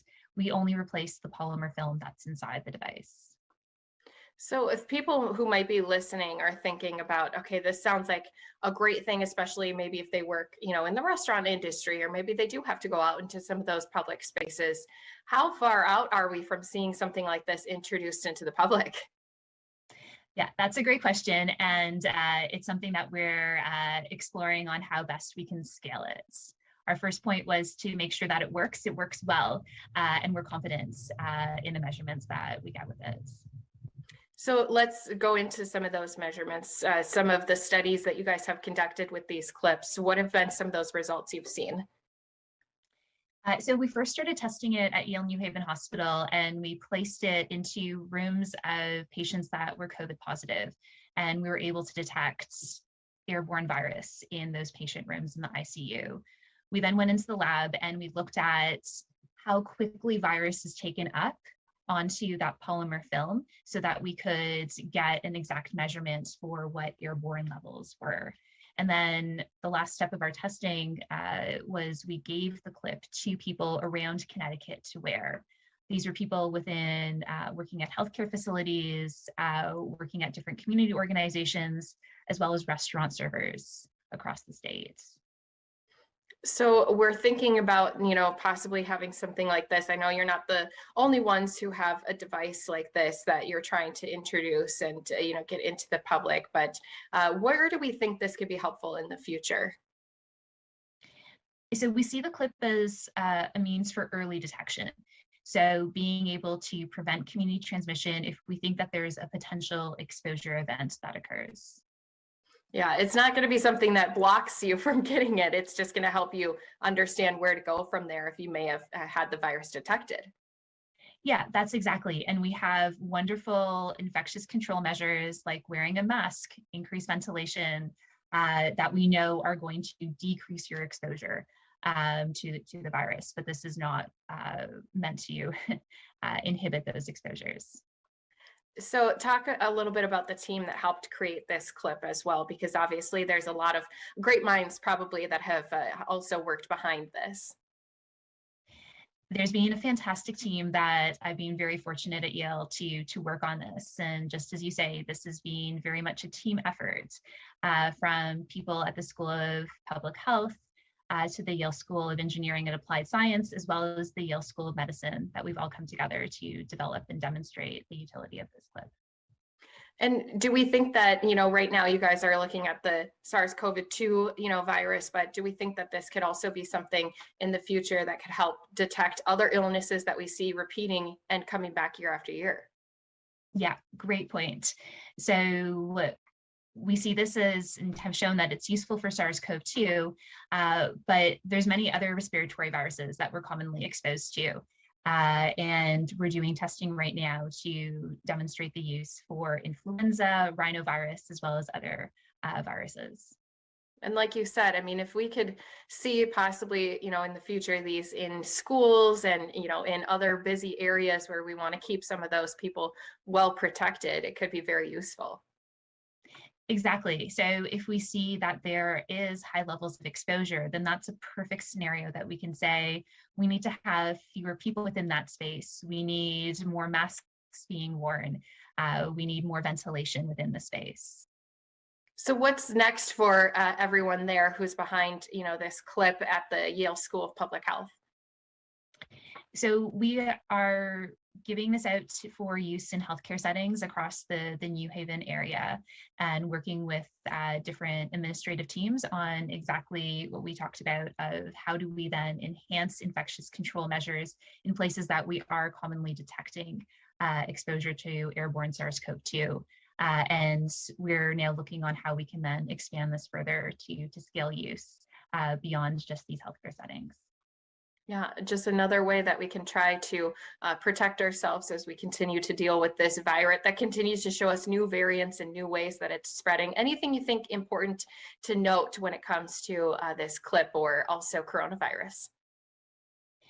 So this is one layer of providing some type of information that the person may have been exposed to the virus, but it by no means replaces all of the infectious control measures that we've talked about having in place. Yeah, again, it's just one more thing that you could do to try to gain a little bit more knowledge when you are going out into some of these settings. So we appreciate you breaking it down for us, telling us a little bit more about it. And again, we do have Crystal Paulette here with us with the Yale School of Public Health, and assistant professor there. Thanks so much, Crystal, for joining us here today. Thanks for having me.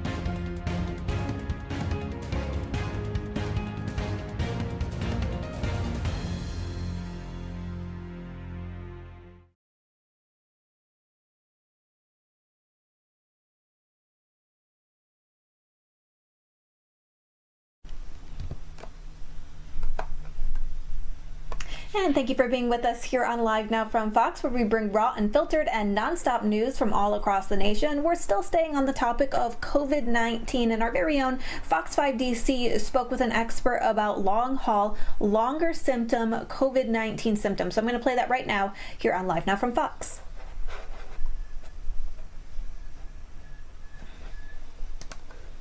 32. Health experts are looking into the long-term effects of COVID-19 when it comes to children. Dr. Alexandra Yantz, director of the post-COVID program here at Children's National Hospital, joins us now with more on what experts are learning so far. Good morning to you, Dr. Yantz. Thank you for joining us.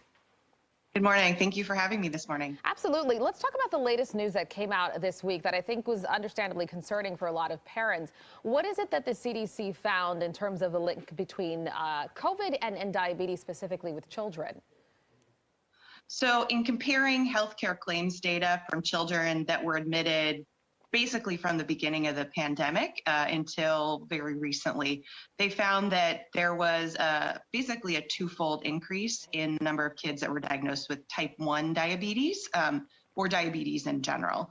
And that is significant because it was compared to kids that did not have COVID as a part of their sort of hospitalization or discharge information, or to those compared pre-pandemic as well. Now, I was reading the report here, and they mentioned that this is likely in kids who would have developed diabetes eventually, whether it was 2 years or 5 years, but it just accelerated that diagnosis. How confident are they that that's the case? It's really impossible to say, but the underlying theory about particularly type 1 diabetes, which is the type that most young people develop, is that it is a little bit of a genetic component looking for the right or wrong viral trigger. So I think that could be true for sure. Gotcha. How is Children's National doing when it comes to hospitalizations of children? Are you seeing a spike? So thankfully, we have seen come off of our spike a little bit. Okay. So I would say about 2 weeks ago, we were at our peak in terms of admissions, and that's come down a bit, but still very high level. And more concerningly, we're starting to see an increase in the number of cases of multi-system inflammatory syndrome in children, or MISC, which is this delayed inflammatory complication of COVID, likely from the initial Omicron spike at the end of December. Gotcha. So when people say, Omicron is mild compared to Delta, it's not that big of a deal. What's your response to that? I personally, and I think there are several other in the scientific and medical community that believe that it's been mild mostly because more people are vaccinated and they're able to handle it better. I'd say in kids, we're not seeing any difference in necessarily disease severity or hospitalizations. And in fact, those under 5 that haven't been vaccinated are more vulnerable. And we saw the biggest increase in hospitalizations and diagnoses in that population. So what do parents do with this information, especially for parents who, their kids are not eligible to get vaccinated, but even those who, their kids have the shot, they're also masked up. What do you do with this? It really is just more fuel to the fire for us all doing a good job of protecting each other. So obviously, if anyone in your household is eligible to be vaccinated and has not been vaccinated, we highly encourage that, even if you've previously had COVID. Wearing masks, socially distancing, maybe, thinking twice about going out to that large public event, especially still while we are seeing a lot of cases of Omicron compared to, a few months ago. And as soon as the children are able, getting them vaccinated. But it is a challenge. Yeah, there's been a lot of talk about what masks you should use. Any mask is better than none at all. But would you recommend children also wear the N95 masks? Absolutely. I think the key is finding one that fits and is, age and face shape appropriate. But there are some out there for particularly adolescents and older children. And I think there are increasing numbers of KN95s and N95s being made for the younger children as well. So that is top choice. Yeah, absolutely. So much we're still learning, by we, I mean specifically the experts, you and other medical experts, about COVID and its long-term effects, especially when we talk about children. So thank you for explaining the very latest, and hopefully parents heed the warning and the advice that you've just passed along. That's Dr. Alexandra Yantz, director of the post-COVID program at Children's National Hospital. Appreciate your time. Thank you. Have a great day. You as well. And I should mention, next hour, we do have the president of American Academy of Pediatrics. They'll be joining us to pass along additional tips for parents who have young children and perhaps want some guidance when it comes to protecting them. Liz, I'll send it over to you. All right.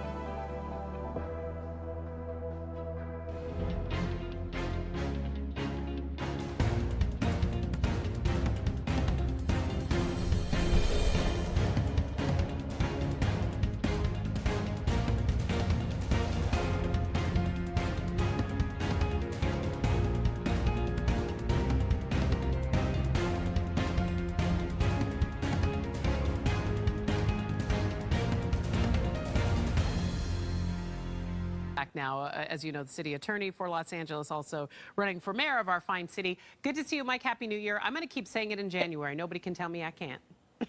No, absolutely. It's always a good time to say Happy New Year. Great to be with you, Michaela. So, look, we wanted to talk to you about what's being done with this price gouging issue. Right. Man, it got us steamed here in the offices. Everybody is so upset that these tests are, first of all, so hard to come by. And then when you do find them, they are gouging you with the price. It's not just here. This is a fairly sizable problem. Yes, it is. And Michaela, you might remember at the beginning of the pandemic, my office was deeply involved in going after price gouging of a different nature, regarding hand sanitizer and masks PPE, and other similar things. Yeah. PPE. And we dealt with brick and mortar and online price gouging. And now we have to focus on it again for the reason that you described. It is outrageous that anybody would try to take advantage of a crisis like this to rip people off. But here we are. But here we are, and that's the thing. Right. As soon as you see there is a need, you know there's going to be somebody that's working to take advantage of that. Here's the question, Mike, and maybe your office has been able to help us with this. How do we know if a test is even legit? You end up spending all that money on one, way too much money. Do you even know if it's a legit one? Well, that's a very important point. So the Food and Drug Administration has online a list of tests that are authorized. Okay. And they're authorized for emergency use. But Michaela, this is a really important point for our viewers. These are not approved by the FDA. So for example, when you look at a legitimate test kit, you may see on it somewhere, FDA authorized for emergency use, or words to that effect. Okay. If it says FDA approved, that's a sign that that's not a legitimate test, because the FDA has not approved tests. Okay. So go online, look at the tests that have been authorized. You can see that list at the FDA's website. Emergency authorization, yes. Approved, no. Those are good ways to start as we evaluate whether the test is legitimate. Man. And I should also, and we should very briefly, Michaela, talk about what price gouging means so our viewers know what price gouging is and isn't. So Governor Newsom issued an order on January 8th that precludes price gouging. That means that a seller who was selling test kits before that date can't increase the price by more than 10% thereafter. It also means that if you weren't selling a test at all before that order, you can only sell it for 50% more than it cost you in the first place. Okay. And I I bought tests recently, for $10. People are buying them anywhere between $15 and $25 or so. If it's in that price range, you're probably okay. But if it's greatly above that, that's a sign of price gouging. And I want to emphasize for our viewers, report that to us because we want to follow through. We want to stand up for you and want to stop it because price gouging has this other effect besides ripping off consumers. It creates panic. Right. And that is the enemy of all of us in an emergency like this. So what's the best way they can report it to your office? So they can go online at lacityattorney.org/COVID-19, or they can call our office at 213-978-8070, 213-978-8070. We are looking into allegations of price gouging right now, and I want to urge our viewers, be part of the solution. A, don't allow yourself to be a victim. B, if you see evidence of price gouging, take a screenshot. If you actually bought something that was too expensive, get evidence, keep your receipt, turn it over to us. Let us help you and let us help the public at this crucial hour. Right.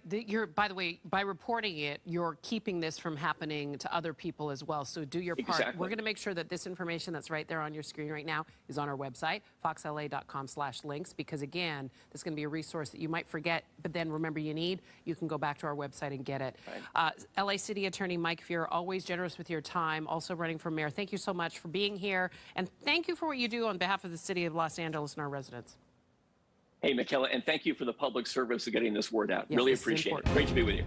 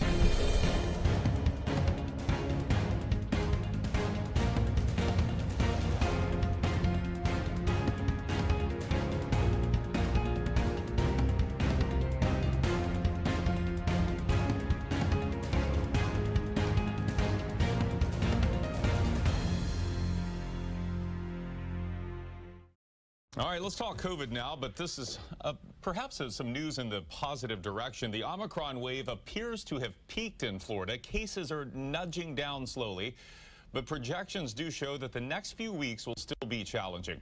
Fox 13's Craig Patrick in now to show us what's going on now in Florida and what to expect in the coming weeks. Craig? Hi there. Looking through the latest data, it certainly shows us that cases are moving in the right direction in Florida, and that is truly good news. That said, of course, we know that hospitalizations and death statistics do lag the case counts, and that's one of the reasons why, again, the next few weeks will certainly be difficult or challenging, and infection rates are still significantly higher than anything we've seen in the prior waves. The CDC has a color-coded map to show us where we're seeing the highest infection rates across the nation. But right now, it doesn't reveal anything we don't already know because Omicron has lit up the entire nation at once. But there is positive movement in Florida. USF epidemiologist Dr. Jason Salemi shows Florida is seeing a decrease in cases, as are Georgia, Ohio, Michigan, New York, and New Jersey. Meaning while infection rates are still very high, we've already peaked. Here's the movement we've seen in Florida through the past week. And in terms of what's next across the nation, here's the chart from the CDC. The projection shows as a nation we'll peak in a couple of days and then cases will drop through February. But infectious disease experts say the next few weeks will still be very difficult because we rose so high it will take a few weeks to wind back down. And hospitalizations and deaths will likely still tick up as new cases wind down because they naturally lag reports of new cases. Here's the CDC's projection showing fatalities continuing to rise through February, eclipsing the Delta wave and following a similar track as we saw this time last year. In terms of progress in fighting the variant, while existing vaccines provide a significant layer of protection, particularly against serious illness, Moderna is working on an Omicron-specific dose that could be ready by March. Now, that may not matter as much if it wanes as we hope by then, but it would be highly valuable if the models are off or if Omicron rekindles. Beyond that, they're also working on an all-in-one dose that people could take to protect against multiple variants of COVID-19 and the flu, and that could be ready next year. Our goal is to be able to have a single annual booster so that we don't have compliance issues where people don't want to get 2 to 3 shots a winter, but they get one dose where they get, a booster for corona and a booster for flu and RSV to make sure that people get their vaccines. In the meantime, we appear to have crested, but what's not clear is the rate of decline we'll see in the coming days. We certainly hope it will be a sharp fall off, just as it was a sharp increase. But our infectious disease experts say it just isn't clear. It depends on a number of factors, including the social distancing measures that people take, how often they mask when they go out indoors in public settings, and of course, vaccination rates, which have crossed the 60% mark, and booster rates as well. So the hope is that we will drop sharply, but we cannot say that yet with certainty. Yeah, the reverse hockey stick is what we hope to see in coming weeks. Craig, what about the other? What about the rest of the world? What are they seeing there? Are cases peaking overseas like they are in the U.S.? In parts of the world that preceded the United States with the surge, and that certainly spells good news. It does seem to bode well for us. London, for example, saw a sharp rise and then a very sharp drop, which is something we're hoping that replicates in the United States. Improvement in parts of Africa as well. However, there are other parts of the world that are just now beginning to see cases of Omicron, including China, that's enacted a number of lockdowns in the run-up to the Olympics as well. So we don't know to what extent it will take hold in other parts of the world, and therefore to what extent it could, again, rekindle based on the levels of natural immunity that people have from those who get infected the first time around. We don't know exactly how long that lasts. That's still a matter of study. Craig Patrick with the latest on the COVID trend in Florida and in the U.S. Thanks, Craig.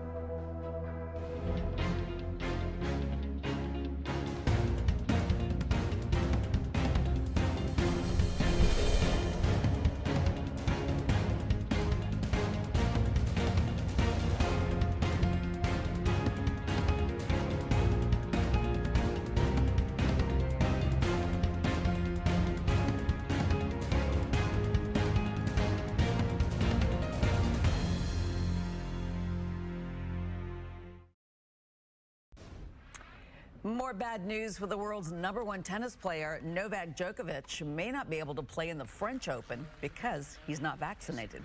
He was already banned from the Australian Open following that 2-week saga that cost him his visa. Australia and France have laws requiring visitors at sports arenas to be vaccinated. Djokovic tried arguing that he already had COVID and therefore should qualify for a medical exemption. Although his argument didn't work, it does raise questions about antibodies. So joining us right now is Dr. Cami Kim. She's Director of Infectious Diseases and International Medicine at USF Health. And we thank you for being here. We want to get right to this. You know, we didn't know a lot about the antibodies, like how long they last, how much protection they afford. And do we know more now about how much protection we get if you've had COVID? Well, it's pretty clear that either being vaccinated or having prior COVID does confer some protection. But for both of them, the antibodies wane. And when you have a variant like Omicron that's a little bit different than what you had before or what's in the vaccine, the more antibody, the better off you are. So that's why it's really important, whether you've been vaccinated before, if you had COVID, to have a booster. And the antibodies do decline. So even if you had those protective antibodies, they will go down. And so when you have a new variant, you want as much antibody in your body as possible. So that's why we recommend that everyone be vaccinated, whether or not they've had COVID or a vaccine. Okay, so if you haven't had your booster yet, but you did get COVID, you should go ahead and get that booster. That's what I hear you saying here, correct? Yeah, I mean, you'll be protected somewhat if you've had COVID, it's true. But I think all the studies and the best evidence suggests that the more antibodies you have, the better. And that with the new variants, your antibodies that were good for the last variant aren't necessarily going to be as good for the next variant that may come off after Omicron. And I think that's unfortunately what Omicron's telling us is most people probably had immunity to Delta because of the vaccine or getting Delta, but that hasn't been completely protective for Omicron, and the people who do the best are the ones who have the most antibody. And you know, some people seem to think that the natural immunity you get after getting sick with COVID, whatever the variant, is better than what you get from the vaccine. So what would you want to say to them? You know, I think it's really hard to say for certain because this virus has been so tricky, so it's been changing so much. So there probably are things that you get protection from a natural infection that are different or maybe better than the vaccine. But the thing is that COVID can be so severe that it's sort of playing Russian roulette. So I think that since the studies are pretty clear, the vaccine is very safe, it's effective, and the best correlation with high protection is having the most antibody, that the best scientific evidence would suggest get the most protection you can. The most protection you can. And what about this idea that maybe you can get too many vaccines, that could weaken your immune system over time? Is there any truth to that? Well, I don't think so. I mean, obviously, there's all these things that need to be studied further. But, you know, I think I'm a believer in deal with the danger at hand rather than the danger that might theoretically be in the future that isn't proven. We have a big deal problem with COVID. We need to protect ourselves and our loved ones. So I think you don't want virus around, so you need to have as much antibody to prevent yourself and your family from getting sick. All right, bottom line. And I mean, seriously sick. You may get a mild COVID, but you want to prevent yourself from getting severe COVID. Yeah, exactly, because that could mean a world of difference right there. Exactly. Yes. Thank you so much. Dr. Cami Kim with U.S. Health, we thank you again for all your good advice.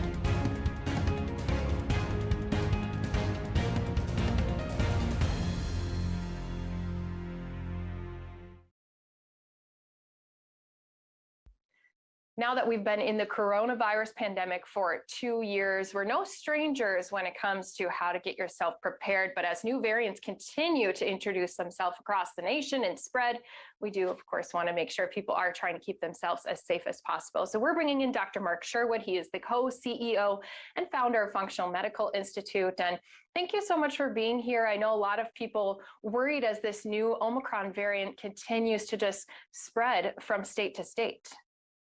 Well, Christy, thanks for having me. And you're right, people are a little bit concerned right now, and I hear that, but we've taken the approach to give people what they can do, some action steps so that they can be prepared to really have the body perform as it defends itself against these viruses. And we've seen good results, so we're happy about that. So maybe we can offer people a little bit of hope. So as we think about Omicron, we've noticed that it is just going patient to patient, being spread no matter what your vaccination status is. So what are some things that you're trying to help people get through this variant? Well, first, I think the primary thing is do not live in fear. I think we've all learned that this may be more contagious, but it is less lethal, and that's good news. Secondly, understand that we need to learn to live with viruses as opposed to trying to think we can eliminate them. I think we've learned that lesson as well. Thirdly, give the body what it needs so that it can do what it does. In other words, feed it real food, get some sunshine, take the proper supplementation, such things as zinc, D, vitamin C, vitamin A, omega-3, get plenty of sleep, and stay off of negative media. There you go. I know there's a long list of things that you always try to do when it comes to staying healthy, but I like that you just mentioned it. You know, we do have a few of these different illnesses that seem to come up year after year. Is that kind of what you're thinking coronavirus may be in our future? It's just something we do have to deal with once in a while. I do. I think it's going to be one of the things, much like the common flu, that eventually people are going to adjust to and not make any big deal of it. And that's what viruses do. They variate, they change, they move. They come in from their more dangerous place, and then they become more contagious because viruses are always looking for hosts. And if the host is not available, the viruses can't really exist. So it just makes sense. This is going to be more of an endemic sort of situation. I really suspect we're probably there right now. So we think about all of these Americans who have made sure to go out, get their vaccines, a lot of them also then getting that third dose for their booster shot, and yet they still are contracting this variant. So what are you guys seeing when it does come to those who are fully vaccinated, even have the booster, but they're still getting this type of coronavirus? We have seen, this has been our observation. Now we have, keep in mind, about 10,000 people that we deal with. So it's not, several billion, but we have seen people that have gotten the multiple vaccines and booster, like you just echoed, they go ahead and they get infected. So we haven't seen it provide any greater protection compared to those who are not vaccinated, who got it, recovered sufficiently. Now, having said that, we have also seen that the ones that have gotten more vaccination, and this is not an indictment on either one, we've seen those people get sicker more and more perpetual. So we've seen them actually have more symptoms compared to the people that live healthy and did not get vaccinated but recovered. So when we think about, these symptoms that people are having with this latest variant, a lot of people describe it as a bad head cold. They're still feeling a little bit of that fatigue, but, it might not be something more than what they are used to with a normal cold. So how do you kind of walk people through what they should do if they're starting to notice, okay, I do have a little bit of congestion, I do have a little bit of a sore throat, but I haven't lost my taste or smell. You think back to the very first variant that was here in the United States, and there was such severe symptoms, you kind of knew right away what it was. Whereas this one, it could have been a cold, it could be a sinus infection, it could be coronavirus. Yeah, totally. There's been all kinds of crossover, with RSV, common cold, sinus infection, et cetera, as you notice, allergies even, right? So we just tell people to assess where you are. Don't panic. If somebody gets a little bit of stuffiness, we tell them to maybe look at getting a little bit of Mucinex or something like that. If they get a little bit of fever, don't let it get too high. Don't let it get out of control. Just control it with a little bit of fever reducers. We tell them to relax. stay calm. I've encouraged people because we've also seen people have a little bit of nausea or vomiting with this, unfortunately. Keep food to a minimum. There's something that is said, old remedy. You want to feed a cold and starve a virus. So we've seen people do very well with bouts of fasting to kind of help them calm their system down and they recover better. What have you guys seen as far as testing goes, since there is, this variant that is very transmissible? I've noticed even here in our area, we've had a lot of people struggle to find those sites to get tested. And as we know, the sooner you get tested and have those results, the sooner you know how to protect yourself and others around you. Yeah, we've taken an interesting take on that. Great question, by the way, because that is a point of discussion today in our world where we're going to get tested. I draw people back to the time where we didn't have coronavirus. Let's call this BC, before Corona, right? And so we had this time where there was a flu going around endemically, and we didn't necessarily get tested for that if our symptoms were mild. We just kind of knew that I don't feel good, I'm running a temperature, I'm going to stay home or away from people for a few days until I feel better. For the people out there that are getting mild symptoms like that, as you mentioned, with this crossover milieu of these symptoms intermixed, and what do we got? I'm encouraging people, if it's not significant, based upon the testing shortage, use your best judgment based upon what you know to be true historically, and perhaps leave the testing availability for those that have these more severe symptoms so we can get more definitive answers for them. No, a lot of places, though, are going to require you to have those tests, whether it be your workplace or maybe you had travel plans. So I'm sure that is a little frustrating for some people who really need the test versus those who need it more for business that they're going to be doing. It is. And we ran into that personally quite a bit, Christy. So, it's a dicey issue to say the least right now with testing availability and the alarm around it.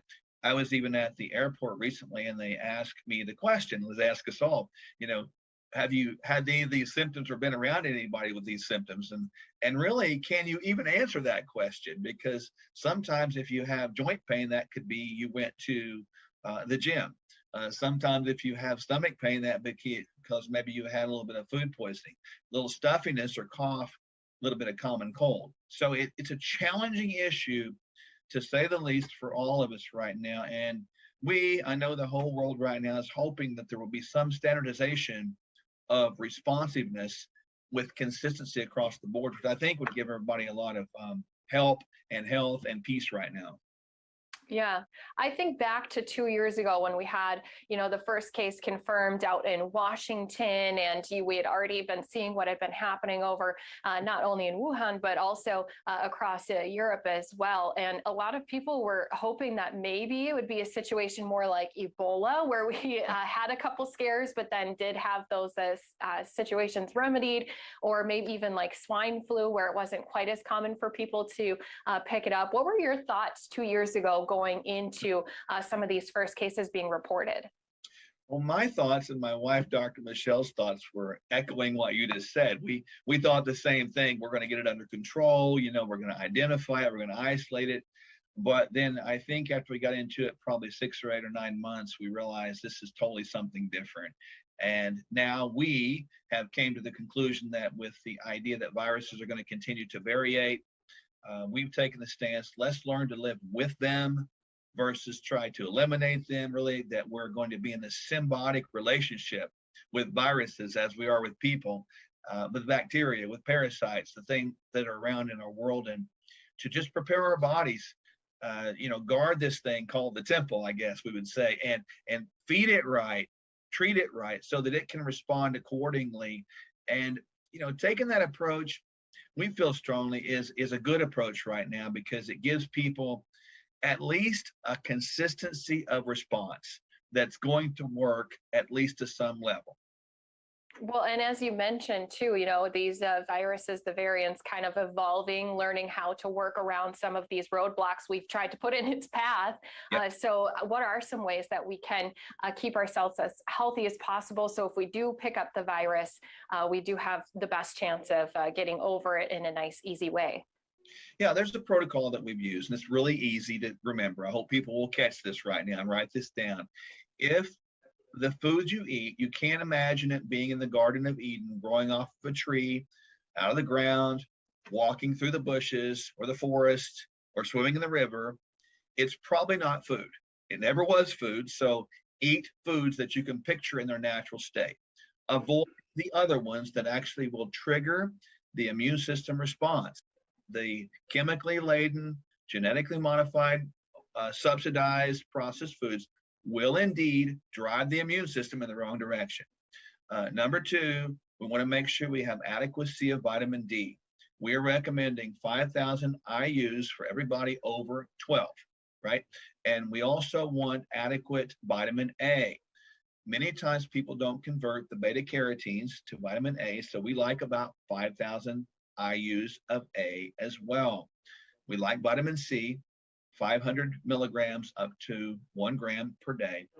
We also like the mineral zinc. We like that one as well, 20 to 40 milligrams a day. And omega-3 fatty acids.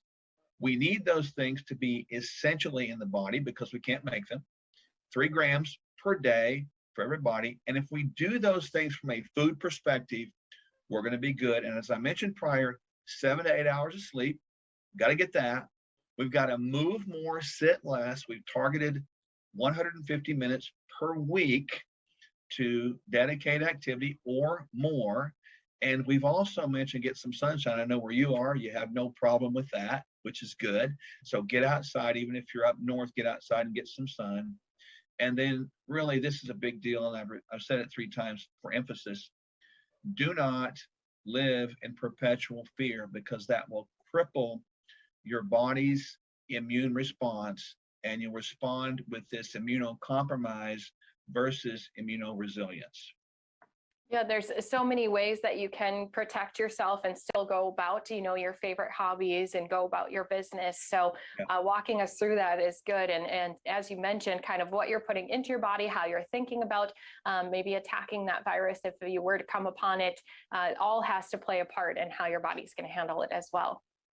Yeah, I think the key thing to understand, we've heard this term out here a lot, even recently from the CDC, that 75% of the coronavirus deaths, those people had 4 or more comorbidities, right? So let's work through that math. And wouldn't it be smart to attack and eliminate as many comorbidities as you can?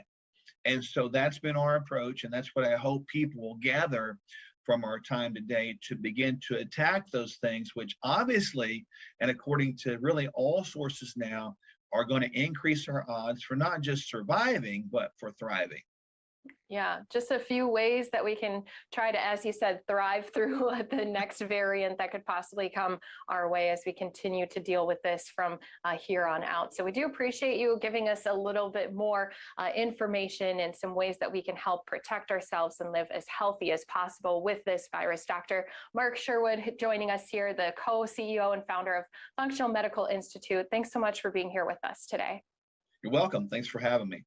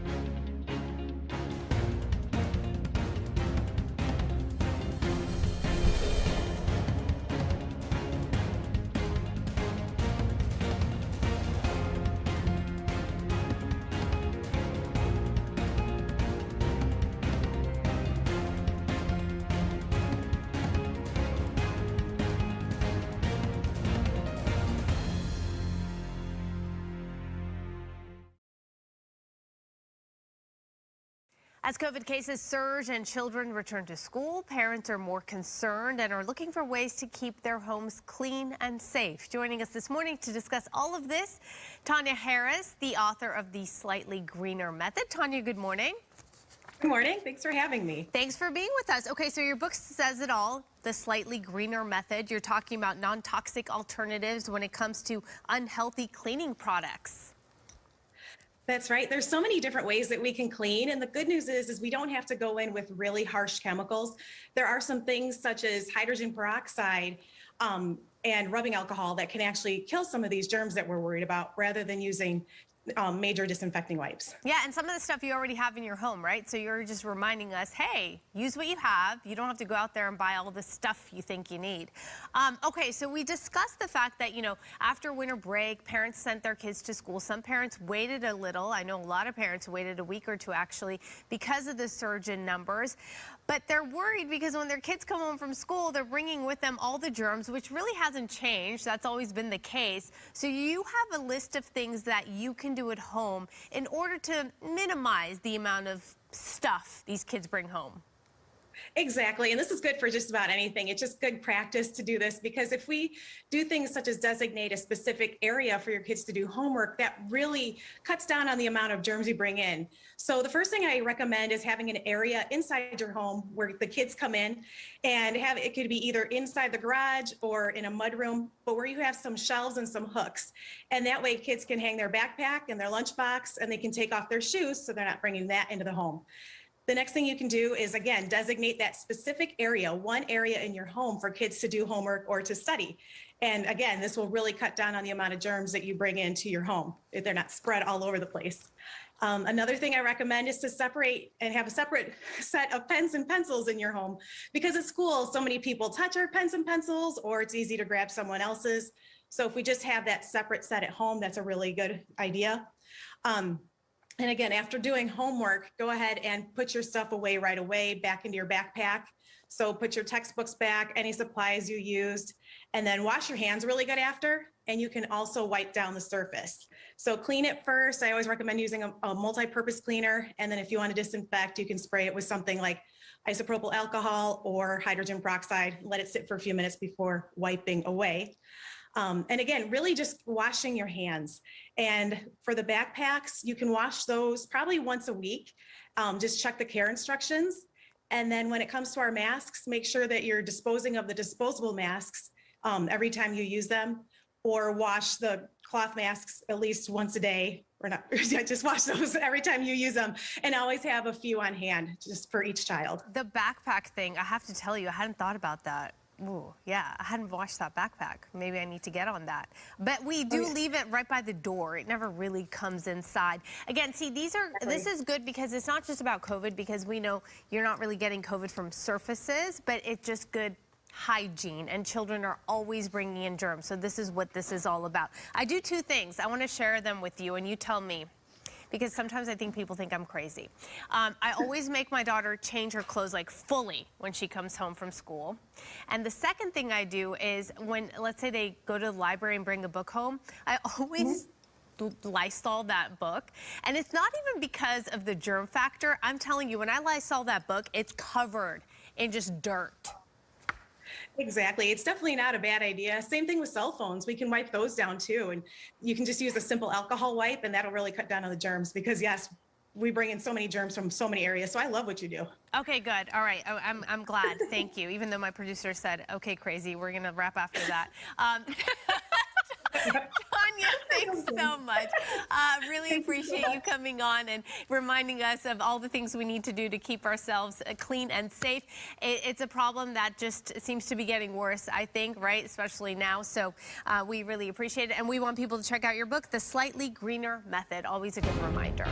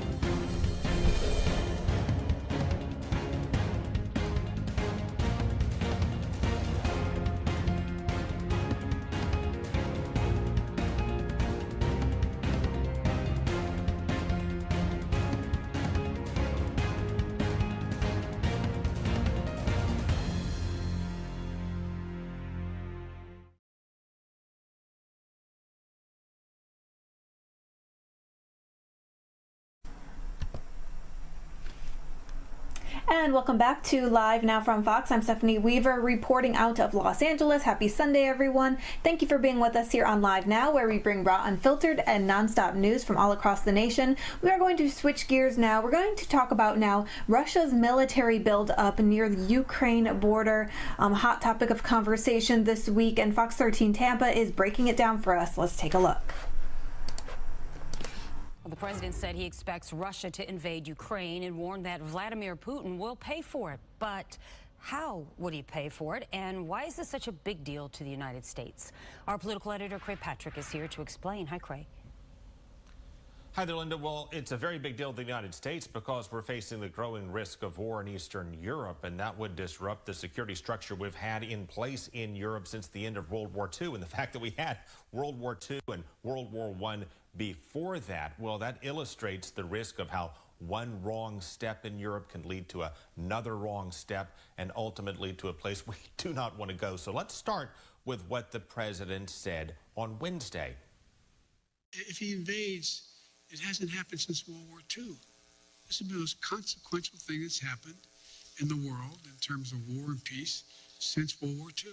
Vladimir Putin described the fall of the Soviet Union as the greatest catastrophe of the 20th century. And he wants to reabsorb Ukraine, a nation of 44 million people that broke free from the Kremlin and now identifies with the West. U.S. intelligence assessments show Russia is drawing up plans for an invasion of up to 175,000 troops. And if that happens, war could suck in other nations in Eastern Europe that were obligated to defend under NATO. And that could lead to World War III. That's the risk here. And it's the reason why this Russian buildup on the Ukrainian border matters so much to the United States. And what I'm concerned about is this could get out of hand. President Biden said he expects Russia to invade and for the United States and our NATO allies to respond with economic sanctions. My guess is he will move in, and that our allies and partners are ready to impose severe cost and significant harm on Russia and the Russian economy.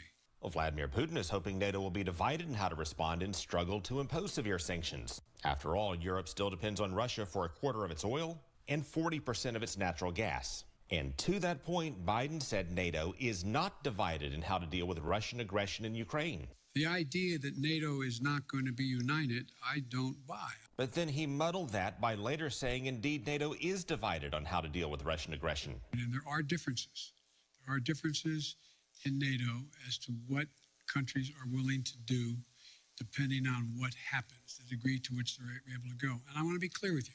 Which is why Biden is taking heat for appearing to suggest a limited invasion of Ukraine could divide NATO and give Putin a way through. And it depends on what it does. It's one thing if it's a minor incursion and then we end up having a fight about what to do and not do, etc. Are you saying that a minor incursion by Russia into Ukrainian territory would not lead to the sanctions that you have threatened? Or are you effectively giving Putin permission to make a small incursion into the country? Good question. That's how it did sound like, didn't it?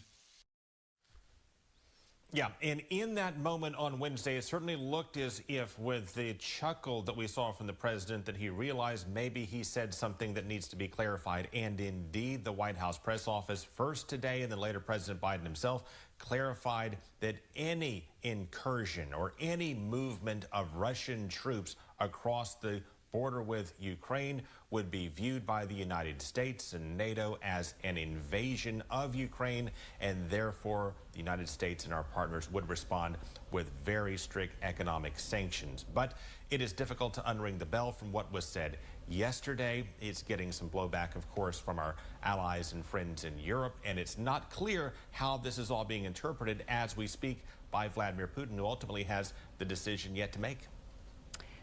So, Craig, is there anything else the United States could do to prevent an invasion of Ukraine?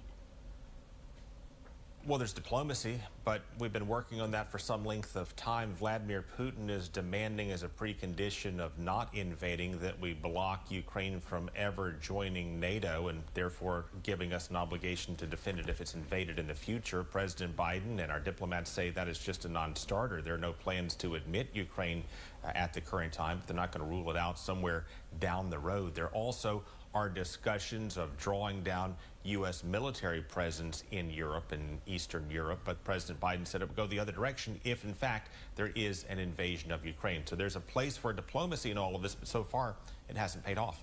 All right, Craig Patrick, I know you'll keep an eye on it.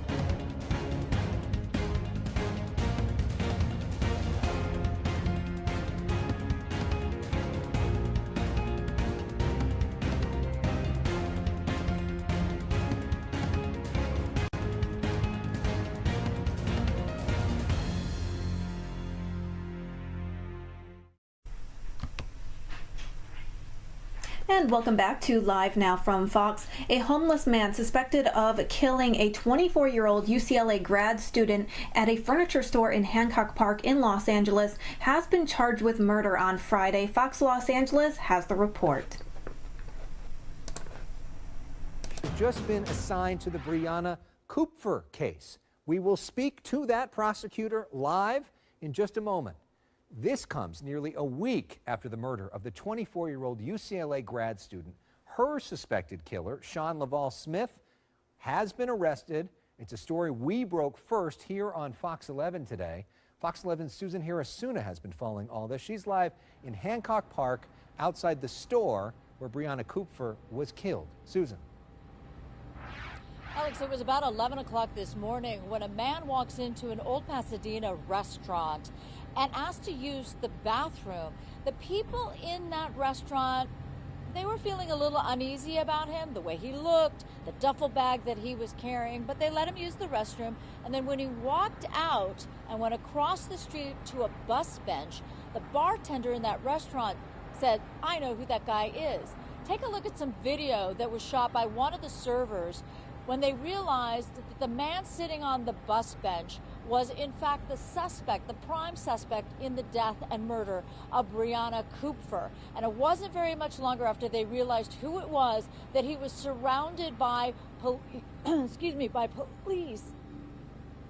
And basically a man at a bus stop also recognized him.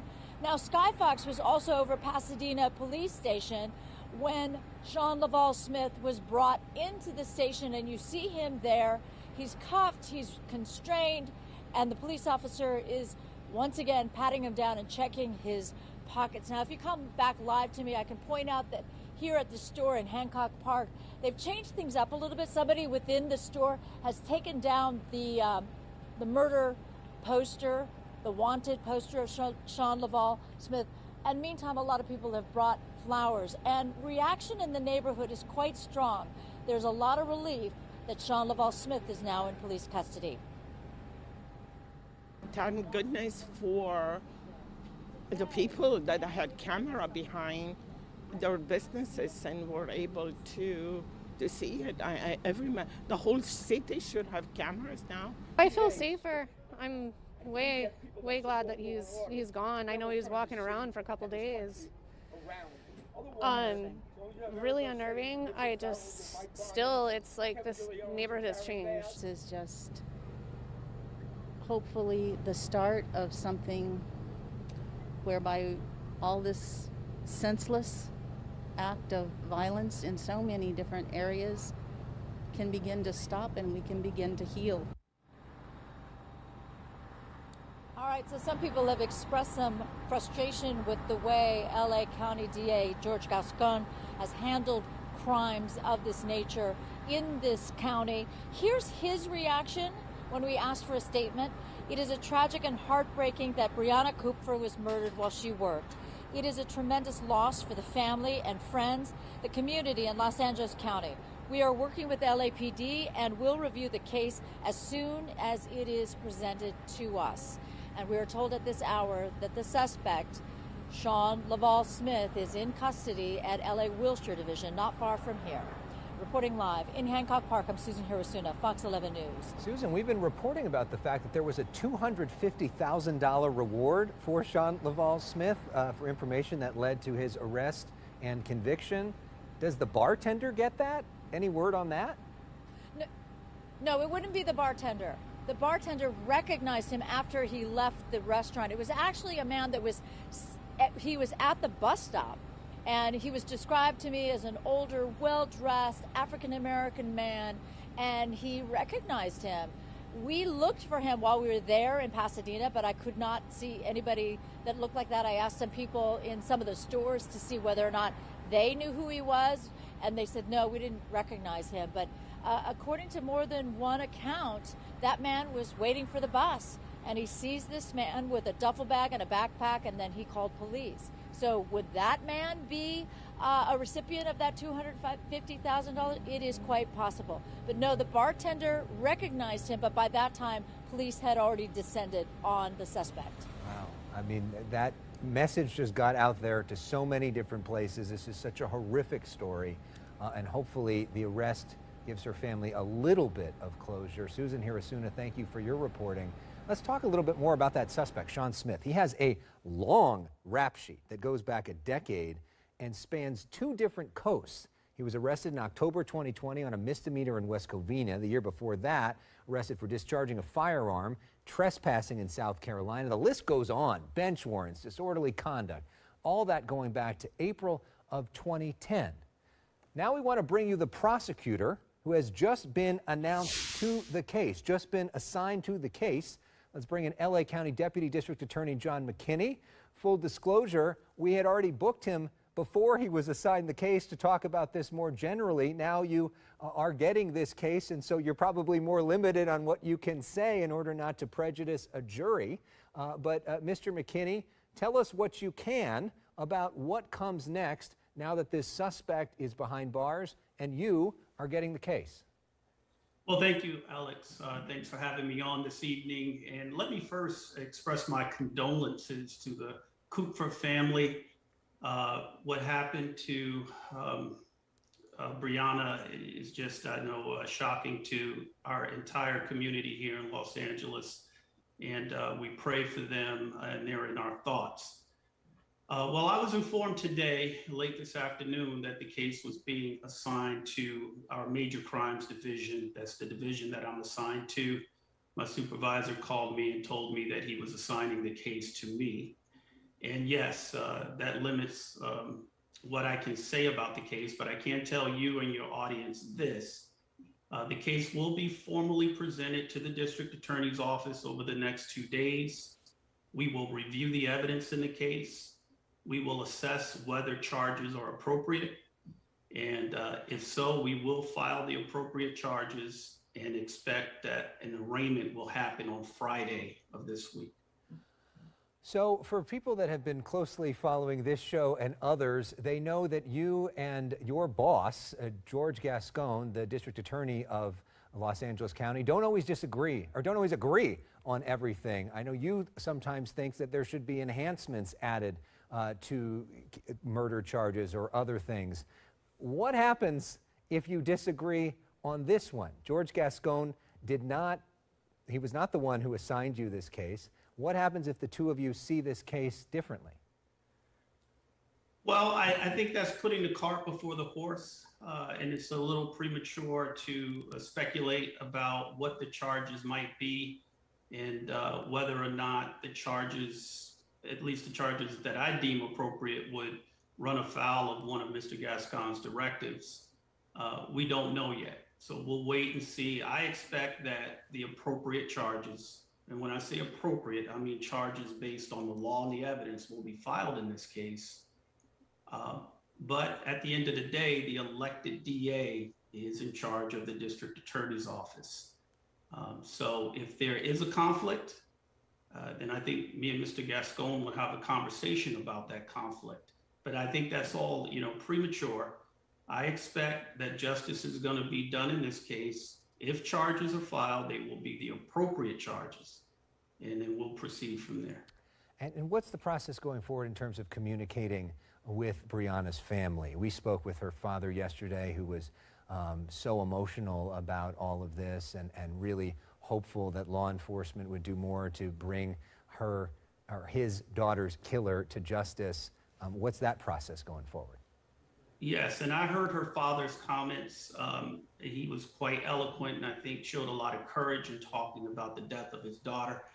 We have a victim services unit in the DA's office, and I will be working with them. I expect tomorrow we will be making attempts to reach out to him and to the family to start to build a relationship and to educate them about their rights as victims so they understand the process as it unfolds. It will be a painful process, we know. We know how slow our criminal justice system operates. We know that it's not always satisfactory to victims, but we're going to do our best. Well, speaking of not always satisfactory, I know there's a lot of people that'll see that long rap sheet for this suspect and wonder, how is this guy out on the streets? And they think about, this isn't the only homeless person who has attacked and killed in a random attack just in the last week. What's going on there? And what more, if you think more needs to be done, to try to prevent things like this from happening? Well, I have heard reports of his criminal history. I just watched the intro to my appearance here. I haven't seen his criminal history for myself. Again, the case hasn't been presented. And we opened this interview by talking about some of the limitations on prosecutors and talking about potential cases. And this is an area where I think less said is better than more. Again, if his criminal history is relevant to what happened, if his criminal history should result in certain allegations being filed, then that's something that we will certainly consider. And again, I expect this case will be filed according to the law and the evidence. So as for your broader question, Alex, about homelessness, look, I don't have all the answers. I wish I did. And I know the homeless problem is a conundrum, not just for us here in Los Angeles, but all over the country. Not having all the answers said, I do think there are certain things that we need to do. We need to reclaim our public spaces. And we have the laws already in place to allow law enforcement to make public spaces safe. I mean, the taxpayers deserve that. All of our residents deserve that. And that has to be done with compassion, but it also has to be done with conviction. We need to make sure that there are no open air drug markets, that children aren't being trafficked on Figueroa, things like that. And that's a start, but all of our agencies, the district attorney, the sheriff, the LAPD, have to work together. All the justice system partners and others have to work together on this problem. It is a complicated problem, and there is so much more that needs to be done on it. But in terms of this case, which obviously has gotten so much national and international attention, we wish you the best of luck going forward, and hopefully this case can send a message to other people too, that this sort of thing should not ever, ever, ever be tolerated. We send our love to Breonna's family tonight, and we thank you John, for coming on and for talking about this.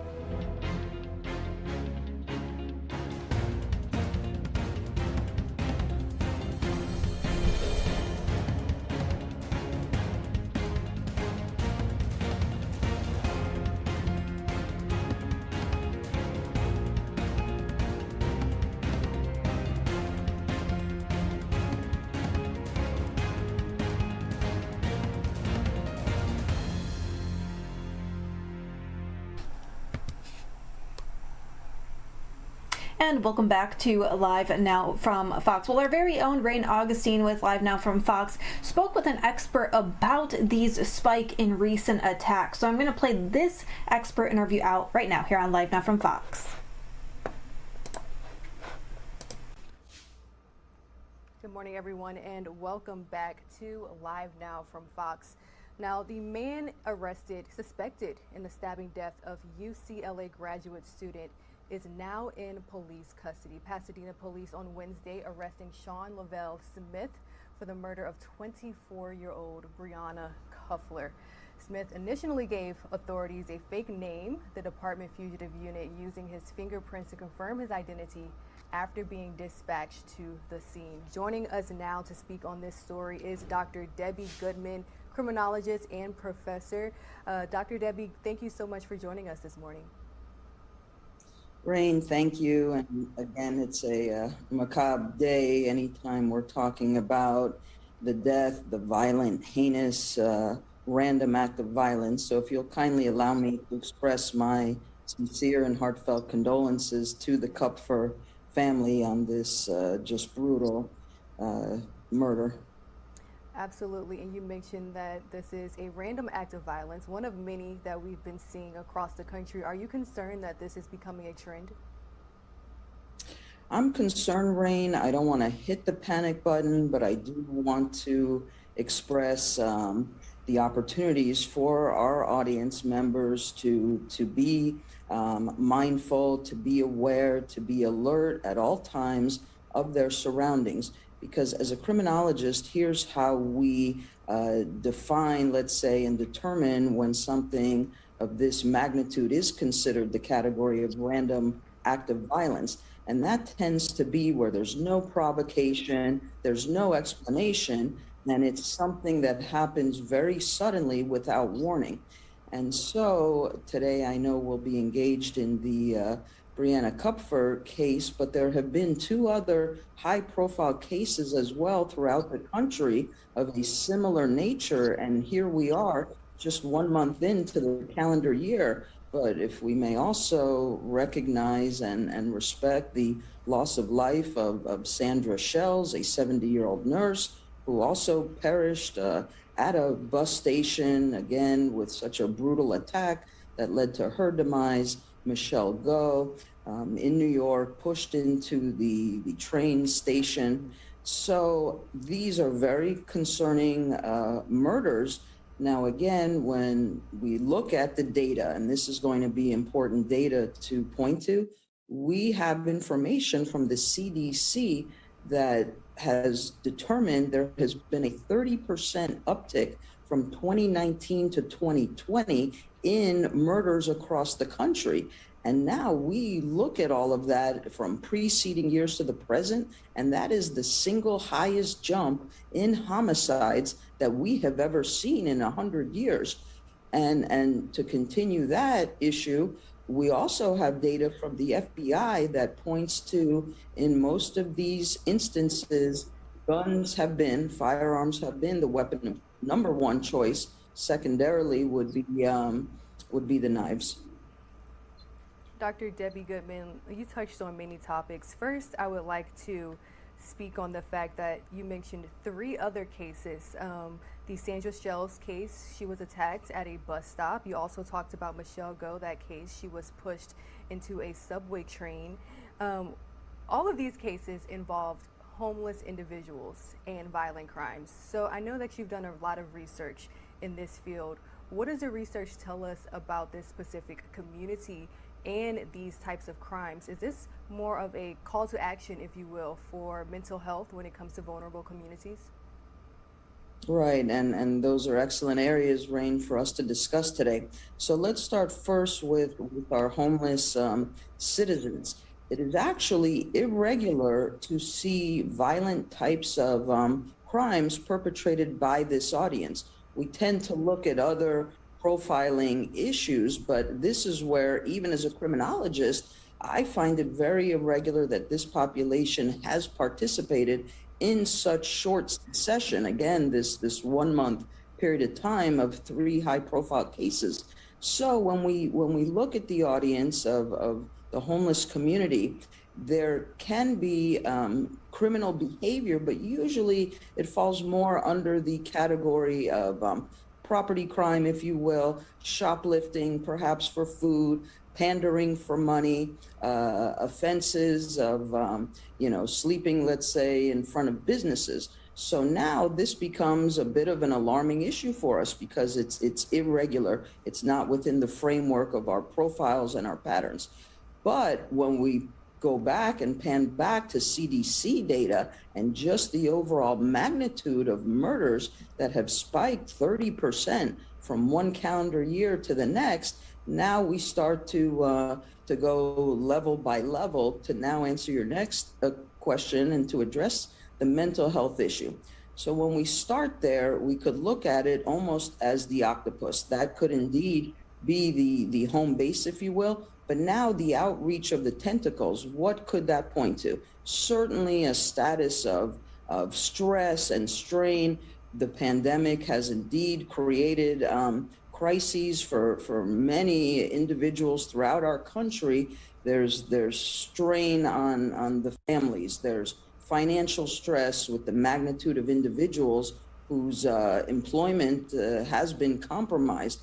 And when people are in crises, they could indeed act in a manner that is even out of character for them, because we're also looking at a lot of other things happening in the country as it relates to crime. And we've got road rage, we've got air rage, we've got people in a state of high alert and agitation.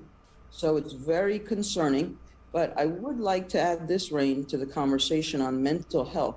As we know, as criminologists, there's different levels and layers to that too. We could almost look at a scale, if you will, of 1 to 10. 1 being a mild form, somewhere in the 5 range, moderate, and then here we are at the excessive range of 10. But if we put the legality issues together, and if we ask the question, well, are these individuals who are participating in these crimes, are they legally insane? I'd like to address that piece, because insanity in our criminal justice system is a very low probability and percentage. Less than 2% of cases on murder that go to trial are successful in the insanity defense.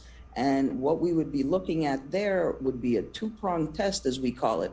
Does the individual know what he or she is doing? That's step one. Secondarily, does the individual know that what he or she is doing is wrong? And in most of these cases, Rain, whatever category of violent crime we put this in, most individuals who participate know what they're doing and they know what they're doing is wrong.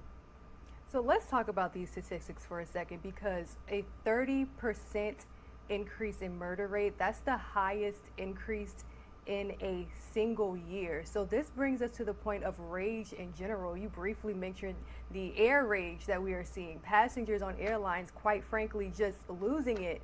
What can you say about this? What's to blame? Right. So again, we always start at some level of a baseline as a criminologist, and then we continue going from there. So if we're looking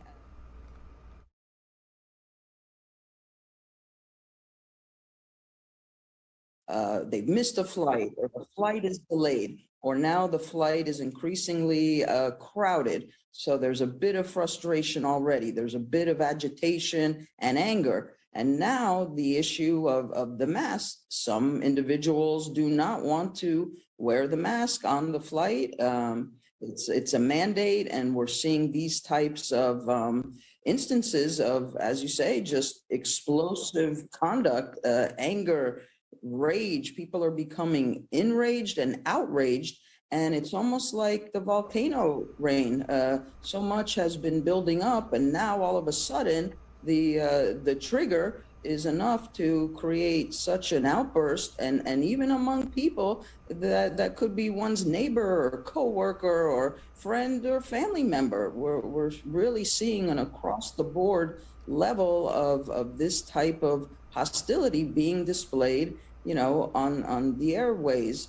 Now, if we transition to road rage, that too creates another level and layer to the conversation of individuals making a purposeful, intentional, willful choice to, on the highways, the turnpikes, the city streets, within arm's reach, perhaps in a car console or glove box, reach for their gun, discharge it, and therein lies a whole other variety of crimes in that one situation, which could, of course, be vehicular homicide if somebody dies, attempted murder, unlawful use of weapons.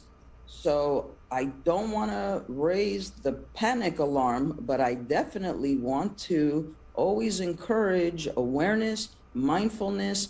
Our goal every day for ourselves, our families, our communities is safety, security, and survival. So I do want to bring things back to the Breonna Cuffler case, because at the forefront of our conversation, you mentioned two other very high-profile cases that are taking place across the country.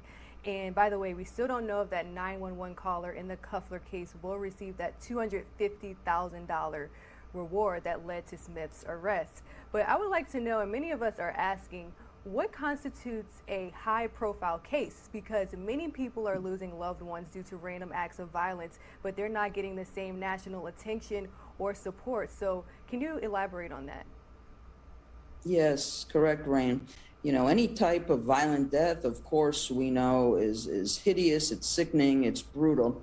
So a high-profile case tends to be one that there's a thread about the person, meaning the victim, potentially an area about the suspect. So if we go back to Breonna and the tragedy that occurred, she was a talented and bright-minded young lady with her whole career path and future that she was striving for, her education at UCLA to be involved in architectural design. She was industrious, working, you know, at her place of employment. So when we look at her story, this could be anybody's best friend, daughter. Wow. And so it pulls at us because she did nothing wrong. Her whole entirety of existence was contributory.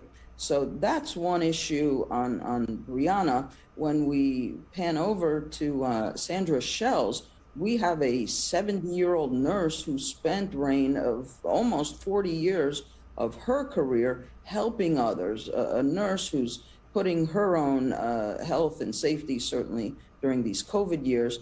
And yet the horror of her simply being at the bus station and being brutally attacked, hit in the head, falling to the concrete, fracturing a skull, it's just, again, it pulls at us because that could be one's mother, one's grandmother.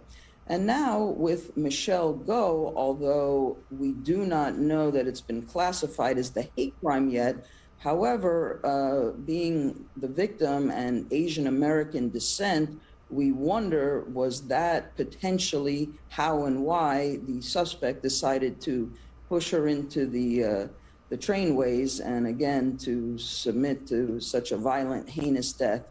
So it's horrible, Rain, anytime we look at a murder, but some cases draw more attention perhaps on media platforms because there's some type of backstory about the individual, whether it's the victim and or the perpetrator, at least in these three cases, will say himself, because the thread there is the commonality of the homeless status.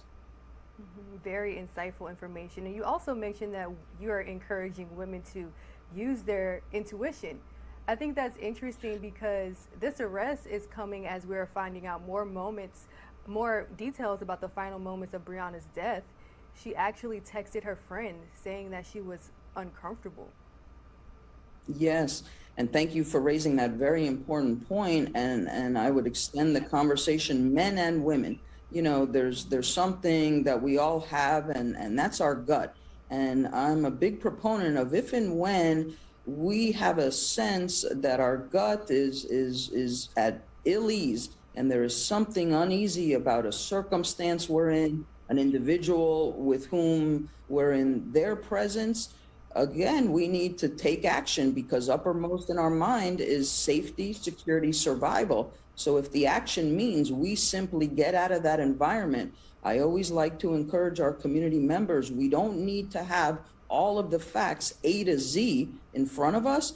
A, B, and C is enough. Just an irregular, uneasy type of feeling. That's our physiological reactions, our gut reactions telling us if something doesn't look right, sound right, feel right, let us take our own appropriate action for survival and get out of the situation. Dr. Goodman, what's the takeaway message here? Well, Rain, the takeaway message is these are concerning, troubling issues. We are looking at just the homicide rates themselves of this massive jump of 30%. We don't want to engage, Rain, in any type of provocation either. Remember, sometimes we can be right and dead right. So when it comes to these other types of circumstances as well, road rage circumstance and other instances where we already have a sense that somebody with whom we're interacting is agitated, is hostile, is aggressive, we need to, again, maintain our calm, our composure. But I really would like to stress individuals being mindful of their circumstance, being aware of their surroundings, and just always encouraging safety, security, survival, as well as the see something, say something. Our almost 1 million local, state, and federal law enforcement officers, Rain, are men and women who daily are doing their very best through dedication, devotion, determination. We appreciate certainly all that they do, but they can't be everywhere. They can't be everywhere. That's why we need citizens, we need community to make those calls when they feel there's something irregular and or a crime is potentially occurring or about to occur and or occurring. Absolutely, Dr. Debbie Goodman, criminologist and also professor at St. Thomas University. Thank you so much. Thank you so much, Rain.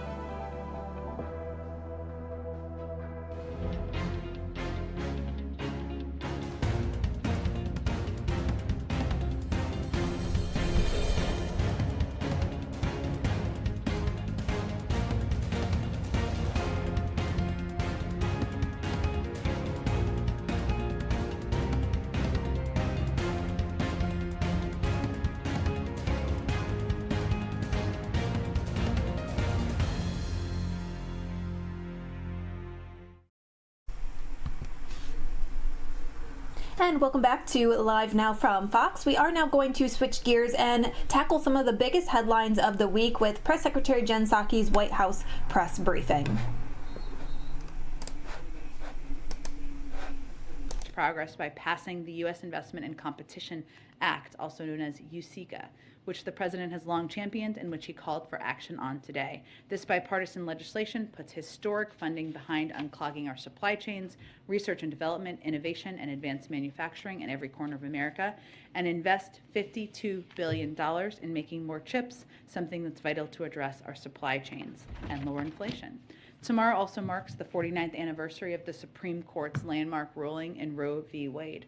Reproductive health care has been under extreme and relentless assault ever since, especially in recent months. It has been nearly 150 days since women in Texas have been denied these constitutional rights. We're deeply committed to making sure everyone has access to care, and we will defend it with every tool we have. That includes continuing to work with Congress to pass the Women's Health Protection Act and codify this fundamental right into law. In the meantime, the administration has taken a range of important actions, from repealing the global gag rule to strengthening Title X family planning program. Today, HHS announced additional Title X grants, and there will be further announcements coming from HHS later as well. This is a moment for us to recommit to strengthening access to critical reproductive health care, defending the constitutional right established by Roe, and protecting the freedom of all people to build their own future. I know we have a short time window today. We will keep up to date on when everybody needs to gather, and I'll try to get to as many people as possible, and otherwise I'll be here in my office. Go ahead, Omar. Thank you, Jen. When the U.S. presents its written response to Russia next week, is it willing to offer Russia something that goes beyond the repeatedly stated positions, particularly when it comes to Russia's demands on guarantees regarding NATO's future expansion? We will put in writing, as you referenced, the serious concerns that we and other allies and partners have about Russia's actions, as well as ideas for how we might actually strengthen each other's sense of security going forward. There are several steps we can take that are being discussed. All of us, Russia included, to increase transparency, to reduce risk, to advance arms control, to build trust. We're coordinating with our allies and partners, and we anticipate that Secretary Blinken and Foreign Minister Lavrov will meet again to continue discussions. And the president obviously is regularly briefed every day by his team, but will also be engaging with them tomorrow over the course of the weekend as well. But as Secretary Blinken said today, he made clear to Foreign Minister Lavrov that there are certain issues and fundamental principles that the United States and our partners and allies are committed to defend.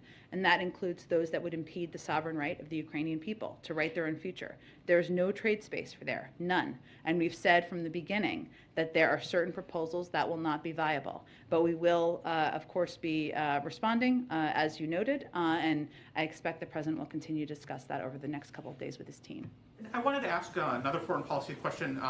The strike in Yemen today, 70 people were dead, are dead after the Saudi-led coalition strike. National Security Advisor Sullivan immediately condemned the recent Houthi strike. What's the administration's immediate reaction to this strike? And does this prompt any reconsideration of weapon sales to Saudi Arabia? I don't have any prediction of that at this point in time. Obviously, we have a long history of a relationship with Saudi Arabia, one where we raise issues where we have significant concerns on human rights and on a range of issues, and one where we have had a long security relationship that has been in the interest of the United States. In terms of this specific strike and a reaction, obviously anytime there's a loss of life, of innocent lives, that is a tragedy, and we are mindful of that and focused on that. Obviously, you know our focus and the president's focus, which is from the very beginning, he established new interim guidance concerning the United States use of military force and related to national security operations. That's how we operate here as the United States, which I think is reflective of his view. But certainly the loss of life is always a tragedy. And again, if there's anything new on our relationship, I'm happy to get that from our national security team. And just one last domestic on tax season. With reduced staffing levels, less funding authorization from Congress, and IRS already tasked with distributing funds for several pandemic relief programs. Many 2020 refunds haven't been processed. How is the administration preparing to ensure that this year's tax returns will be processed in a reasonable amount of time? Well, I would first note that a lot of this predates this administration, and you touched on that, but I think that's important for people to understand. As the Treasury Department and the IRS have said, the IRS right now has an unacceptable backlog, and that customer service that people are receiving is not what the American public deserves, and the president is very mindful of that. Many of those challenges are related to the pandemic, but also due to years of underfunding from Congress. The agency has not been equipped with the resources it needs to adequately serve taxpayers in normal times, let alone during a pandemic. The president has prioritized ensuring the IRS gets $80 billion of stable multi-year funding, resources it needs to best serve the American people. As he said in his executive order in December on customer experience, the American people deserve an effective, equitable, and accountable government that meets the needs of its people. So we would call on Congress to act now to give the IRS the funding it needs to meet its goal. But again, in terms of addressing the backlog, it's going to take some work, it's going to take some time, and I think people need to understand that they need funding, but there's a long history here that's led to this moment. Go ahead. Thank you, Jen. Secretary Blinken is leaving Geneva, and so far does not appear that he has a firm commitment from Russia not to invade Ukraine. So is another summit necessary at the leader level? Do you anticipate that President Biden will be having a summit with President Putin, the president of Ukraine? Well, let me first say that Secretary Blinken, as you mentioned, met in Geneva today with Foreign Minister Lavrov to share our serious concerns with the situation. He warned Russia that we are prepared to respond to any Russian invasion of Ukraine with swift and severe consequences, along with our allies and partners. We're also ready to continue dialogue and diplomacy. Ultimately, this has always been putting the choices up in front of President Putin and the Russians, right? It is up to them to decide which path they are going to choose. Secretary Blinken also conveyed we didn't expect any breakthroughs to happen today, but we are on a clear path in terms of understanding each other's concerns. The president will meet this weekend at Camp David with his national security team to discuss the situation. Some will be virtual, some will be there in person. We'll also continue to consult with our allies and partners, and we will respond next week in writing, as I conveyed. In terms of the president and his role, I think part of that will be discussing with Secretary Blinken and his national security team what the appropriate next steps are. Of course, the president always values leader-to-leader engagement, but we'll determine if that's the appropriate next step. He's open to that. He's always been open. Next step, and that's on the table. It may or may not be the next step, and I can't give you a prediction of if and when it will happen, but if that is the step that is recommended and that we think would be effective at this point in the discussion, of course, the president's always open to leader-to-leader engagement. Let me ask you about something that Secretary Blinken said. He told Ukrainian TV that whether it's one Russian soldier or 1,000 crossing the border, it's an attack on Ukraine. Does the president agree with that statement? Is that how he sees it? That's the president's policy that he has directed as Secretary of State to continue to convey, and what the president conveyed to President Putin. Let me ask you about the Electoral Count Act, if I could. Based on some of my conversations on Capitol Hill, and obviously there seems to be a growing consensus that there might be able to be some progress on the Electoral Count Act. Someone said to me that it could potentially be a vehicle to get pre-clearance passed.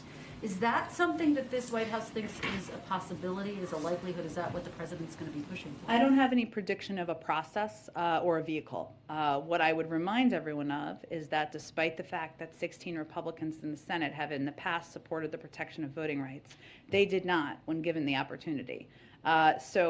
Again, I would note that the Electoral Count Act is something we are certainly open to, but it is not a replacement for. And there are many components of the voting rights legislation that are vital to protecting people's rights in this country, including the fact that we know that voter suppression largely impacts communities of color across the country. And one of the components of the voting rights legislation the president's been fighting for is requiring states that have a history of voter suppression to get approval to change their laws. It also, these voting rights legislation that we've been fighting so hard for would also ensure that there's a fundamental baseline of what people can know and expect. If you're a mother of 3, you should be able to have many places you can drop off your ballot or vote. This is not a replacement for that. In terms of a vehicle or what's possible, I don't have anything on that to read out for you. Just very quickly, it seems like there are going to be some discussions during break between lawmakers, bipartisan lawmakers, about the Electoral Count Act and where they can find consensus on this. what can we expect the president's role to be, given that he's been very clear he is going to be taking a new strategy as it relates to reaching out to the American public? Well, the president can walk and chew gum at the same time. I think what people can expect is that he's going to spend more of his time engaging with, talking with the American people and talking about how far we've come and where we need to go from here. He also has a very talented and experienced team that's already engaged in a range of conversations with Congress. But I can tell you from spending a lot of time with the president and in the Oval Office with him that sometimes he just picks up the phone and calls a member of Congress or a senator when you're sitting there. So no one's suggesting that he's not going to engage with members. What we're conveying, and what you heard from him the other night, is that as you look at the time he's going to spend over the next couple of months, it's not going to be hours and hours behind closed doors in the Oval Office.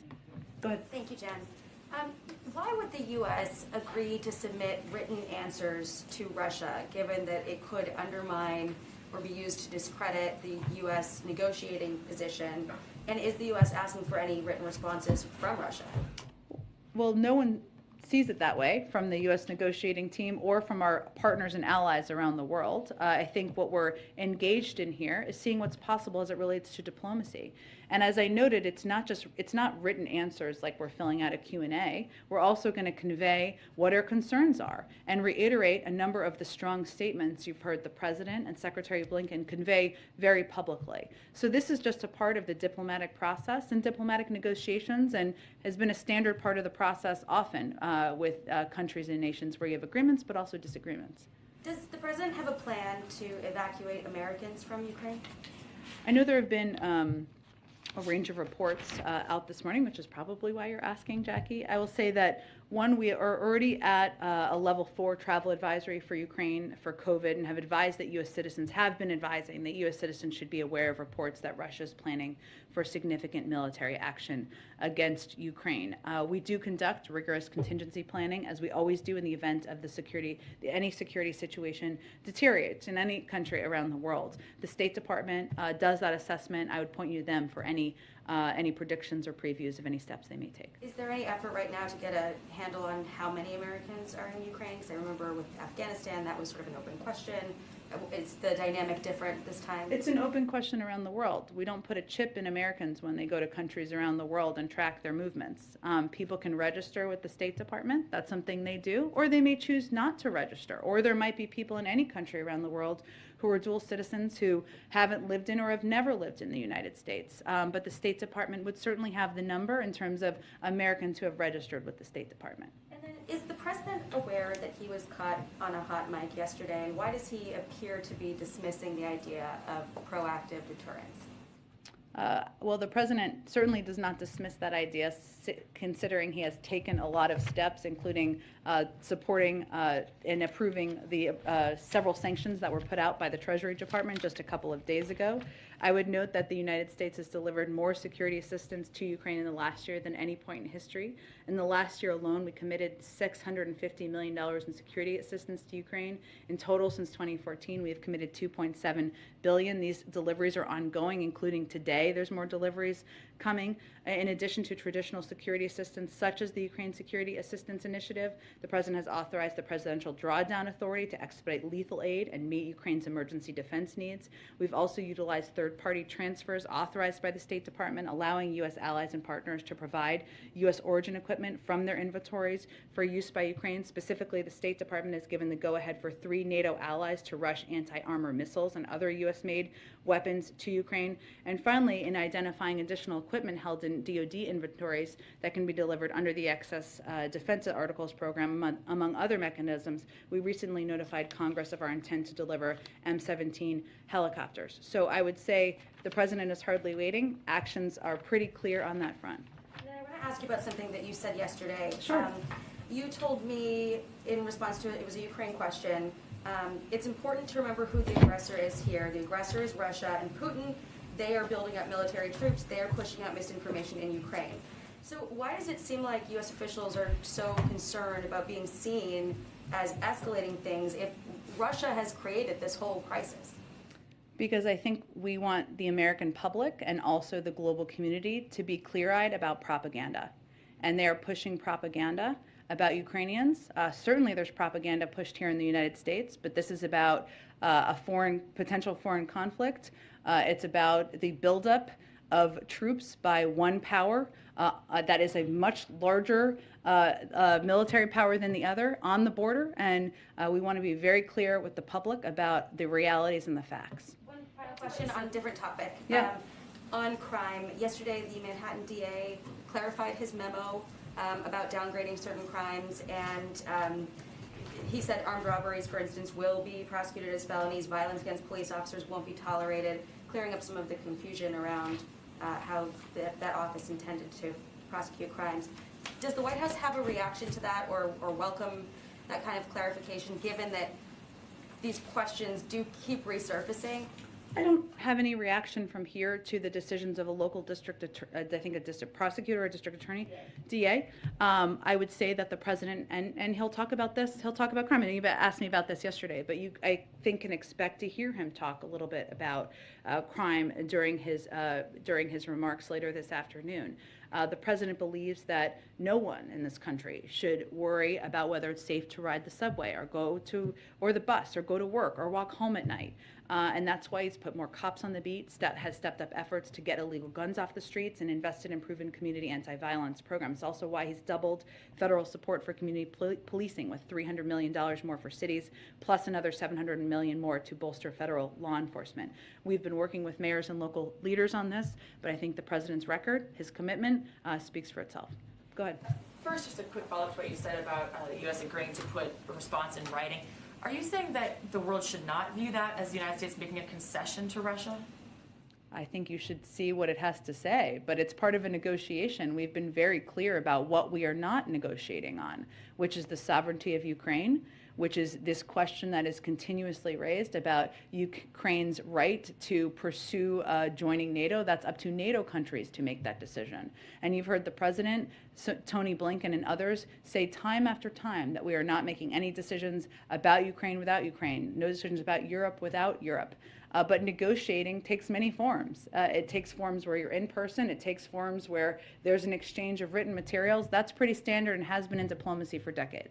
I know you've been asked something similar, but yesterday again, Minority Leader McConnell said that the U.S. should send forces to shore up NATO's eastern flank, not if and when Putin escalates, but now before it's too late. What is your response? Why wait? Well, first of all, we work in close coordination with our NATO partners and allies and respond to what their needs are. We've been very clear, and the president's been clear, that we will support whatever their needs are, should they have security needs, but I don't have anything more to predict for you at this point in time. And if I may ask one quick domestic question, just yesterday you were talking again about the idea of chunking off parts of Build Back Better. Yeah, you could get chunking, a bad word. Whatever. Maybe not the right phrase. What's the better word? Splitting off, breaking apart, seeing if there was a certain policy proposal that you maybe could get 60 votes on. Anything else you can tell us about which policy proposal you guys might feel hopeful about? Is it universal pre-K? Is it paid sick leave? Where do you guys feel like you might actually be able to get 10 Republicans? Well, you tell me. Is there a proposal where there are 10 Republicans? I'm not aware of one. Maybe there is. And there are some senators who have been out there saying they support different components. I know Senator Romney has said he supports or is open to some component of the child tax credit. He's not the only one. Are there 10 Republicans they can get to support that? Great, let us know. We're happy to have a discussion about it. That's not what the president was talking about the other night. What the president was talking about is getting as much, although we're very open to that, but what the president was talking about is we have 50 votes in the Senate. We're going to get as much, a big mountain-sized chunk, whatever you want to call it, as much as we can of the Build Back Better agenda that we can get 50 votes for. There is clear agreement on some key goals, right? Lowering the cost of childcare, negotiating the price of prescription drugs, lowering the cost of elder care, making sure the wealthiest Americans and companies have to pay more, and the unfairness of the tax system. So what we have to figure out is how much of that we can get and get approval for. So it sounds like your focus is still on a reconciliation partisan package. Absolutely. It's not that it's not.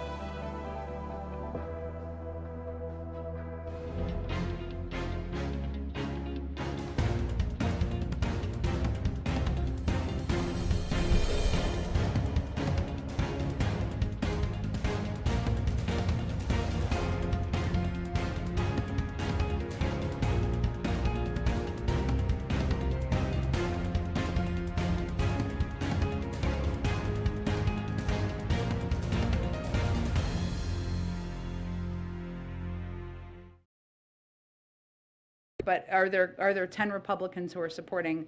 We'd be happy to. We don't actually, it's kind of a mystery. I remember when Ivanka Trump was up there talking about Well, paid listen, leave. if there are 10 Republicans who want to come support the child tax credit or something else, great. They're welcome. Let's have a conversation about it. But, that's not, I don't really know why, none of us know why they're ceding the ground on supporting the lowering the cost of childcare to us, but so far they have. Go ahead. Thanks, Jen. Over the weekend, insurers started paying for at-home tests, or you could apply for reimbursement. But Medicare is not. I know that Medicare recipients can go through their doctors, and some through Advantage programs can get reimbursement, but broadly, members of the program can't. And I'm wondering why not. This seems like a group that would be, you would most want to sort of be vigilantly testing before going to gatherings, as they're elder and therefore most at risk for COVID. And especially since you said yesterday that you had all the money that you needed to fight COVID right now, why isn't the government paying for these tests? Well, first, there are a couple things that are happening. You kind of glossed over some of them, but let me give you some specifics. So state Medicaid and CHIP programs are required to cover at-home COVID tests. CMS has also issued guidance to states to effectuate this requirement under Medicaid rules. There are a lot of people who are eligible for Medicaid out there, just to be clear, and CHIPS program. And people who are covered by original fee-for-service Medicare. Medicare pays for COVID diagnostic tests performed by laboratories such as PCR and antigen tests.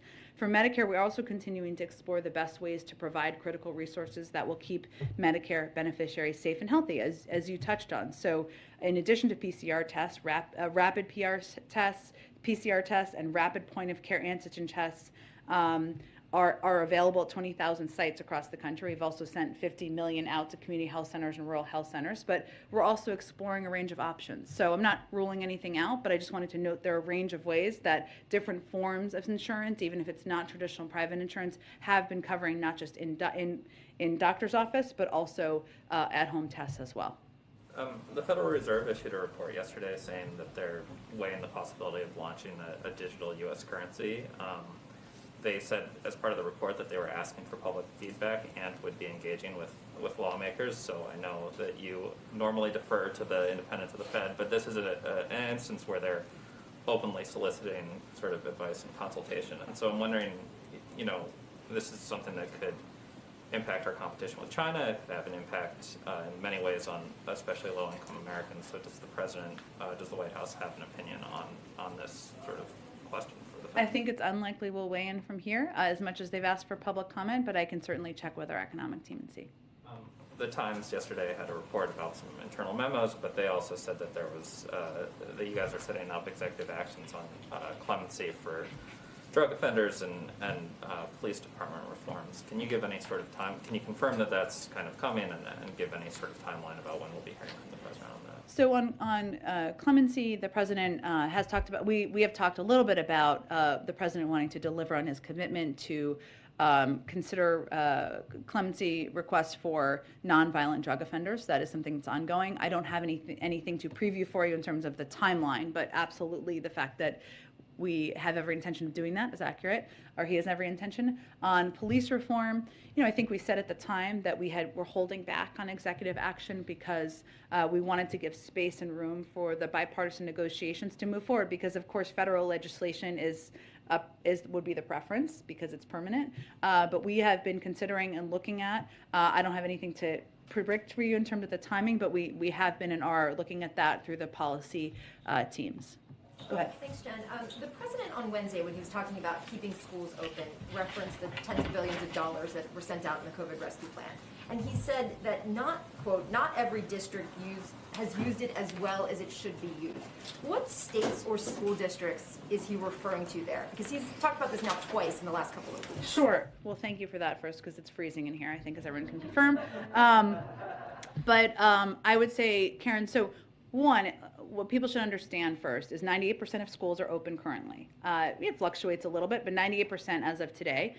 School districts, for the most part, are spending federal relief funding by and large across the country. Part of what the president's message he wanted to hammer home when he spoke the other night, and as you said, he's talked about this a little bit, is to spend the money right now for any school that has some left, or maybe some haven't spent all of it, and I'll get to that in a moment. And it's important for any of these school districts to know that different school districts spend it in different ways. So in DeKalb County in Georgia and Desert Sands in California, they're investing in safety measures like ventilation. Cut Bank School District in Montana are increasing pay and providing bonuses to help retain educators and staff. There's lots of ways to use it and spend it for those who haven't done it. But we're continuing to exert pressure anywhere that hasn't. So in terms of, an example would be Florida, where they have done little to distribute money, to little to no steps to distribute money to state, across the state and to school districts. Now, part of it is you have to write a plan for how you're going to keep schools open to get the third tranche of money, and some have been delayed in that. But right now, that's an example of a state that could do more.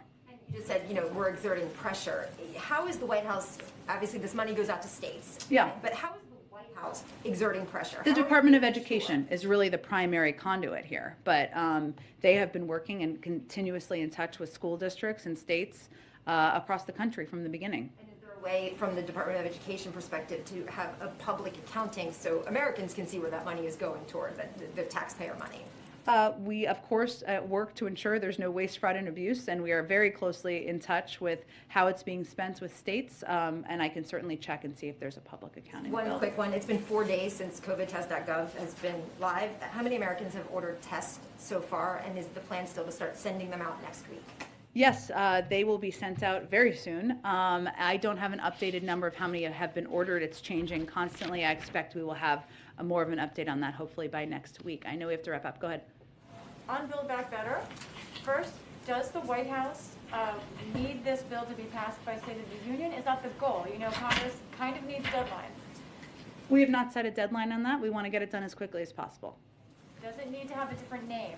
Speaker Pelosi suggests that perhaps it does. We'll see. Do you have any ideas? Actually. You guys are all worth it. No, wait, no, I've got a few more. On the Electoral Count Act. Yes. I know you said that the president has many conversations on a wide range of topics with lawmakers on the Hill. But here's the question. It's a bipartisan group right now.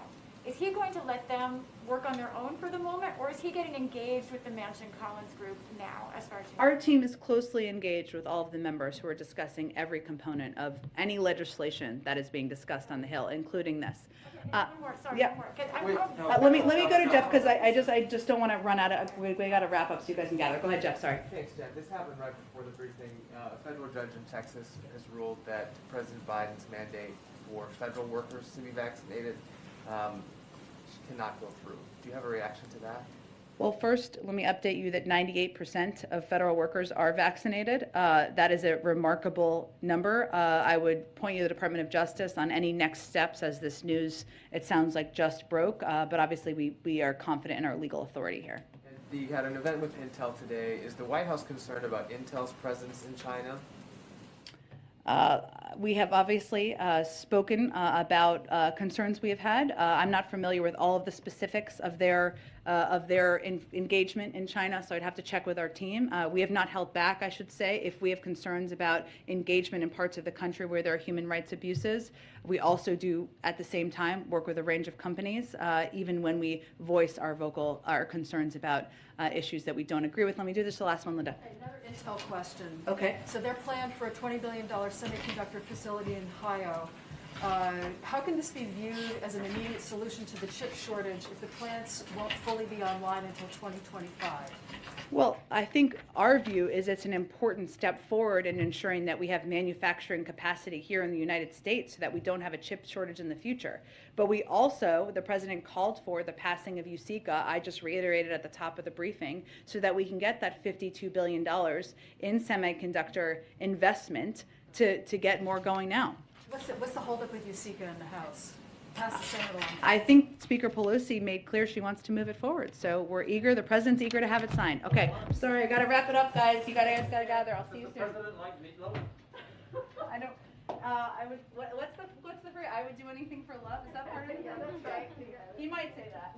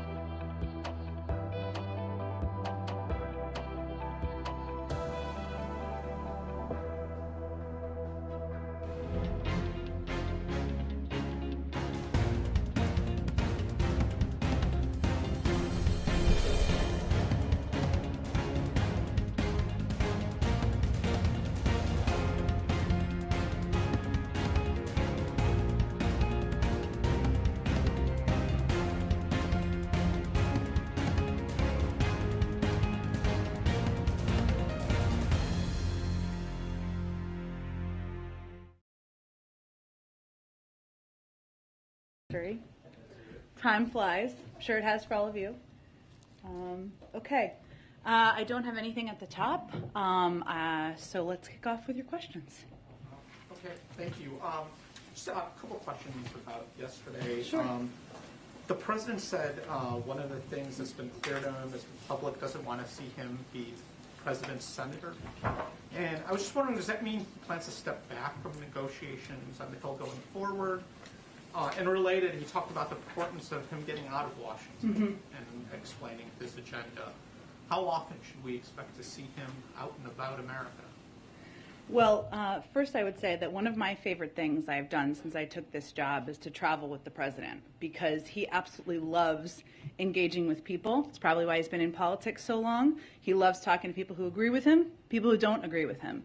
And I think what you heard him say a lot last night is reflective of what he's been telling us for some time now, which is that he wants to do a lot more of that. What that looks like on the schedule, we're still determining that, but it certainly means you'll see him out on the road more. You'll see him probably bring members of Congress with him on Air Force One, as he's done recently, and he's really enjoyed the opportunity to be able to have those free-ranging conversations with them on the back of Air Force One. And it means you'll see him talking more about his agenda and what he's doing to make people's lives better. So we don't have anything more to preview, but I think you heard very clearly multiple times last night from the president that that is how he wants to spend more of his time moving forward. But to go back to the origin of your question there, Amr, it doesn't mean, what it means is he has a talented, experienced legislative team. Some have said one of the most experienced legislative teams in recent history. That is true. And he's certainly going to continue to rely on them, and probably rely on them more to get a lot of the business done and negotiations and work with Congress.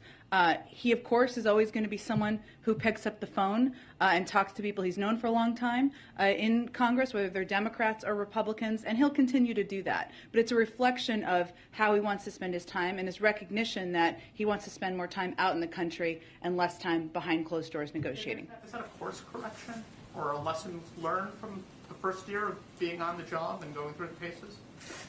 I wouldn't put it exactly in those terms. I would say that it's a reflection of how our own of his view, which we share, of how we can best use his time. And there's nothing more valuable than the president's time. But it also means bringing members of Congress with him on the road sometimes, having them listen to the American people, people who agree with them and don't agree with them. COVID obviously has posed some challenges, but that's what it's a reflection of. The second thing I wanted to ask about yesterday was President Biden said the midterm elections both easily could be illegitimate. Is he predetermining that the November elections are going to be suspect? Well, I talked to the president about this last night and this morning. He was not intending to cast doubt on the legitimacy of the 2020 election. He was actually attempting to make the opposite point, which is that in 2020, despite COVID, despite many attempts to suppress the vote, a record number of voters, Democrats and Republicans, independents too, turned out in the face of a pandemic, and election officials made sure they could vote and have those votes counted. He was also explaining that the results would be illegitimate if states do what the former president asked them to do in more than a half a dozen states in 2020, after the 2020 election, toss out ballots and overturn results after the fact. And his view is that one of the most important roles we can play now is informing and educating the public on what these laws are, on efforts to suppress their vote, and even beyond the laws, efforts in different states across the country to make it more difficult for them. Go ahead, Phil. Thanks, Jen. Just to follow up on that, the president said, predicted that something would get done on the electoral reform side. Senator Manchin said today that he had spoken to the president about the bipartisan effort that's going on related to the Electoral Compact as well. Is the president getting behind that effort? Are you guys involved in that effort? How do you see that effort playing out, given kind of went against that effort earlier through the context of the John Lewis Act? Well, we've never been against it. We just have always wanted to be clear that it was not a substitute for voting rights legislation, which some, I think, were attempting to project. And so, especially as we were working to get the John Lewis Voting Rights Act across the finish line, and the Freedom to Vote Act, which do very different things, right? I mean, than the Electoral Count Act. The Freedom to Vote Act creates standards for voter access and voter registration, outlines criteria to make redistricting less partisan, and strengthens campaign finance laws. The John Lewis Voting Rights Advancement Act establishes a new pre-clearance process to ensure that certain states and jurisdictions need approval from the Department of Justice before moving forward with changes that impact voting rights. The Electoral Count Act does something entirely different. So I think our point is it's not a replacement for it. But certainly the president is open to engaging with, talking with, as we are, even though it's not a substitute. Republicans and others who are interested in moving forward. Another legislative question. The president talked about breaking up pieces and build back better. I think I understood what he was trying to say there, but just for clarity for congressional process nerds. He's still talking about... We're in D.C. It's a safe place. Lots of process nerds here. Scaling back a single reconciliation package, moving that forward, and then maybe voting on things that aren't in that package. Is that the context here? Well, he wasn't necessarily dictating what the size would look like. He wants to get as big of a chunk as we can get done and through Congress. He also recognizes that nothing is going to get done without 50 votes. So we're not confronting a choice between what can happen in our ideal. It's a choice between, do we make critical progress for the economic well-being of middle-class families and in tackling climate crisis or not. So right now, it's determining how big that chunk can be through the reconciliation process, which, as you know, as a budget nerd, requires 50 votes. If you break different pieces apart, or as you continue to fight for anything that might not be in there, it would require 60 votes, of course. And if there's 10 Republicans who want to support efforts, of course, we'd welcome that. But he's talking about getting a big chunk, as much as you can get done, where we can get an agreement of 50 members of the Senate. Okay, and then just one last one.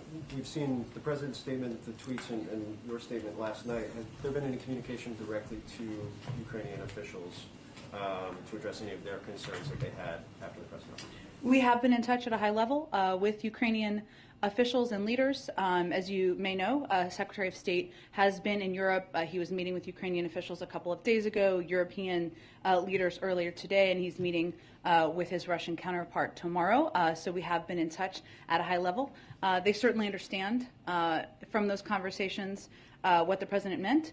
And you saw the president make a statement or convey clearly his point of view this morning, which is reflective of exactly what he said, most importantly to President Putin. Go ahead. Jen, just to make it very clear, has President Biden spoken to President Zelensky since his comments yesterday?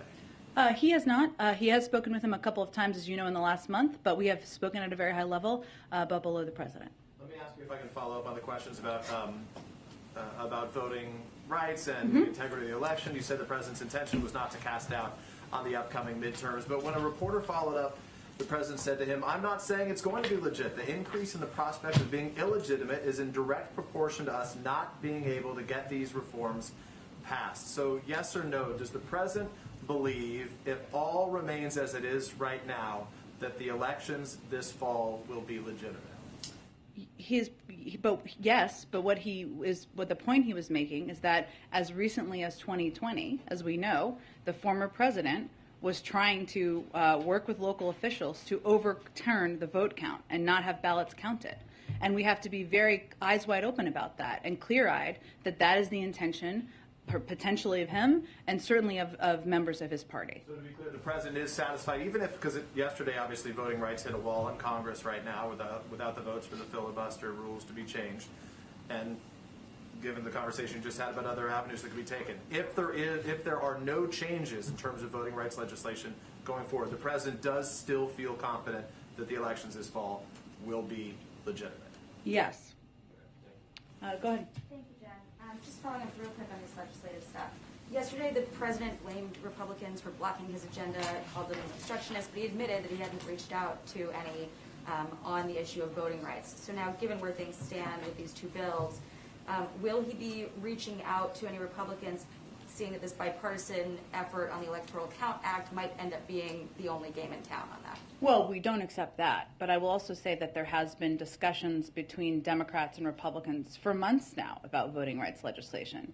They have been invited multiple times, a part of the conversation, reached out to, engaged with. 16 of them have supported the protection of voting rights legislation in the past and declined to do that this time. They are not uninformed about exactly what this legislation would do, and they've always been welcome to be a part of the conversation. They decided not to, and I think that's important for people to understand. Real quick question on crime, then I want to ask about Ukraine. Ahead of the president's meeting with the mayor's conference tomorrow, some of the biggest headlines this week have been the New York City woman being pushed to her death in a subway, the woman in LA being murdered allegedly by a career criminal. I saw this morning that you went on TV and reiterated the president's position. Yes, on Fox. Thank you for joining us. That he wants to fund police and make clear that crime is something that this White House takes seriously. But you guys have not weighed in on the actions from these prosecutors. So why hasn't the administration weighed in on some of these new policies from DAs who are downgrading certain crimes or refusing to prosecute certain crimes, given that it could undermine some of these broader efforts that your White House is making to show that it takes crime seriously? Well, one, there is a law enforcement component and a justice component of the federal government, right? The president has been crystal clear, I think, and almost every time he's spoken about this, that he believes that more needs to be done by local leaders. We're going to support funding to ensure they have that, whether it's local COPS programs or other programs to support surge response teams, as we're seeing different kinds of crime in different parts of the country. And that will continue to be what he advocates for. But I wouldn't expect he's going to comment on or engage in every local law enforcement action. Moving on to Ukraine, bipartisan members of Congress from several different committees this week have been told in briefings that U.S. officials believe Russia is likely to invade Ukraine, despite this continuing narrative that Putin has not made up his mind. They're saying that satellites, signals intelligence, and human intelligence is all telling the same story. What they're seeing and hearing is about to happen. And the president's comments last night seemed to corroborate that to a certain degree, where he said, "My guess is Putin will move in." So why wouldn't the U.S. introduce sort of level 1 sanctions as proactive deterrents and then remove them if Russia de-escalates? Well, one, I said 2 days ago, we're now at a stage where Russia could at any point launch an attack in Ukraine. And we've been pretty transparent about what we're seeing, both in our briefings, but also in our engagements with all of you and in our conversations with our European partners. I would note that this morning the Treasury Department did announce sanctions on individuals who have engaged in influence activities directed by the Russian governments. This action was part of our ongoing, long-standing efforts to counter Russia's network of influence efforts and to expose Russia's dangerous, threatening, and ongoing campaign to destabilize Ukraine. These individuals are at the heart of Russia's destabilizing campaign in Ukraine, and we stand united with the Ukrainian government. We are not waiting to take action to counter Russia. We see what they're doing. We are disrupting it. And these actions are also, of course, separate and distinct from the broad range of high-impact, severe measures we and our allies are prepared to impose in order to inflict significant costs should they invade. The president said he thinks Putin will test the West. Isn't that in some way already happening? And why are we spending this time debating what to do after an invasion rather than mitigate the risk of one in advance of that happening, especially because this buildup is already causing economic consequences for the U.S., having to send additional aid? Shouldn't the threat of an invasion also carry serious economic Well, I consequences? just referred to Treasury sanctions we announced this morning, right? We've also provided more assistance to Ukraine than any year in history, including defense assistance. Those are. But again, what we're making decisions on based on decades of experience the president has and decades of experience of our foreign policy team and through consultation with our partners on what is going to be the most effective step. President Putin is going to make the choice he's going to make. Either he's going to decide to invade Ukraine and suffer severe economic consequences, or he's going to decide to engage in diplomatic discussions. It's important to remember who the aggressor is here. The aggressor is Russia and Putin. They are building up military troops. They are pushing out misinformation in Ukraine. That's who we need to keep our focus on and make sure we're educating the public about their actions. Go ahead. Where do deliberations stand on the broader economic sanctions that you're planning? Has the president given a final sign-off on a package? I don't have an update on that. I believe, Steve, that we're continuing to consider a range of options and haven't ruled out any that have been reported, but I don't have an update on the internal status. Peter asked you whether you've been in touch with the Ukrainians. Yeah. Have any allies sought clarification of the president's remarks? Well, Secretary Blinken saw his European counterparts this morning. I don't have any. I know he just spoke and I think answered questions, but I didn't see the full totality of that. But certainly he reiterated what you heard the president say this morning, what the president has also conveyed directly to President Putin. And we have been in such close contact, I think over 100 engagements over the last several weeks with our European partners and counterparts, with our NATO partners, with the OSCE, with the EU, to make sure we're working in alignment and in lockstep about how we're going to approach any actions President Putin takes. The president talked a little bit about the possibility of another summit with President Putin. What about a phone call in the next few days just to try to fix things? I don't have anything to predict on that front, Steve. I would say that, as you know, last week there were 3 rounds of discussions. This week, Secretary Blinken is, of course, in Europe, and there was also a bipartisan congressional delegation there. The president has been in touch with all of them.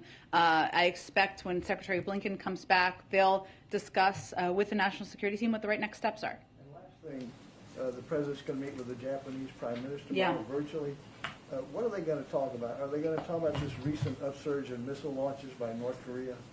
I expect there'll be a range of topics of discussion. He looks forward to meeting with Prime Minister Kishida to further strengthen the U.S.-Japan alliance, deepen ties between our economies and other people, and advance our vision, including about a free and open Indo-Pacific, and that includes security. I think we're going to have a preview call later today, I expect, so I will leave it to our experts to give you more details and information. Go ahead, Cleve. Hey, thanks, Jen. Just a follow-up on going out into the country. Biden conceded that he needed to do more, but I know that there are already folks that have talked to them who are disillusioned with the last year. I wonder if there's a special message that goes out to them, or does the White House worry that it's disillusioned some people, from ever coming back into the fold? Do you mean members of the party or the voting rights groups, black voters in, say, places like Georgia and South Carolina? Yeah, look, I think you heard the president say last night, several times, I think, that he was deeply disappointed that voting rights legislation didn't move forward. You've also heard him say, and he would repeat this to advocates who have been fighting so hard since the 2020 election, that he's going to fight until his last breath to ensure there is voting rights legislation that passes. I know today marks 1 year, but that does not mean our work is done. Nobody's packing up their bags. We are continuing the fight and continuing the work ahead. So that's what he would convey to those advocates. I think what you will see him do, and again, I don't have anything, I know Amar asked about this, is be out there doing what he's done for many decades, and people have covered him for a long time know he loves engagement. I've never seen anyone who likes a rope line or a photo line as much as he does, having conversations with people, and some of them may be people who care deeply about voting rights, some of them may be people who care deeply about their small business or health care, whatever it may be, or maybe a combination of all of those things. Has the White House had any conversations about an executive order that would do what H.R. 40 does, the one that would study reparations? I can check on that and see if there's anything to update you on. Go ahead. Thank you. I'm Gerard DeLay from Bloomberg. Yes, Gerald, how are you? Good to see you again. Good to see you. When will the White House engage in new talks with Senator Manchin on Build Back Better? Last night he told reporters that no one has contacted him. Well, I think as I've said here before, we are not going to read out or detail all of our engagements with every senator, including Senator Manchin. And we are in touch with every senator at a senior staff level. That is true, but of course he's a key part of getting legislation across the finish line, and you heard the president convey his desire and interest in doing exactly that. Will a new Build Back Better proposal be forthcoming without the expanded child tax credit? I'm not going to prejudge what it's going to look like. The president proposed an extension of the child tax credit because it's something he very much believes in. It helped cut childhood poverty by 40% last year. That's significant. It helped a lot of families get them some breathing room, help them make ends meet. But again, what the president knows is that there is agreement in Congress among Democrats about a couple of things. Doing more to lower costs, lowering costs for child care, for health care, negotiating with on prescription drugs, and we got to figure out what we can get in a big chunk of a package to get it across the finish line, but I'm not going to negotiate from here. Go ahead. Thanks. I have questions today on East Asia and also on Iran. Okay. Starting with East Asia and the upcoming U.S.-ASEAN summit. Mhm. Can you just talk a little bit about how important ASEAN is for U.S. policy in the region and how you view specific ASEAN members in those goals, in the context of those goals? Well, I think what you've heard the president talk about before as it relates to how he was going to approach, and even if we reflect back on the first year, rebuilding our partnerships and alliances, and some of those are through pre-existing structures like ASEAN, some of them are through direct bilateral relationships, has been a priority for the president from the beginning, because he thinks it will strengthen our objective of advocating for human rights, for global security, and for even working in conjunction to address big global problems, right? Like the global economy or the COVID crisis. In terms of the exact agenda, I don't have the details of that yet. I'm sure we will preview it as we get a bit closer. But it's another opportunity for him to have conversations about how we can work together and how we can rebuild a lot of the relationships that were destroyed over the 4 years prior to him. Well, then quickly on China before I move on to Iran. The president said yesterday that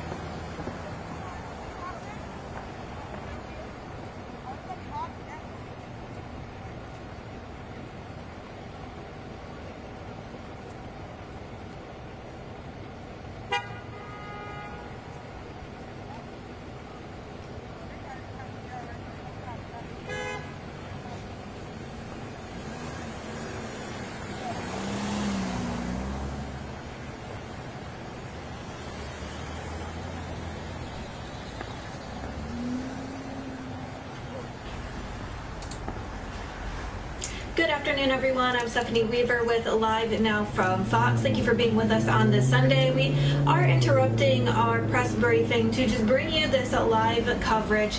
Wounded New York Police Department officer Wilbert Mora is being transferred from the Harlem Hospital to a New York University Medical Center. Police said on Sunday the officer remains in critical condition after he was shot during Friday night's deadly encounter between police and a suspect inside a Harlem apartment.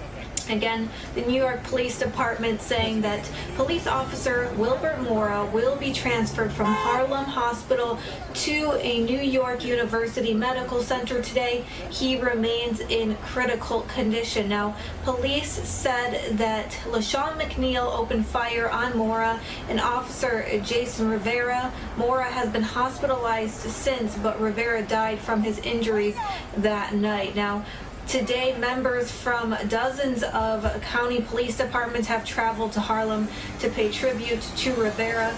Police responded to a 911 call from a woman who reported a domestic dispute with one of her sons, later identified as McNeil. Now, the woman told police she recently had a medical procedure and McNeil was in town from Baltimore to help her, but they got into a dispute that led her to call 911. But again, Rivera and Mora approached the bedroom. McNeil allegedly opened fire, striking both of them.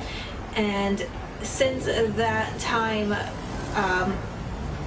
Mora is now being sent to a new hospital from Harlem Hospital moving over to New York University Medical Center. Once again, bringing you this coverage and just pulling up all these feeds for you here. A wounded New York Police Department officer, Wilbert Mora, is being transferred from Harlem Hospital to New York University Medical Center. Police said today Officer Mora remains in critical condition after he was shot during Friday night's deadly encounter between police and a suspect inside a Harlem apartment. So just wanted to bring you the breaking news. We will go out to a quick 2-minute commercial break, but when we return, we will finish up that press conference, that White House press briefing from Thursday. Thanks for being with us here on Live Now. I'm Stephanie Weaver.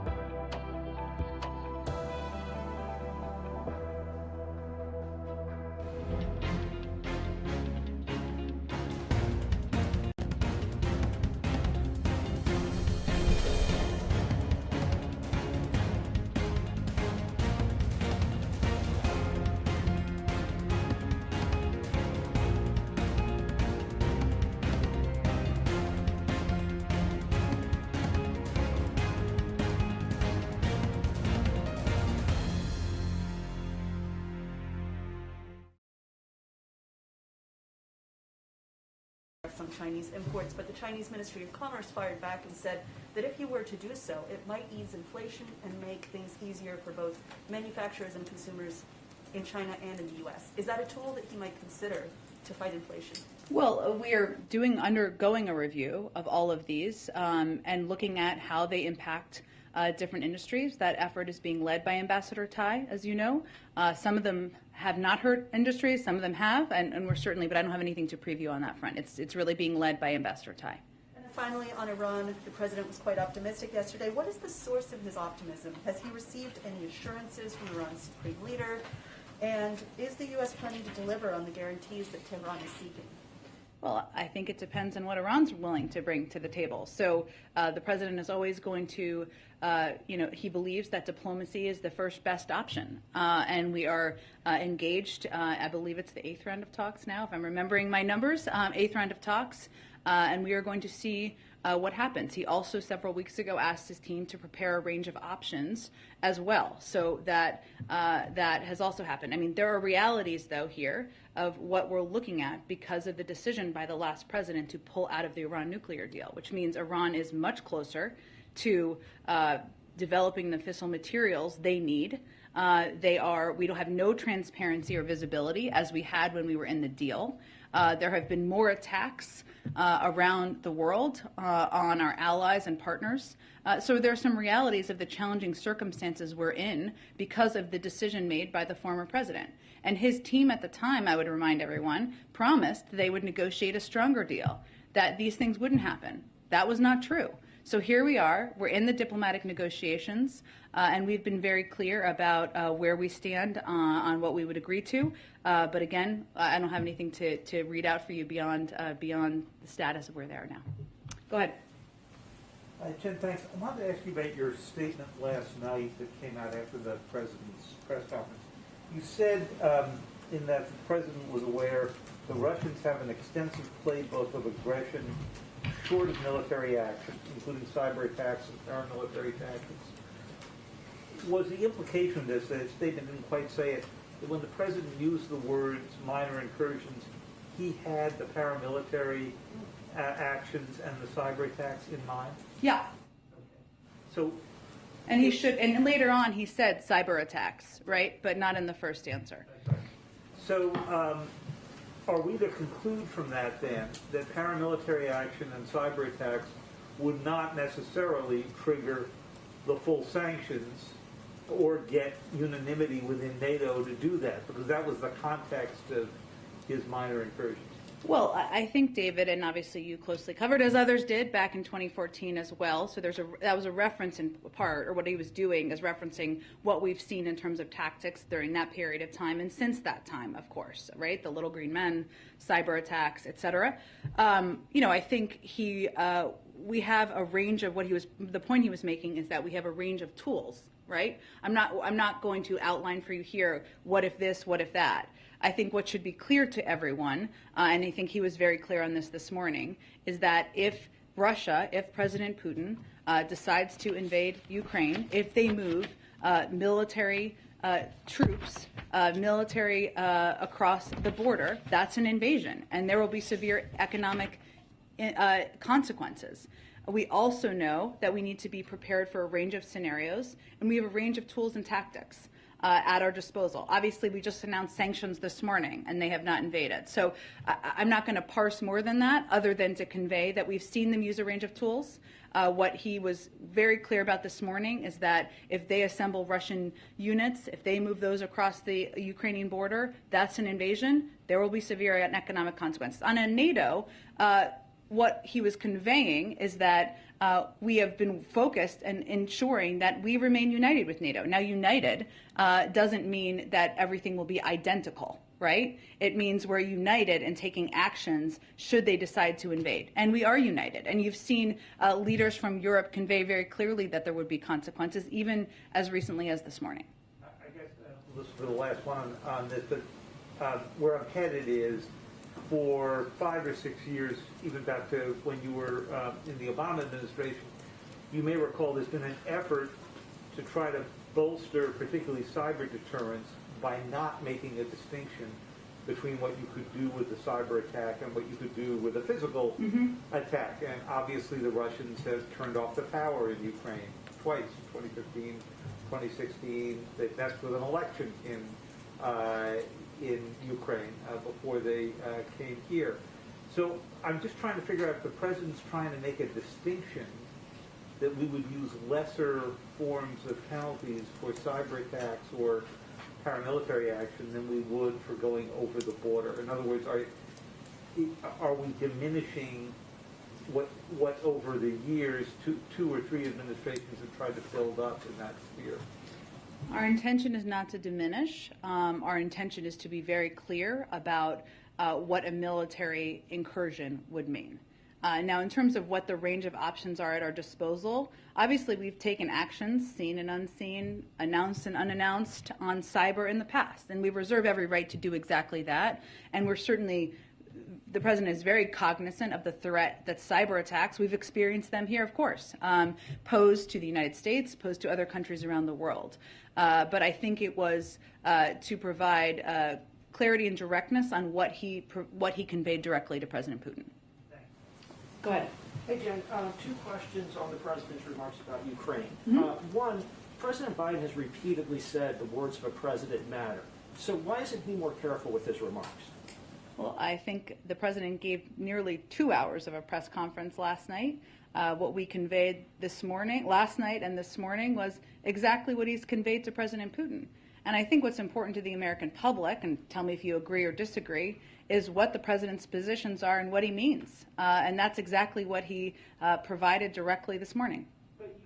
Fox News to clarify. I was already planning to go on Fox News. Looking forward to it, in fact. Take the time to send out the tweets, do the media appearances. Does that doesn't take long to send out a tweet? Promise you. Does that take away from the? But does that take away from the administration's ability to send a consistent message to international allies and the American people?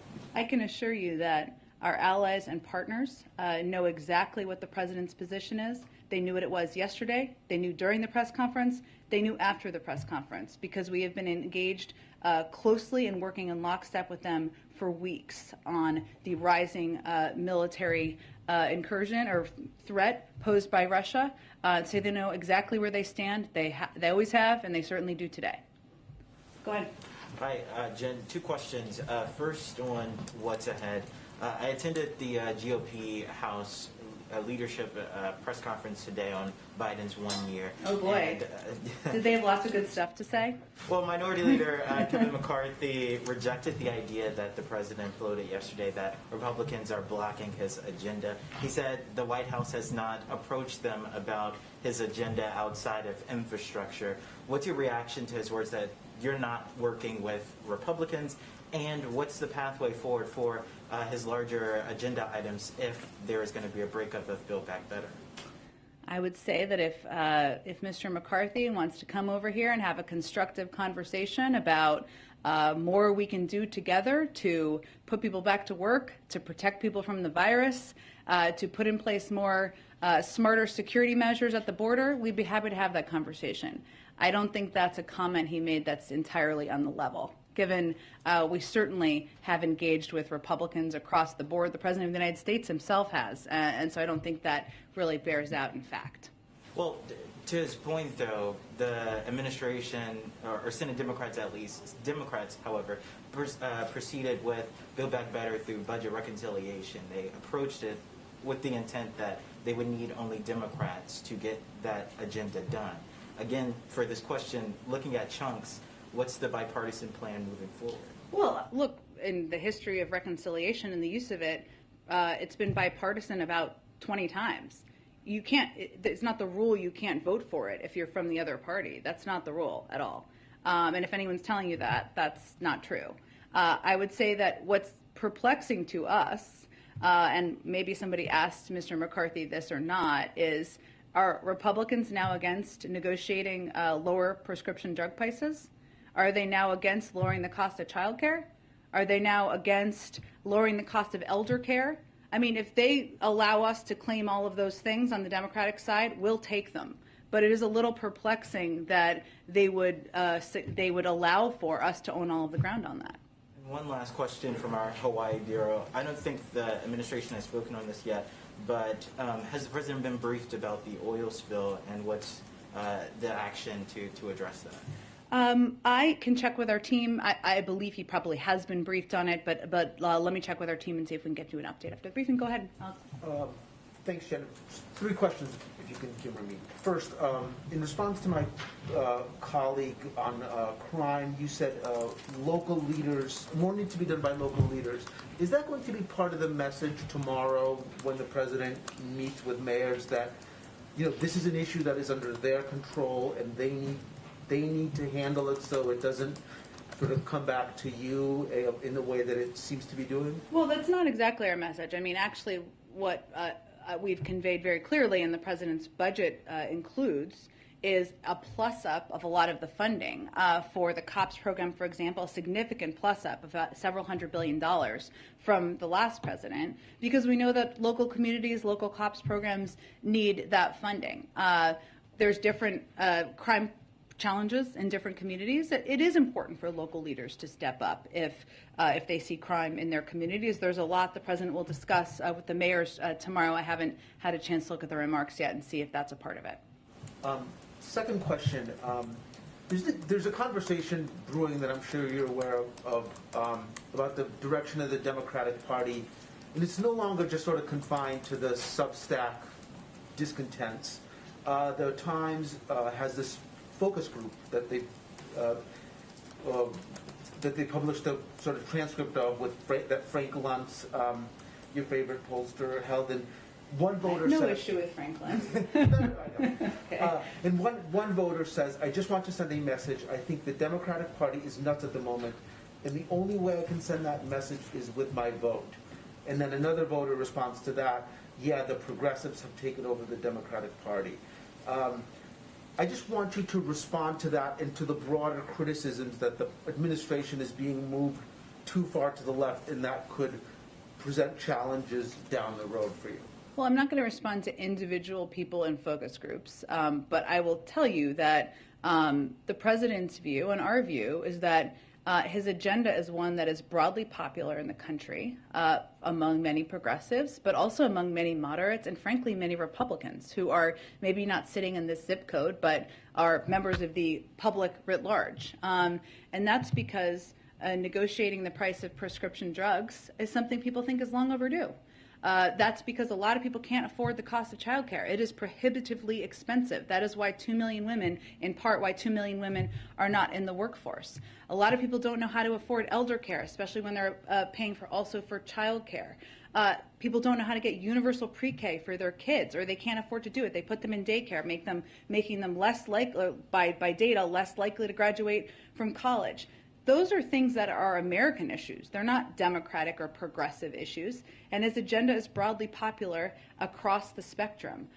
We also know that that there are challenges that the American people is going through a lot right now. And we've talked about this before, but obviously we're at a point where we're still fighting a pandemic. We didn't think we'd still be there. That's frustrating to people, no matter what wing of the party or whether you're a Republican.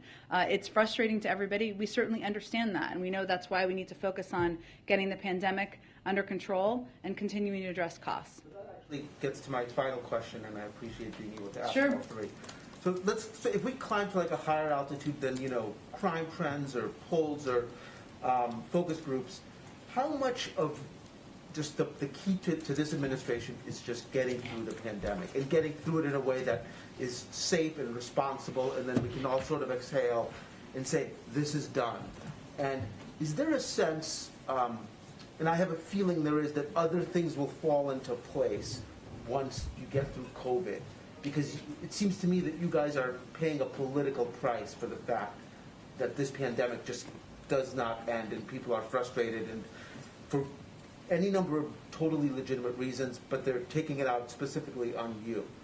Well, we know that COVID, the fact that we're still fighting a pandemic, is on the minds of nearly every American. Of course it is. It impacts their daily lives and how they're living their lives. They can't go to concerts or restaurants.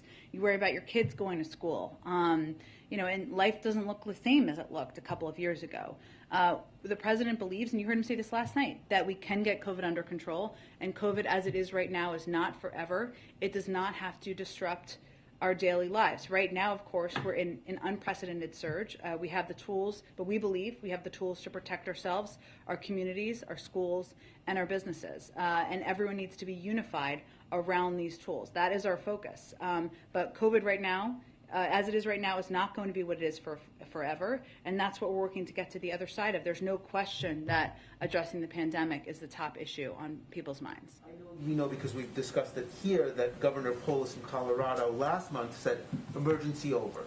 Is there a sense that a similar message from the president could, sort of help with the sense that we are progressing, even if we are clearly still in a pandemic? But some people thought Polis's message was irresponsible, but others celebrated it, and I wonder what you make of that shift in tone from a fellow Democrat. Well, I think the President of the United States has a responsibility not to make that statement until the data and the science backs it up. And when it does, he'll be eager to make that statement. I would note that Colorado still receives a range of federal assistance to ensure that people have tests, masks, vaccines, and so that's still part of how they're working to address the pandemic. Go ahead in the back. If I could go back to Ukraine for Sure. a moment. When he made those comments yesterday about the minor incursions, he said something along the lines that those types of minor incursions would require some more discussion with allies as to whether or not to respond to them. He did say this morning that there was a wide range of options to respond. How much of agreement is there, if we're putting aside full-blown invasion, how much of agreement is there between allies and the United States as to whether or not to respond, and how, like what type of response should be there?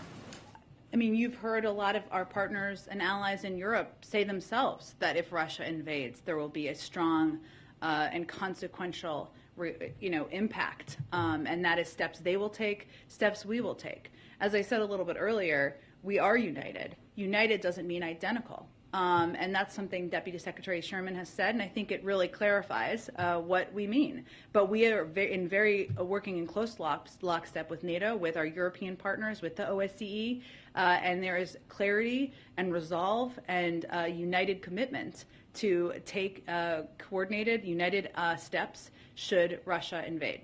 But it seems that this unity is very clear and obvious and public on the invasion part, not so much if we talk about other forms of aggression. Is that right?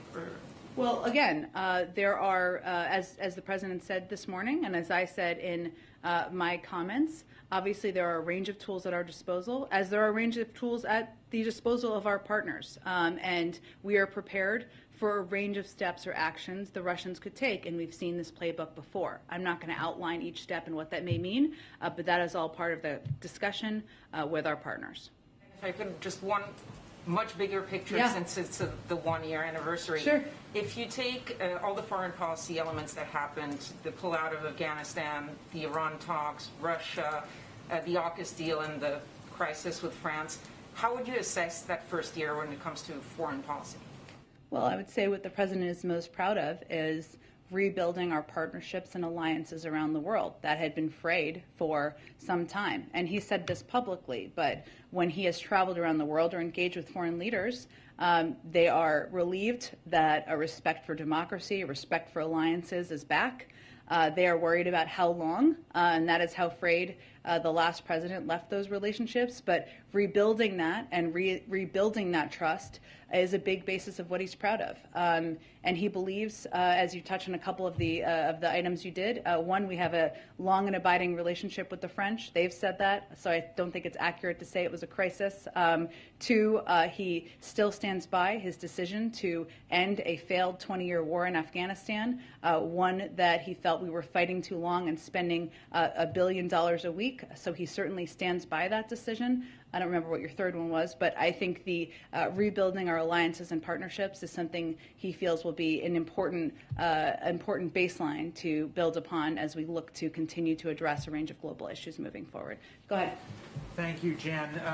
Two questions. First, on the pandemic, obviously the billion tests that have been ordered, the deploying of the mask reserve, so to speak, all these things, and probably the need for more orders of therapeutics or the various treatments that are coming online, all of this is going to cost more money.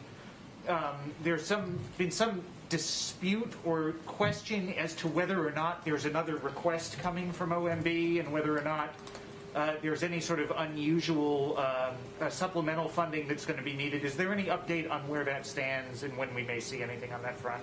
Well, as Speaker Pelosi said last weekend, and we agree with this, we're never going to let resources stand in the way of addressing the pandemic. I think I paraphrased that. It was different words, but you get what I'm saying. And that remains the case. We have what we need to fight this moment in the crisis, but we have continued discussions and engagements with Congress about what we may need. And part of what we've done to date is make sure we are not just preparing for the moment, but we are ahead. Right? So if you look at even the order of the antivirals, we knew that once those pills were approved, they would be a game changer. We worked to expedite the process by several months, and we made a huge order.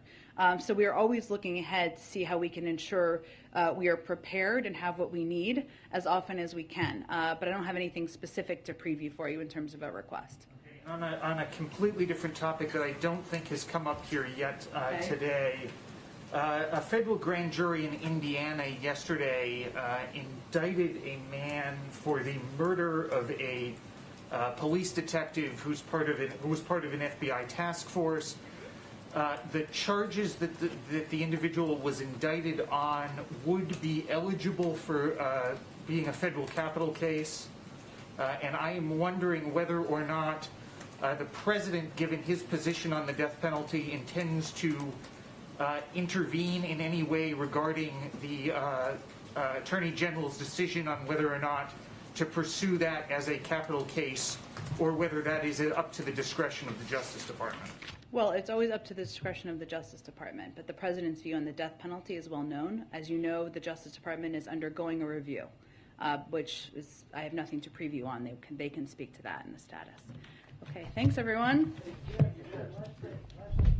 president making observation about the news conference? Is he going to do more? What do you think?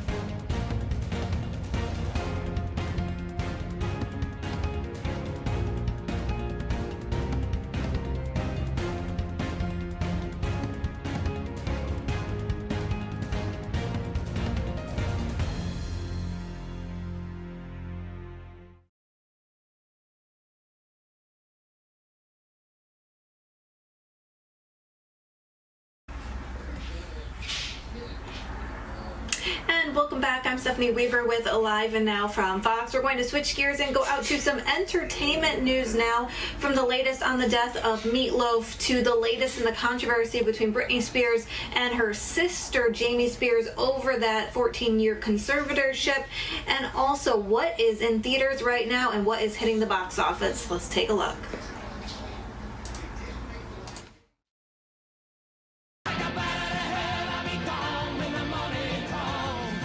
He took to the stage like a bat out of hell, entertaining for decades. Rock singer Meatloaf has died at the age of 74. Meatloaf was born Marvin Lee Aday, but went by his nickname since he was a kid. The Grammy-winning singer was a performer since high school. I'm gonna hit the highway like a battering ram. 1977 launched Meatloaf into rock and roll stardom with his iconic collaboration with songwriter Jim Steinman, Bat Out of Hell. In addition to the title track, hits which would go on to stand the test of time included 2 out of 3 Ain't Bad, You Took the Words Right Out of My Mouth, and Paradise by the Dashboard Light. In 1993, he and Steinman made a sequel to the album, Bat Out of Hell 2, Back into Hell, which featured another smash hit, I'd Do Anything for Love, But I Won't Do That. Bat Out of Hell 3, The Monster is Loose, Hell in a Handbasket, and Braver Than We Are would follow. From touring to Las Vegas residencies, Meatloaf brought his commanding rock opera style and theatrical storytelling to live shows. That music even went on to tell stories for him. Bat Out of Hell was turned into Bat Out of Hell the Musical in 2017. Among many acting roles throughout his career were the 1975 original The Rocky Horror Picture Show and 1999's Fight Club. A family statement posted on his official Facebook page says Meatloaf passed away surrounded by his wife Deborah, his daughters Pearl and Amanda, and close friends. It adds, "We know how much he meant to so many of you, and we truly appreciate all the love and support as we move through this time of grief in losing such an inspiring artist and beautiful man. From his heart to your souls, don't ever stop rocking." In Hollywood, Ashley Dvorkin, Fox News.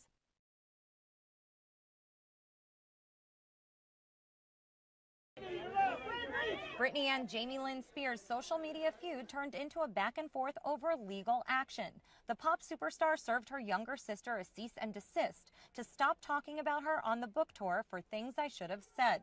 In the letter, Spears' attorney Matthew Rosengart says, although Britney has not read and does not intend to read your book, she and millions of her fans were shocked to see how you have exploited her for monetary gain. It demands she stop referencing Britney derogatorily during her promotional campaign, and notes Britney will be taking the high road for the time being. Jamie Lynn's attorney, Brian Friedman, sent a response letter to Rosengart obtained by TMZ. Included, he says, recent social media posts by Britney will lead to more threats of violence against Jamie Lynn, which will not be tolerated. He also says they failed to specify any wrongdoing, and had they read the book, they would know it's not about Britney, but Jamie Lynn's own experiences growing up in the same family. Lingering legal battles between Britney and her father, Jamie, continued in court Wednesday. The 13-year conservatorship ended in November, but attorneys argued at a hearing over his legal fees, which he wants his daughter to pay. Rosengart alleges business misconduct and potentially criminal misconduct against Jamie, referencing allegations from a New York Times documentary that Spears bugged his daughter's phone and home. Jamie's attorney, Alex Weingarten, says accusations in both regards are all nonsense. The judge gave Britney control of her money in the meantime, transferring assets back from the conservatorship, and told the attorneys to return to court in July when there will be a decision over a trial. In Hollywood, Ashley Dvorkin, Fox News. You're something they can never be. Those making a quest to the movie theater can join Pierce Brosnan for The King's Daughter. The tale tells of a king who captures a mermaid in his search for immortality, a plan which goes awry when his daughter bonds with the magical creature.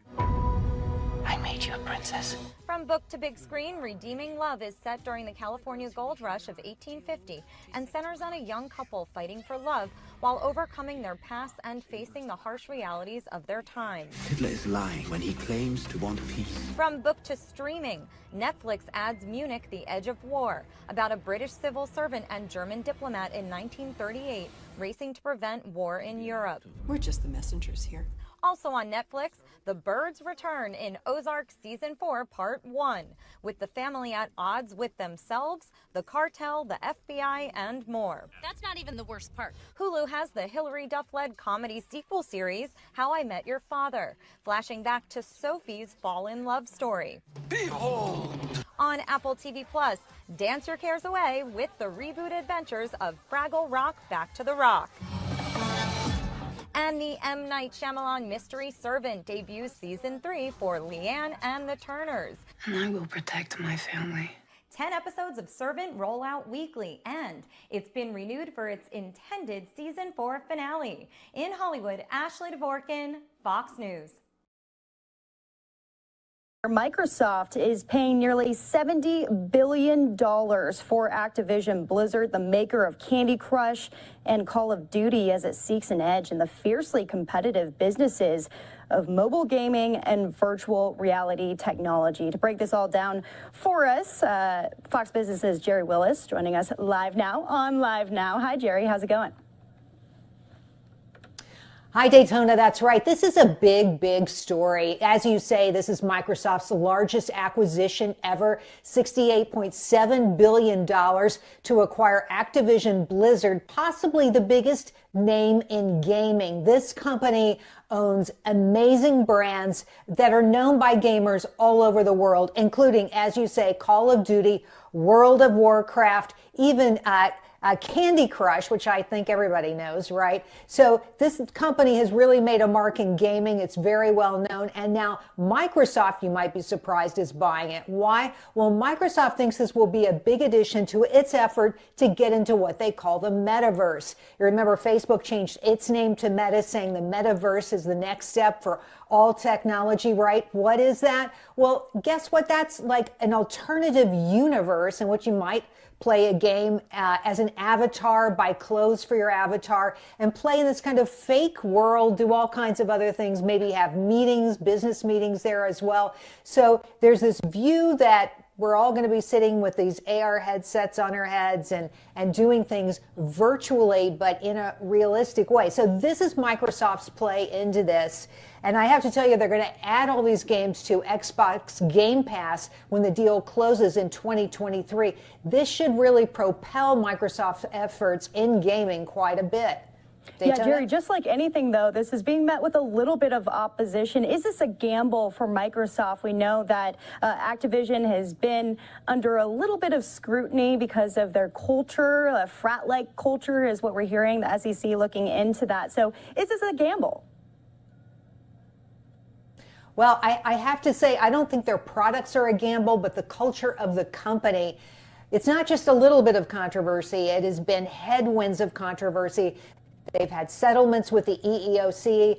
They're supposed to pay out $18 million. I believe they are trying to push back on that now. But at the heart of all of this is some 700 complaints of activity, especially sexual harassment within that company. And they have let go 37 people as a result of investigations into this. Another 44 have faced disciplinary actions. This is serious stuff. It's gone all the way to the top of the company, to CEO Bobby Kotick, the guy who founded the company. He's also been accused of activity as well. So this is something the company's been dealing with for some time. At the heart of it, Kotick at one point was accused of not informing the board of what was going on, and that is a very big problem. Now, one big debate that's going on right now, and I think it's very interesting, will Kotick keep his job as CEO once Microsoft takes over the company? The press release said yes, but people now saying, no way. Yeah, there's some reporting that he's not going to be staying on as this deal closes. Like you said, though, 2023, so we've got a little bit of time. Well, there's a lot of people who may be watching this who are big gamers right now. What does this mean for exclusivity? Because we know that Microsoft is now going to have autonomy over these Activision games. So does that mean it is just going to be on Xbox or PC, or how is that all going to work? Well, we know they're going to be on Xbox. That's going to be the main venue. And guess what? 25 million people are signed on to Xbox. As to how it will be further distributed, that's a great question. I don't know that we have answers very much on it right now, but you can bet that Microsoft is going to find every way it can to monetize these assets, which are substantial. It's interesting. This is a company that has pivoted several times in its recent past to take advantage of marketplaces that are opening up. They went to the cloud. They did very well there with Azure, that part of their business, and now gaming really tripling down on this with this Activision acquisition. By the way, Activision Blizzard shares are up 25% today. Right. So it's a very big deal. And going forward, I think you can expect a lot of tech companies and a lot of companies in biotech and healthcare to be doing the same kind of M&A activity this year going forward. We're going to see a lot of it, that's for sure. Right. You mentioned at the very beginning that this is really a future play into virtual and augmented reality. I'm curious, there's been so much conversation about the metaverse and what the future is going to look like. When you saw this acquisition, what were your initial thoughts?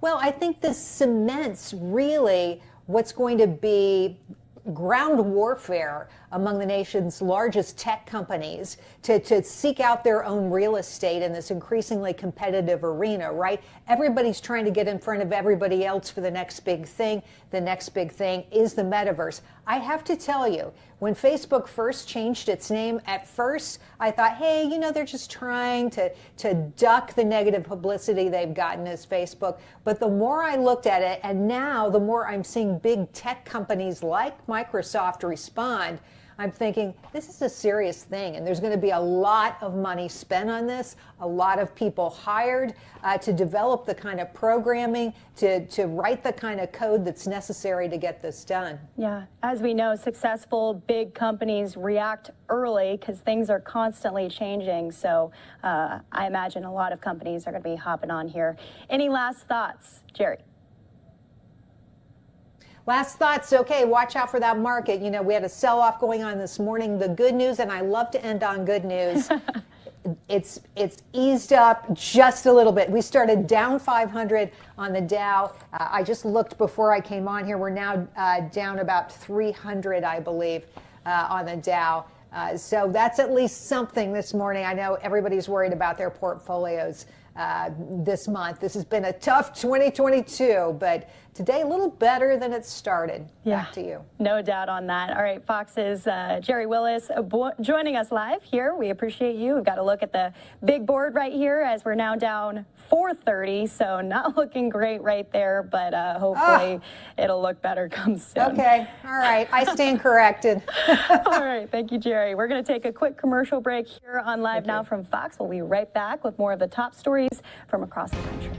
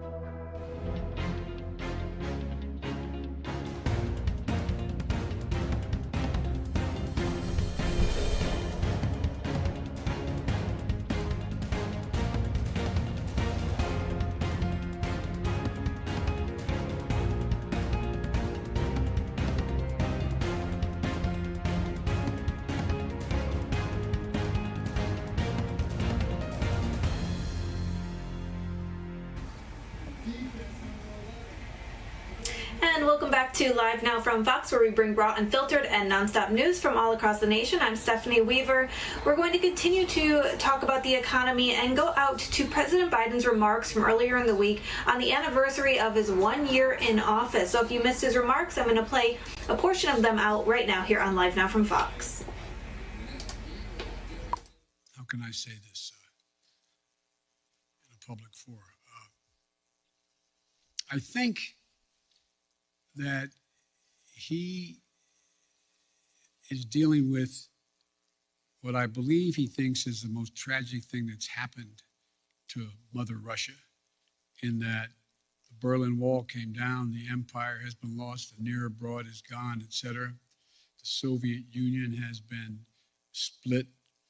But think about what he has.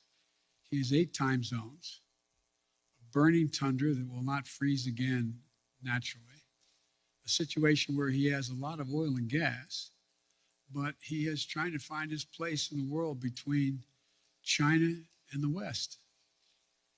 And so I'm not so sure that he has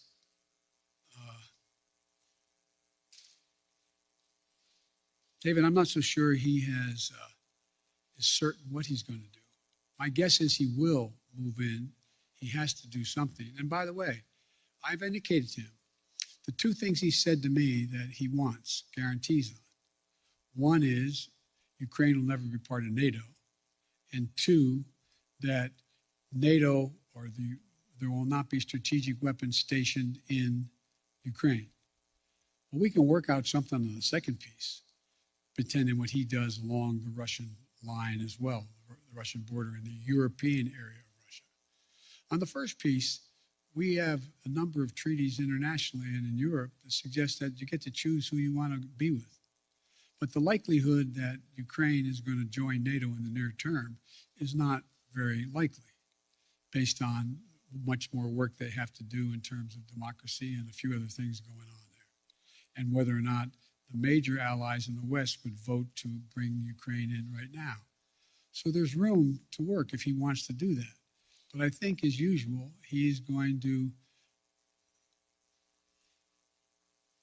well, I probably shouldn't go any further, but I think it will hurt him badly.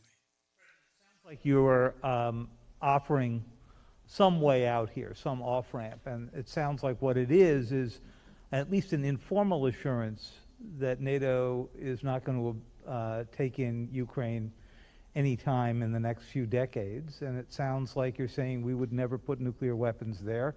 He also wants us to move all of our nuclear weapons out of Europe and not have troops rotating through the old Soviet bloc. Do you think there's space for there as well?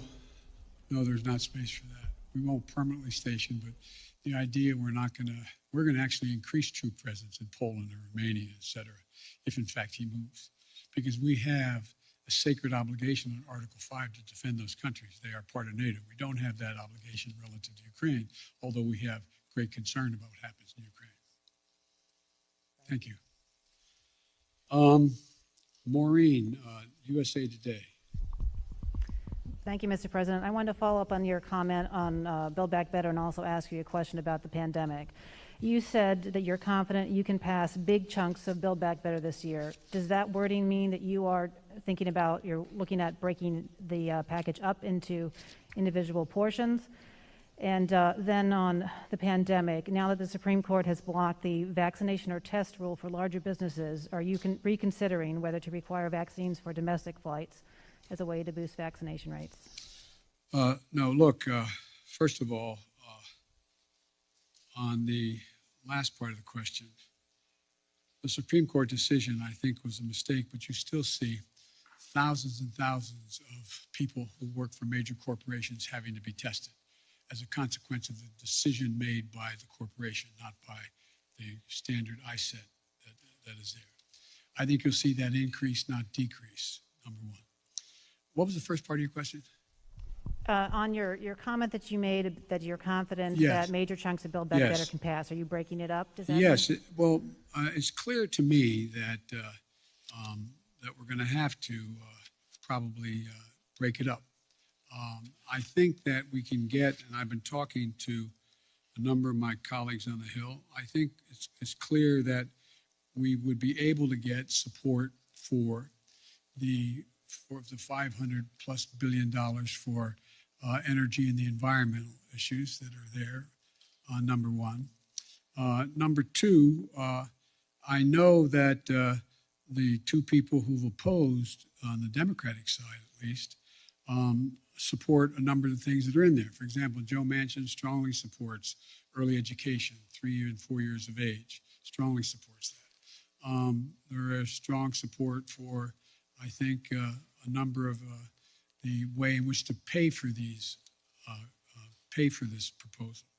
So I think there is. I'm not going to negotiate against myself as to what should and shouldn't be in it, but I think we can break the package up, get as much as we can now, and come back and fight for the rest later.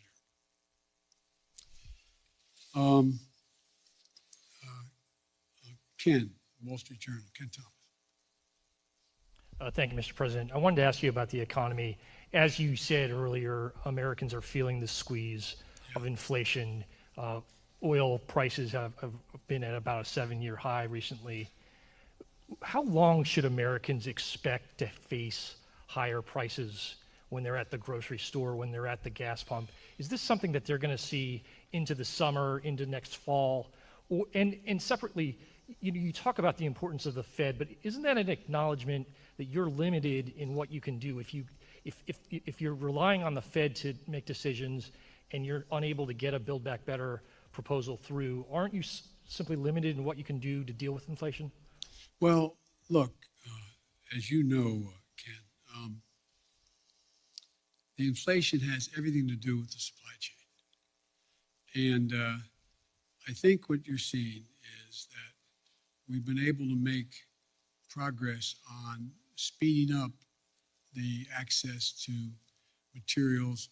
For example, 1/3 of the increase in cost of living is the cost of automobiles. The reason automobiles have skyrocketed in price is because of the lack of computer chips. So we have the capacity, and we're going to do everything in our power to do it, to become self-reliant on the computer chips that we need in order to be able to produce more automobiles.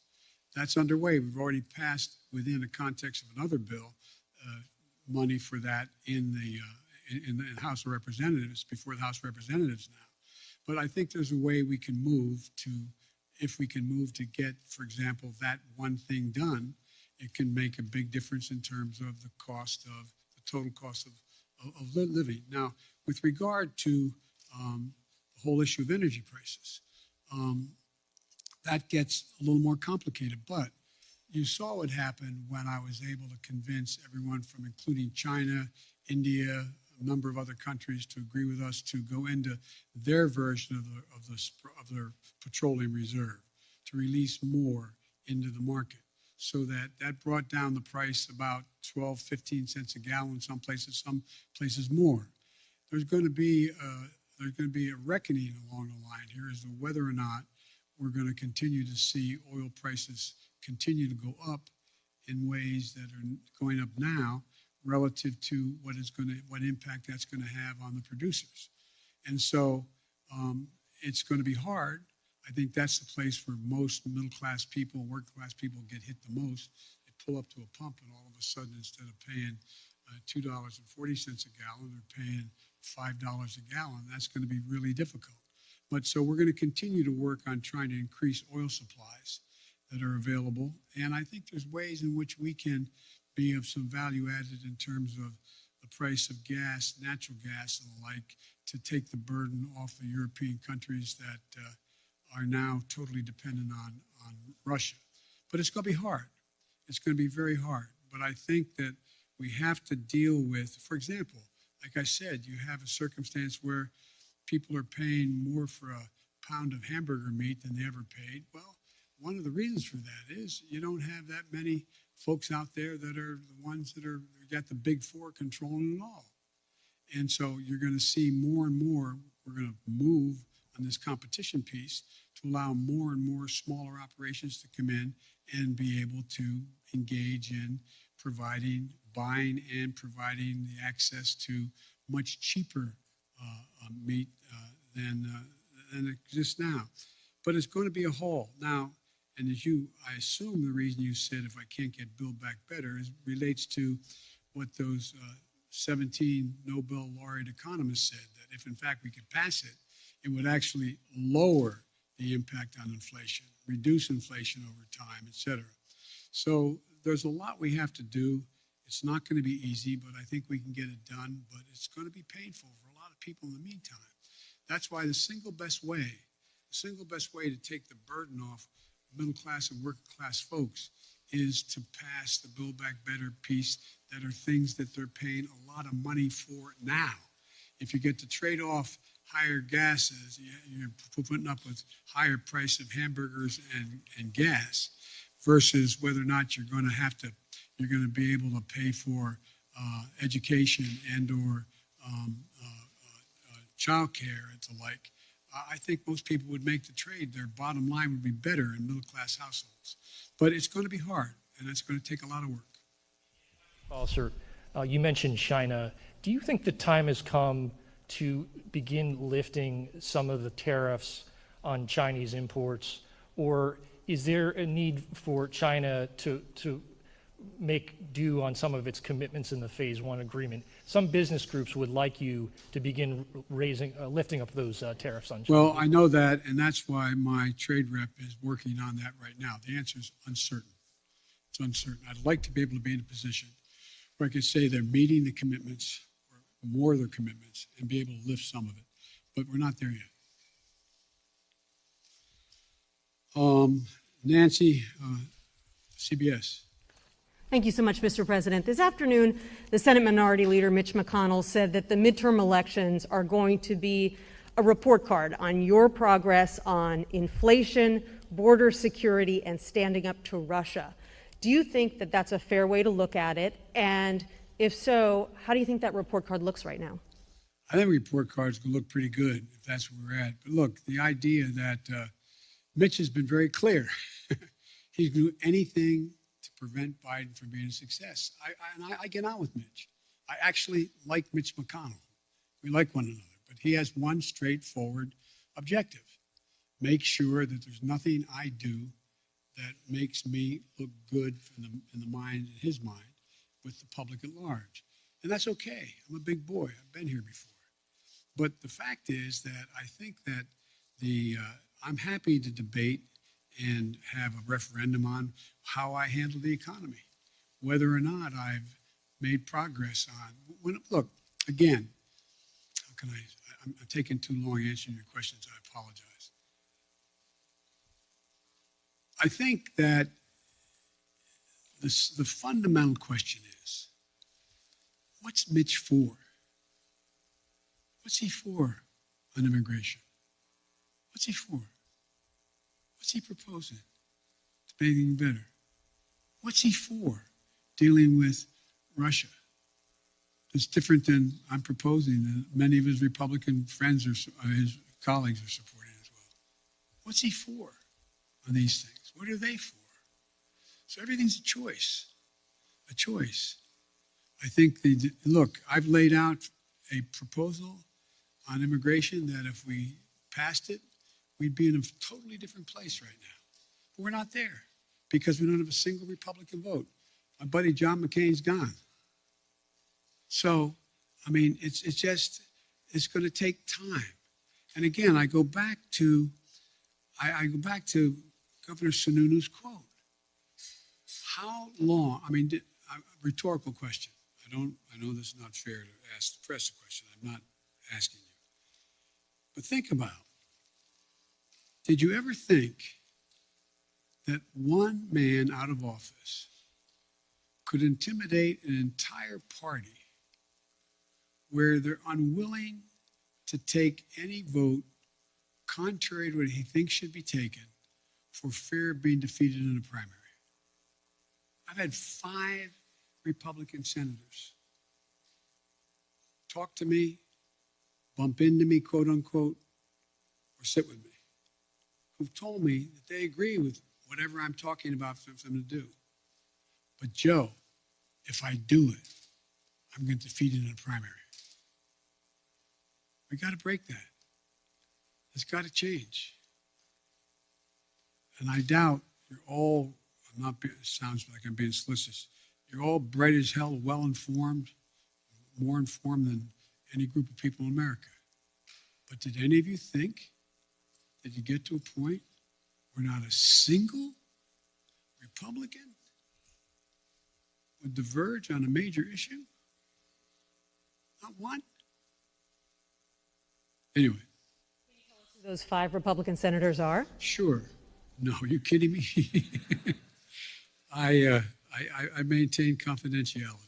On voting but I'm rights, sure you've spoken to some. on voting rights, sir, Yes. at your first press conference 10 months ago, I asked you if there was anything you could do beyond legislation to protect voting rights. And at that time you said, yes, but I'm not going to lay out a strategy before you and the world now. Now that legislation appears to be hopelessly stalled.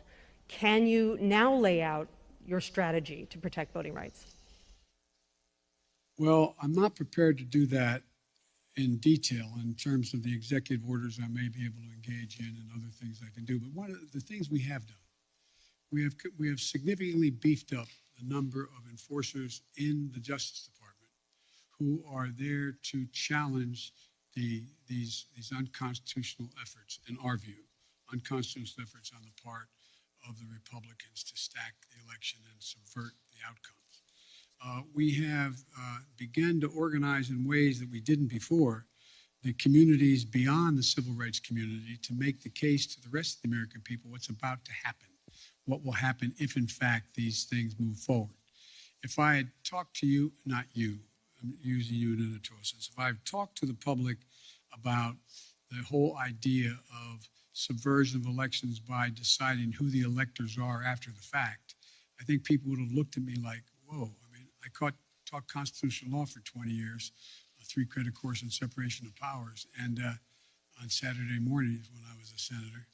And I never thought we'd get into a place where we were talking about being able actually, what they tried to do this last time out, send different electors to the state legislative bodies to represent who won the election, saying that I didn't win, but Republican candidate won. I doubt whether anybody thought that would ever happen in America in the 21st century, but it's happening. And so I guess what I'm saying is, Nancy, is that I think that there are a number of things we can do, but I also think we will be able to get significant pieces of the legislation, if we don't get it all now, to build to get it so that we get a big chunk of the John Lewis legislation as well as the fair elections process. Sir, on COVID, if you don't mind, you touted the number of Americans who are now fully vaccinated with 2 shots, but even some of your own medical advisors say that people aren't fully protected unless they have that 3rd shot, a booster. Why hasn't this White House changed the definition of fully vaccinated to include that 3rd booster shot? Is it because the numbers of fully vaccinated Americans would suddenly look a lot less impressive? No, it's not that at all. It's just this has become clearer and clearer. And every time I speak of it, I say, if you've been vaccinated, get your booster shot. Everybody get the booster shot. It's the optimum protection you can have. You're protected very well with 2 shots. If it's the Pfizer, anyway, you're protected. But you are better protected with the booster shot. The definition right now. I'm following what the answer is yes, get the booster shot. It's all part of the same thing. You're better protected. Alex Alper, Reuters. Thank you, Mr. President. I wanted to follow up briefly on a question asked by Bloomberg. You said that Russia would be held accountable if it invades, and it depends on what it does. It's one thing if it's a minor incursion, and we end up having to fight about what to do and what not to do.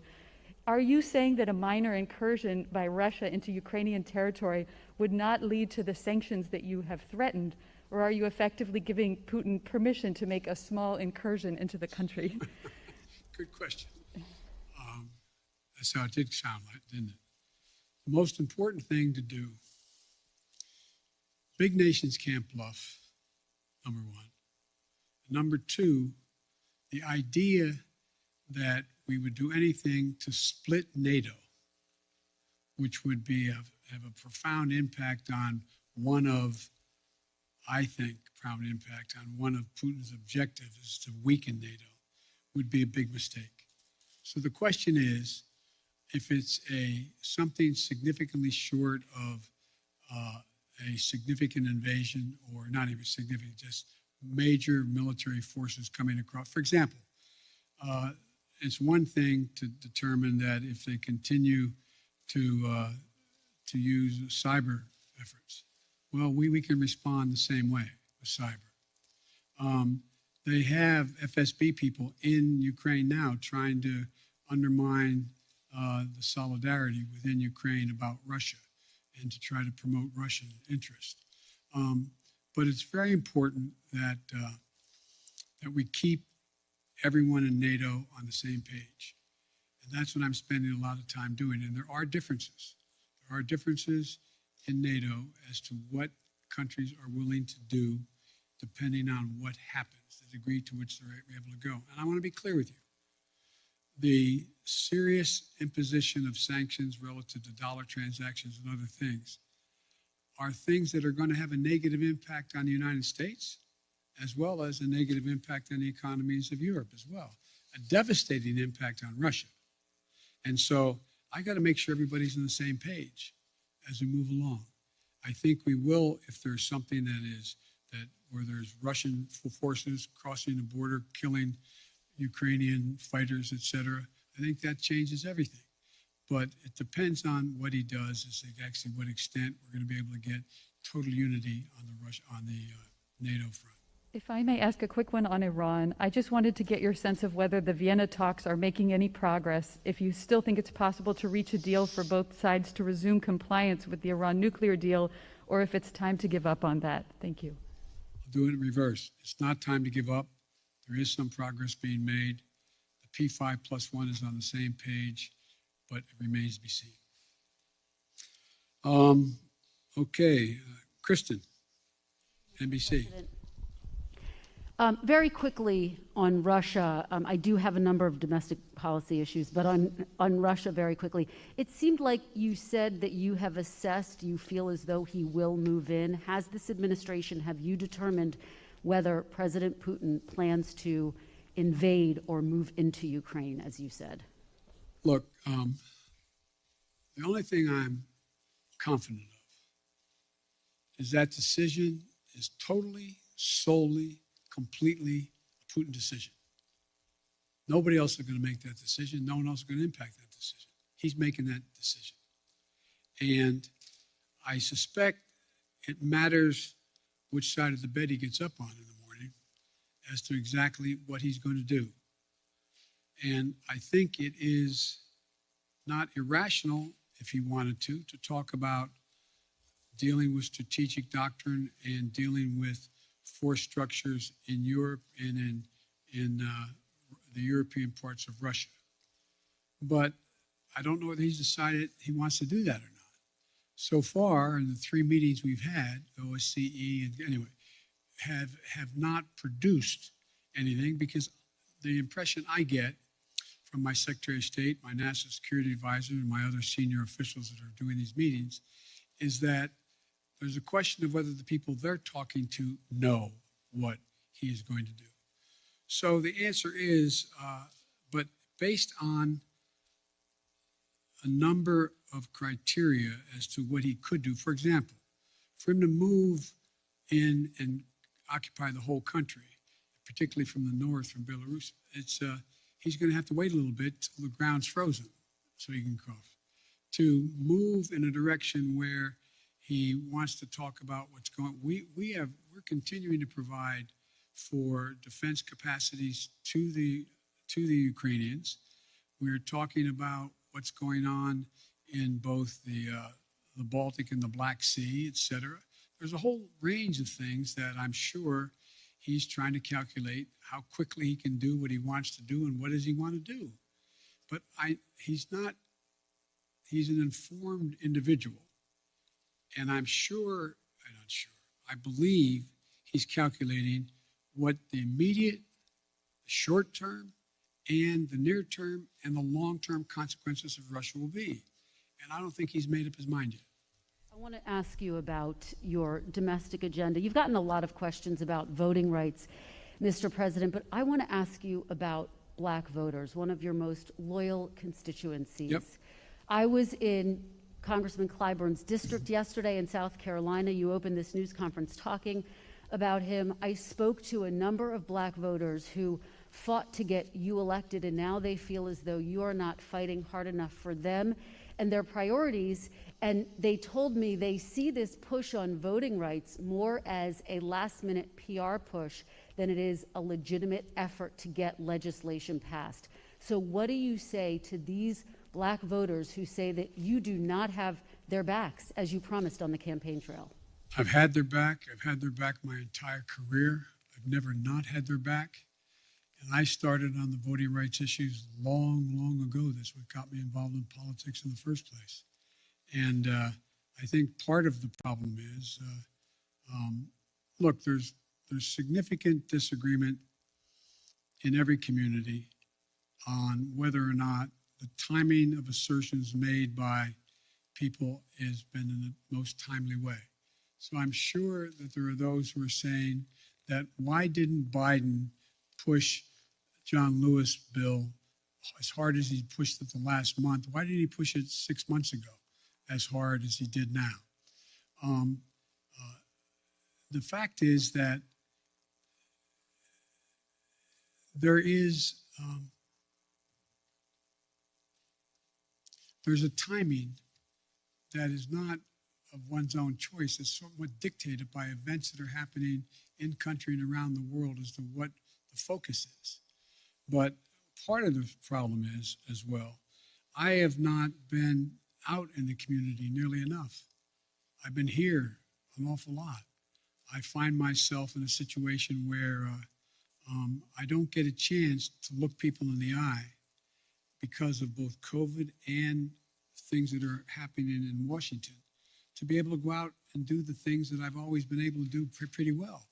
Connect with people, let them take a measure of my sincerity, let them take a measure of who I am. For example, I mean, as I pointed out in South Carolina, last time when I was chairman of the Judiciary Committee, I got the Voting Rights Act extended for 25 years, and I got Strom Thurmond to vote for it. That's what I've been doing my whole career. And so the idea that I didn't either anticipate or because I didn't speak to it as fervently as they want me to earlier.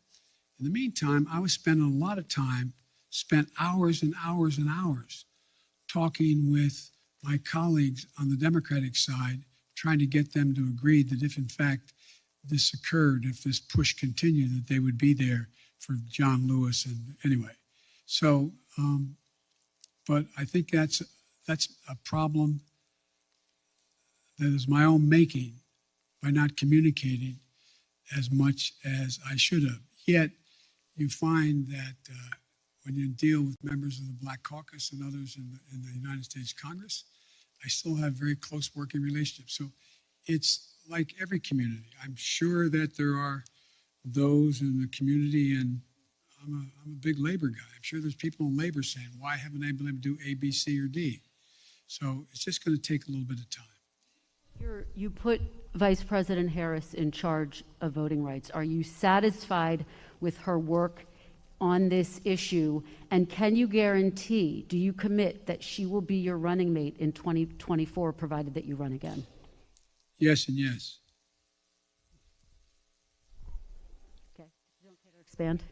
Pardon me? Do you care to expand on voting? No, there's no need to. I mean, I asked the question. She's going to be my running mate, number one. And number two, I did put her in charge. I think she's doing a good job. Let me ask you, big picture, particularly when you think about voting rights and the struggles you've had to unify your own party around voting rights. Unity was one of your key campaign promises. In fact, in your inaugural address, you said your whole soul was in bringing America together, uniting our people. People heard the speech that you gave on voting rights in Georgia recently, in which you described those who are opposed to you to George Wallace and Jefferson Davis, and some people took exception to that. What do you say to those who were offended by your speech? And is this country more unified than it was when you first took office? Number one, anybody who listened to the speech, I did not say that there were going to be a George Wallace or a Bull Connor. I said we're going to have a decision in history that is going to be marked just like it was then. You either voted on the side that didn't make you George Wallace or didn't make you Bull Connor. But if you did not vote for the Voting Rights Act back then, you were voting with those who agreed with Connor, those who agreed with and I think Mitch did a real good job of making it sound like I was attacking them. If you notice, I haven't attacked anybody publicly, any senator, any congressman publicly. And my disagreements with them have been made to them, communicated to them privately or in person with them. My desire still is, look, I underestimated one very important thing. I never thought that the Republicans, like for example, I said, they got very upset. I said, there are 16 members of the present United States Senate who voted to extend the Voting Rights Act. Now, they got very offended by that. It wasn't an accusation, it was stating a fact. What has changed? What happened? What happened? Why is there not a single Republican? Not one. That's not the Republican Party. So that's not an attack. Is the country more unified than when you first took office? The answer is, based on some of the stuff we've got done, I'd say yes, but it's not nearly unified as it should be. Look, I still contend, and I know you'll have a right to judge me by this, I still contend that unless you can reach consensus in a democracy, you cannot sustain the democracy. And so this is a real test, whether or not my counterpart in China is right or not when he says autocracies are the only thing that are going to prevail because democracies take too long to make decisions and countries are too divided. I believe we're going through one of those inflection points in history that occurs every several generations or even more than that, even more time than that, where things are changing almost regardless of any particular policy. The world's changing in big ways. We're going to see, if you heard me say this before, we're going to see more change in the next 10 years than we've seen in the last 50 years because of technology, because of fundamental alterations in alliances that are occurring, not because of any one individual, just because of the nature of things. And so I think you're going to see an awful lot of transition. And the question is, can we keep up with it? Can we maintain the democratic institutions that we have, not just here, but around the world, to be able to generate democratic consensus on how to proceed? It's going to be hard. It's going to be hard, but it requires leadership to do it. And I'm not giving up on the prospect of being able to do that. Thank you.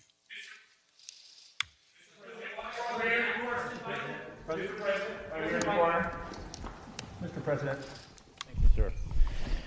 There are deep questions among Americans about the competence of government, from the messy rollout of 5G this week to the Afghanistan withdrawal to testing on COVID. What have you done to restore Americans' faith in the competence of government?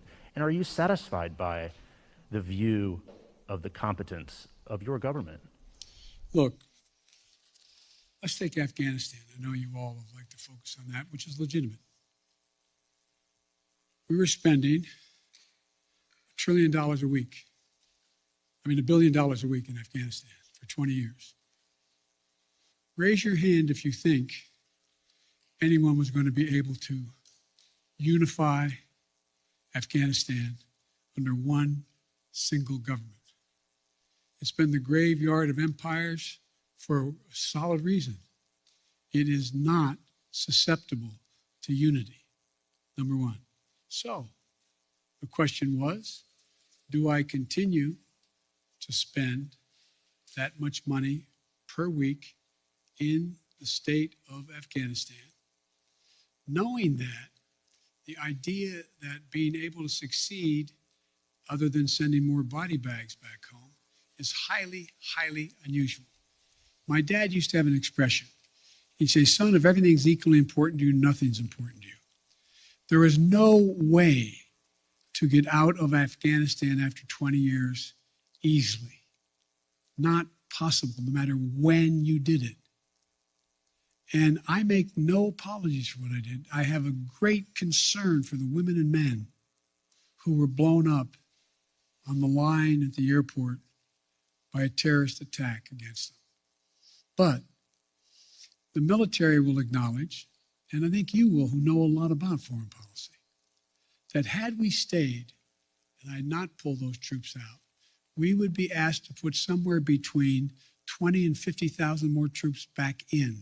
Because the only reason more Americans weren't being killed than others is because the last president signed an agreement to get out by May the 1st. And so everything was copacetic.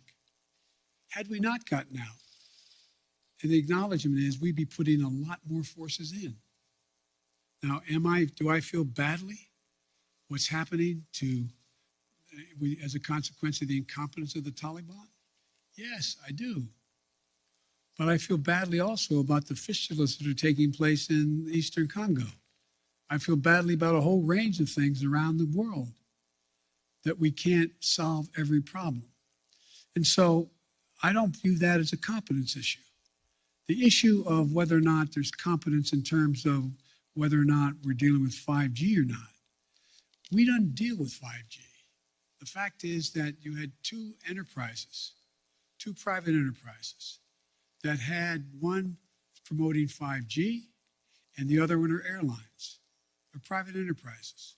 They have government regulation, admittedly.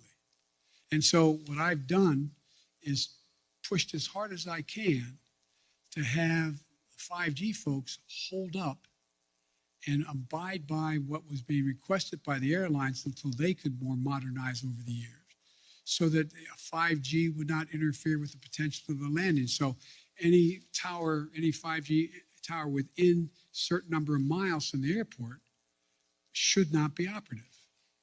And so I understand, but anything that happens that's consequential is viewed as the government's responsibility. I get that. Am I satisfied with the way in which we have dealt with COVID and all the things that go along with that? Yeah, I am satisfied.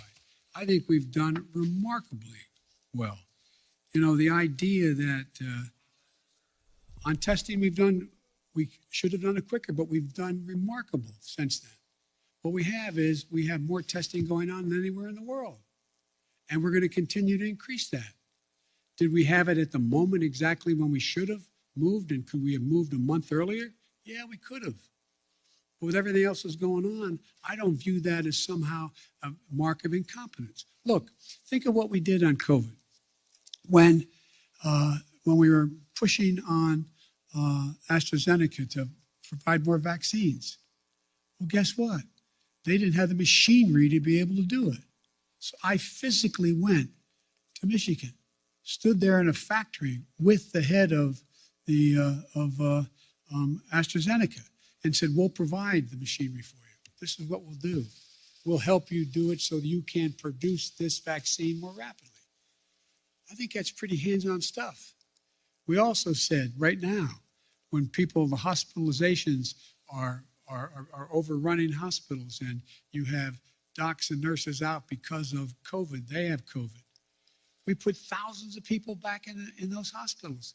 Look at all the military personnel we have there, first responders. Nobody has ever organized a strategic operation to get as many shots in arms by opening clinics and being able to get so many people vaccinated. What I'm doing now is not just getting significant amounts of vaccines to the rest of the world, but they now need the mechanical way is how they get shots in arms. So we're providing them to know how to do that. Now, should everybody in America know that? No, I don't necessarily know that. They're just trying to figure out how to put 3 squares on the table and stay safe. But so I do think the place where I was a little disappointed, I wish we could have written it differently, is when we did the legislation to provide the funding for COVID and the money we provided for the states to be able to deal with keeping schools open.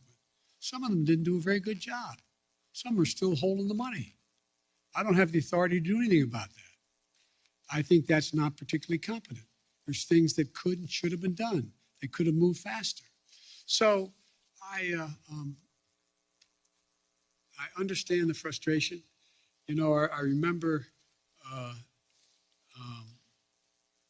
think it was, I forget which cabinet member saying to Barack Obama, where something was going on, and he said, well, you're going to be sure, Mr. President, of the millions of employees you have out there, somebody's screwing up right now. Somebody's screwing up. So, it's just but I think you have to look at things that we used to look at on balance. What is the trajectory of the country? Is it moving in the right direction now? I don't know how we can say it's not. I understand the overwhelming frustration, fear, and concern with regard to inflation and COVID. I get it. But the idea, if I told you when we started, I tell you what I'm going to do, first year I'm going to create over 6 million jobs. I'm going to get unemployment down to 3.9%. I'm going to generate, and I named it all. You'd look at me like you're nuts. Maybe I'm wrong. President, at least in our recent memory, with as much Washington experience as you entered this office with, but yet after we sit here for more than an hour, I'm not sure I've heard you say if you would do anything differently in the second year of your term. Do you plan to do anything differently? Yeah, look, the thing I have to do... Are you satisfied with your team here at the White House, sir?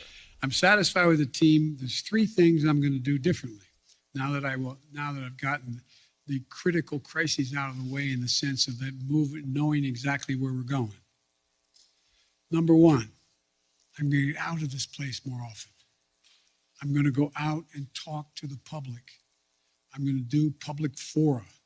I'm going to interface with them. I'm going to make the case as what we've already done, why it's important, and what will happen if they support what else I want to do. Number 2, I'm bringing in more and more now that I have time. I mean, literally, like you, I'm not complaining. It's, 12, 14 hours a day, no complaints. I really mean it sincerely.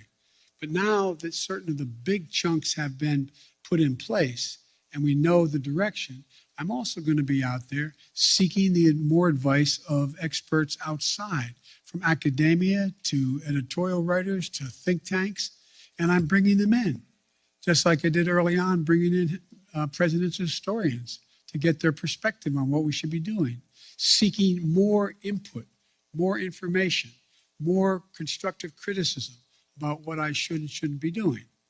And the third thing that I'm going to be doing a lot more of is being in a situation where I'm able to I'm going to be deeply involved in these off-year elections.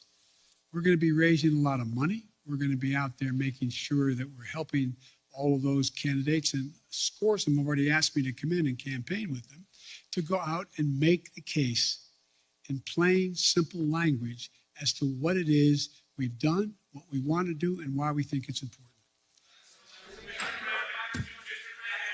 How many more hours am I doing this? I'm happy to stick around.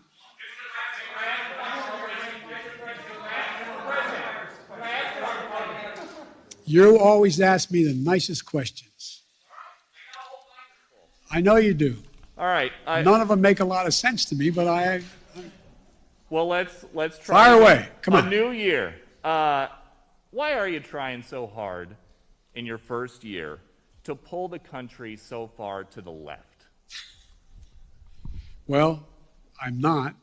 I don't know what you consider to be too far to the left. If in fact we're talking about making sure that we had the money for COVID, making sure we had the money to put together the bipartisan infrastructure, making sure we were able to provide for those things that in fact would significantly reduce the burden on working class people, but they have to continue to work hard.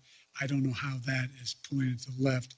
If you may recall, you guys have been trying to convince me that I am Bernie Sanders. I'm not. I like him, but I'm not Bernie Sanders. I'm not a socialist. I'm a mainstream Democrat, and I have been. And mainstream Democrats have overwhelmed me. If you notice, the 48 of the 50 Democrats supported me in the Senate on virtually everything I've asked. Yes, sir.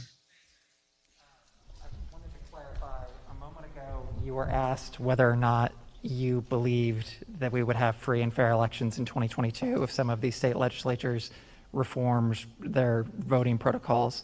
You said that it depends. Do you think that they would in any way be illegitimate? Oh, yeah, I think it easily could be illegitimate. imagine if, in fact, Trump has succeeded in convincing Pence to not count the votes. Imagine if... In regard to 2022, sir, the midterm 2022. I mean, imagine if those attempts to say that the count was not legit. You have to recount it, or we're not going to count. We're going to discard the following votes. I mean, sure, I'm not saying it's going to be legit. It's the increase in the prospect of being illegitimate is in direct proportion to us not being able to get these reforms passed. But I don't think you're not going to see me, and I don't think you're going to see the Democratic Party give up on coming back at assuming that the attempt fails today. One more, sir.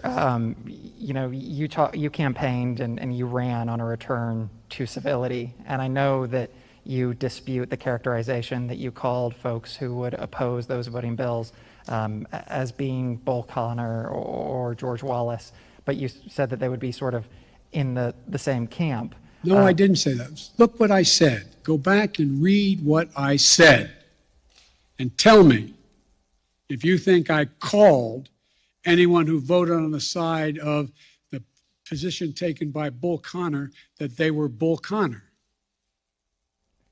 And that is an interesting reading of English. I assume you got into journalism because you like to write. So did you expect that would work with Senators Manchin or Sinema? No, here's the thing. There's certain things that are so consequential. You have to speak from your heart as well as your head. I was speaking out forcefully on what I think to be at stake. That's what it is. And by the way, no one forgets who was on the side of King or Bull Connor. No one not done it. The history books will note it. And when I was making the case, don't think this is a freebie. You don't get to vote this way and then somehow it goes away. This will stick with you the rest of your career and long after you're gone. And Mr. President, folks. Sir, one more on Ukraine, please, sir. Okay. Whoa. Hang on, guys. We've only gone an hour and 20 minutes. I'll keep going. But I'm going to go. Let me get something straight here. How long are you guys ready to go? You want to go for another hour or two?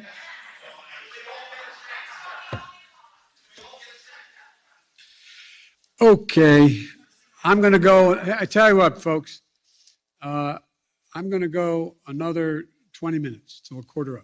Okay? Yes, sir. Thank you. I'll wait for the microphone.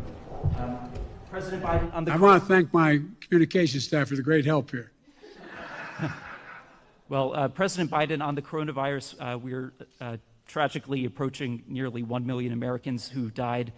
And I'd like to ask you why it is during your 3.5-hour virtual summit in November with the Chinese president you didn't press for transparency, and also whether that has anything to do with your son's involvement in an investment firm controlled by Chinese state-owned entities.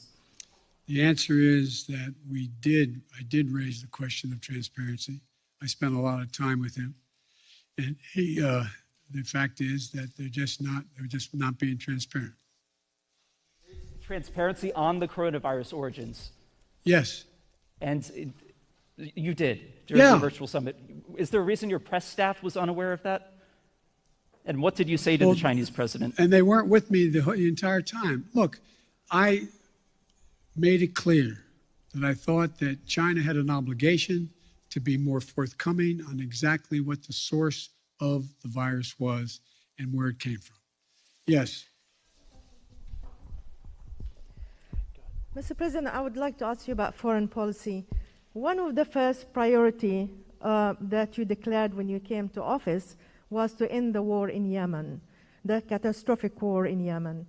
You appointed a special envoy. Today, one of your allies, United Arab Emirates, is asking your administration to put back the Houthi rebels or militias back on the terror list.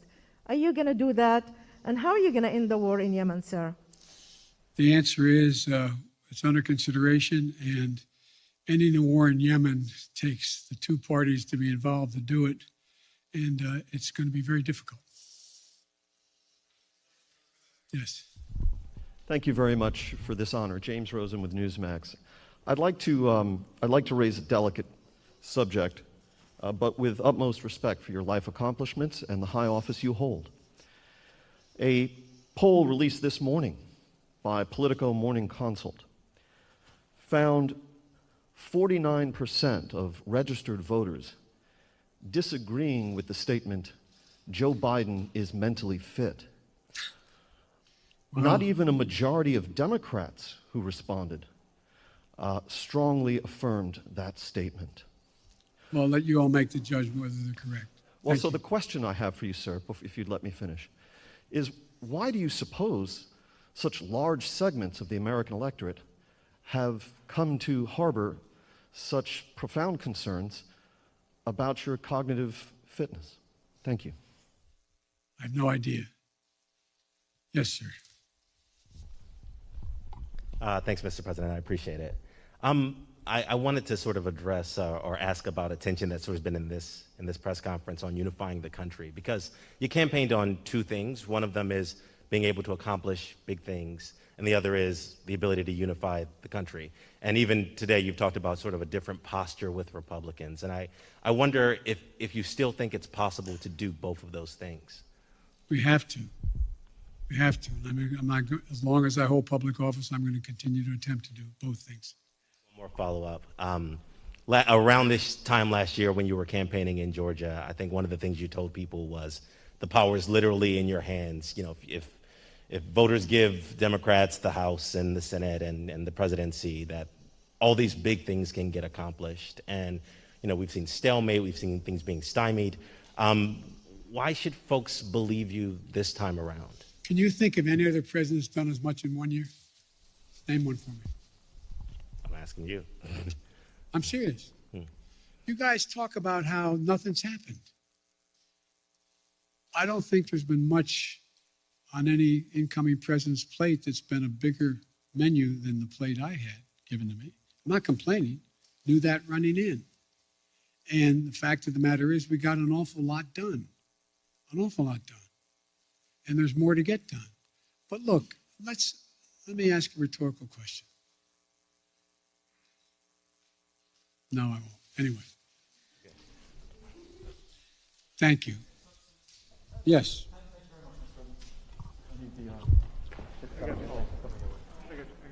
Be careful. Don't get hurt, man. No, I'm going to take care. Mr. President, thank you. Sebastian Smith from AFP. Another question on Ukraine. Ukraine borders 4 NATO member countries. How concerned are you concerned that a real conflagration in Ukraine, if the Russians really go in there, that it could suck in NATO countries that are on the border and you end up with an actual NATO-Russia confrontation of some kind?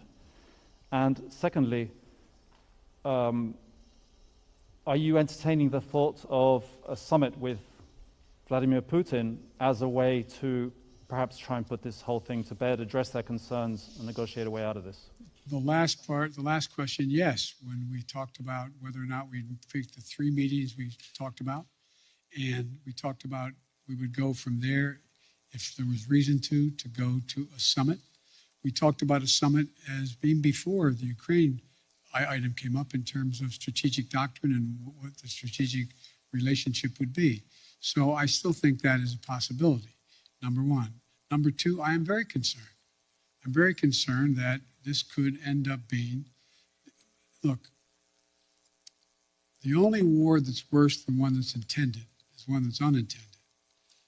And what I'm concerned about is this could get out of hand, very easily get out of hand because of what you said, the borders of Ukraine and what Russia may or may not do.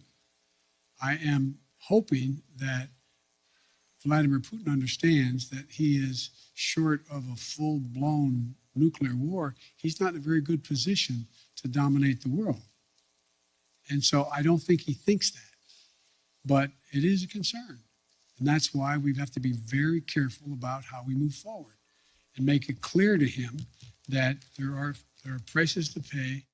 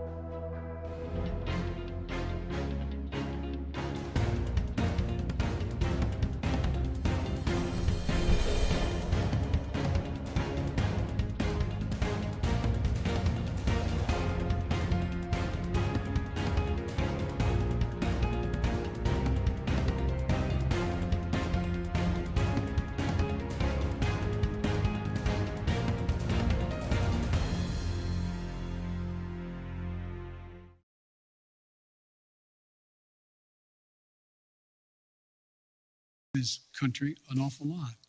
But of course, you have to be concerned when you have,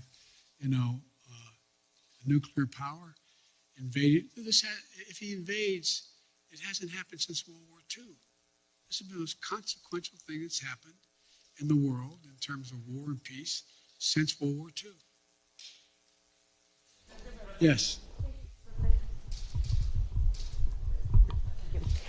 Nearly 2 years have passed since the beginning of the global coronavirus outbreak, and you again today acknowledge that Americans are frustrated and they're tired. Based on your conversations with your health advisors, what type of restrictions do you imagine being on Americans this time next year, and what does the new normal look like for social gatherings and travel to you? Well, the answer is, I hope the new normal will be that we don't still have 30-some million people not vaccinated. I hope the new normal is people have seen what their own interest is and have taken advantage of what we have available to us. Number two, with the pill that is a problem that appears to be as efficacious as it seems to be, that they're going to be able to deal with this virus in a way that after the fact you have an ability to make sure you don't get very sick. Number three, I would hope that what happens is the rest of the world does what I'm doing and provides significant amounts of the vaccine to the rest of the world, because it's not sufficient that we just have this country not have the virus or be able to control the virus, but that we can't build a wall high enough to keep a new variant out. So it requires, one of the things that I want to do, and we're contemplating figuring out how to do, we are contemplating how to get done, and that is, how do we move in a direction where the world itself is vaccinated? It's not enough just to vaccinate 340 million, fully vaccinate 340 million people in the United States. That's not enough. It's not enough to do it here. We have to do it, and we have to do a lot more than we're doing now. And that's why we have continued to keep the commitment of providing vaccines and available cures for the rest of the world as well. And if I could, sir, and I should have said this before, Francesca Chambers McClatchy, how do you plan to win back moderates and independents who cast a ballot for you in 2020, but polls indicate are unhappy with the way you're doing your job now? I don't believe the polls.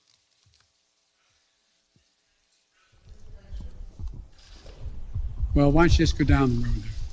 Thank you, Mr. President. To follow up on some of the questions about the vaccination program, you've given dozens of speeches this year urging Americans to get vaccinated. You've talked to reluctant Republicans. You've said it's people's patriotic duty. There have been very few mentions of the fact that young children under the age of 5, still in the third year of this pandemic in this country, don't have access to the vaccine. Can you speak to frustrated parents a little bit about why that continues to be the case and when that might change? Because the science hasn't reached the point where they're convinced that, in fact, it is safe. So that's what they're doing now. You could have asked me that. I got asked that question about 3 months ago about people between the ages of 7 and 12. Well, they've got to the point where they felt secure in the number of tests they had done and the tests they had run, that it was safe. So it will come. It will come. But I'm not a scientist. I can't tell you when, but it is really very important that we get down that next piece. One more follow-up on Build Back Better. When you said it's going to likely be broken up into chunks, you mentioned that the climate pieces seem to have broad support. You mentioned that Senator Manchin is a supporter of early child care. You left out the child tax credit, and I wonder if it's fair to read between the lines and assume that is a piece, given Senator Manchin's opposition to it, that the extension of that is likely one of those components that may have to wait until sometime down the line. There's two really big components that I feel strongly about that I'm not sure I can get in the package. One is the child care tax credit, and the other is help for cost of community colleges. They are massive things that I've run on, I care a great deal about, and I'm going to keep coming back at whatever floor I get to be able to try to get chunks of all of that done. Yes, sir. Next man next to you, left. Thank you, Mr. President. My name is Pedro Rojas. I'm with Univision National News. This is actually my first press conference here. It's good to meet you in person. We always have long press conferences. Awesome. I got a couple of questions for you. Number one, you said that you want to convey your message by getting out there in the country. I wonder if you're planning on traveling also to South America and other countries in the Western Hemisphere, given the fact that China has gained a lot of influence in the region. And the second question is, what will be your message for residents in this country that are struggling every time they go to the gas station, every time they go to the grocery store and see the prices going high, and the pharmacy? I happen to come from South Texas, where I saw a lot of people struggling financially in the last few months, and so I wonder what is the message you want to spread to them. Well, I try to express. I tried to answer that 7 different ways today about how to deal with inflation. But let me answer the first question. I spent a lot of time in South America and in Latin America. When I was vice president, I spent the bulk of my 8 years basically in Europe and/or in Latin America. I'm in contact with the leaders of the countries. And welcome back to Live Now from Fox. We are going to be ending our YouTube stream for the evening, but we are going to put on our overnight playlist. So don't worry, you can continue to watch Live Now from Fox on many different platforms, including LiveNowFox.com. You can always follow us on social media, Live Now Fox, on Facebook, Twitter, and Instagram. You can always follow me on social media as well, Steph Weaver TV. Have a great evening, everyone. This week we will have some more major events, including Vice President Harris, who will be visiting Milwaukee, Wisconsin tomorrow, along with many other events as well. Have a great evening, everyone. I will see you all next weekend.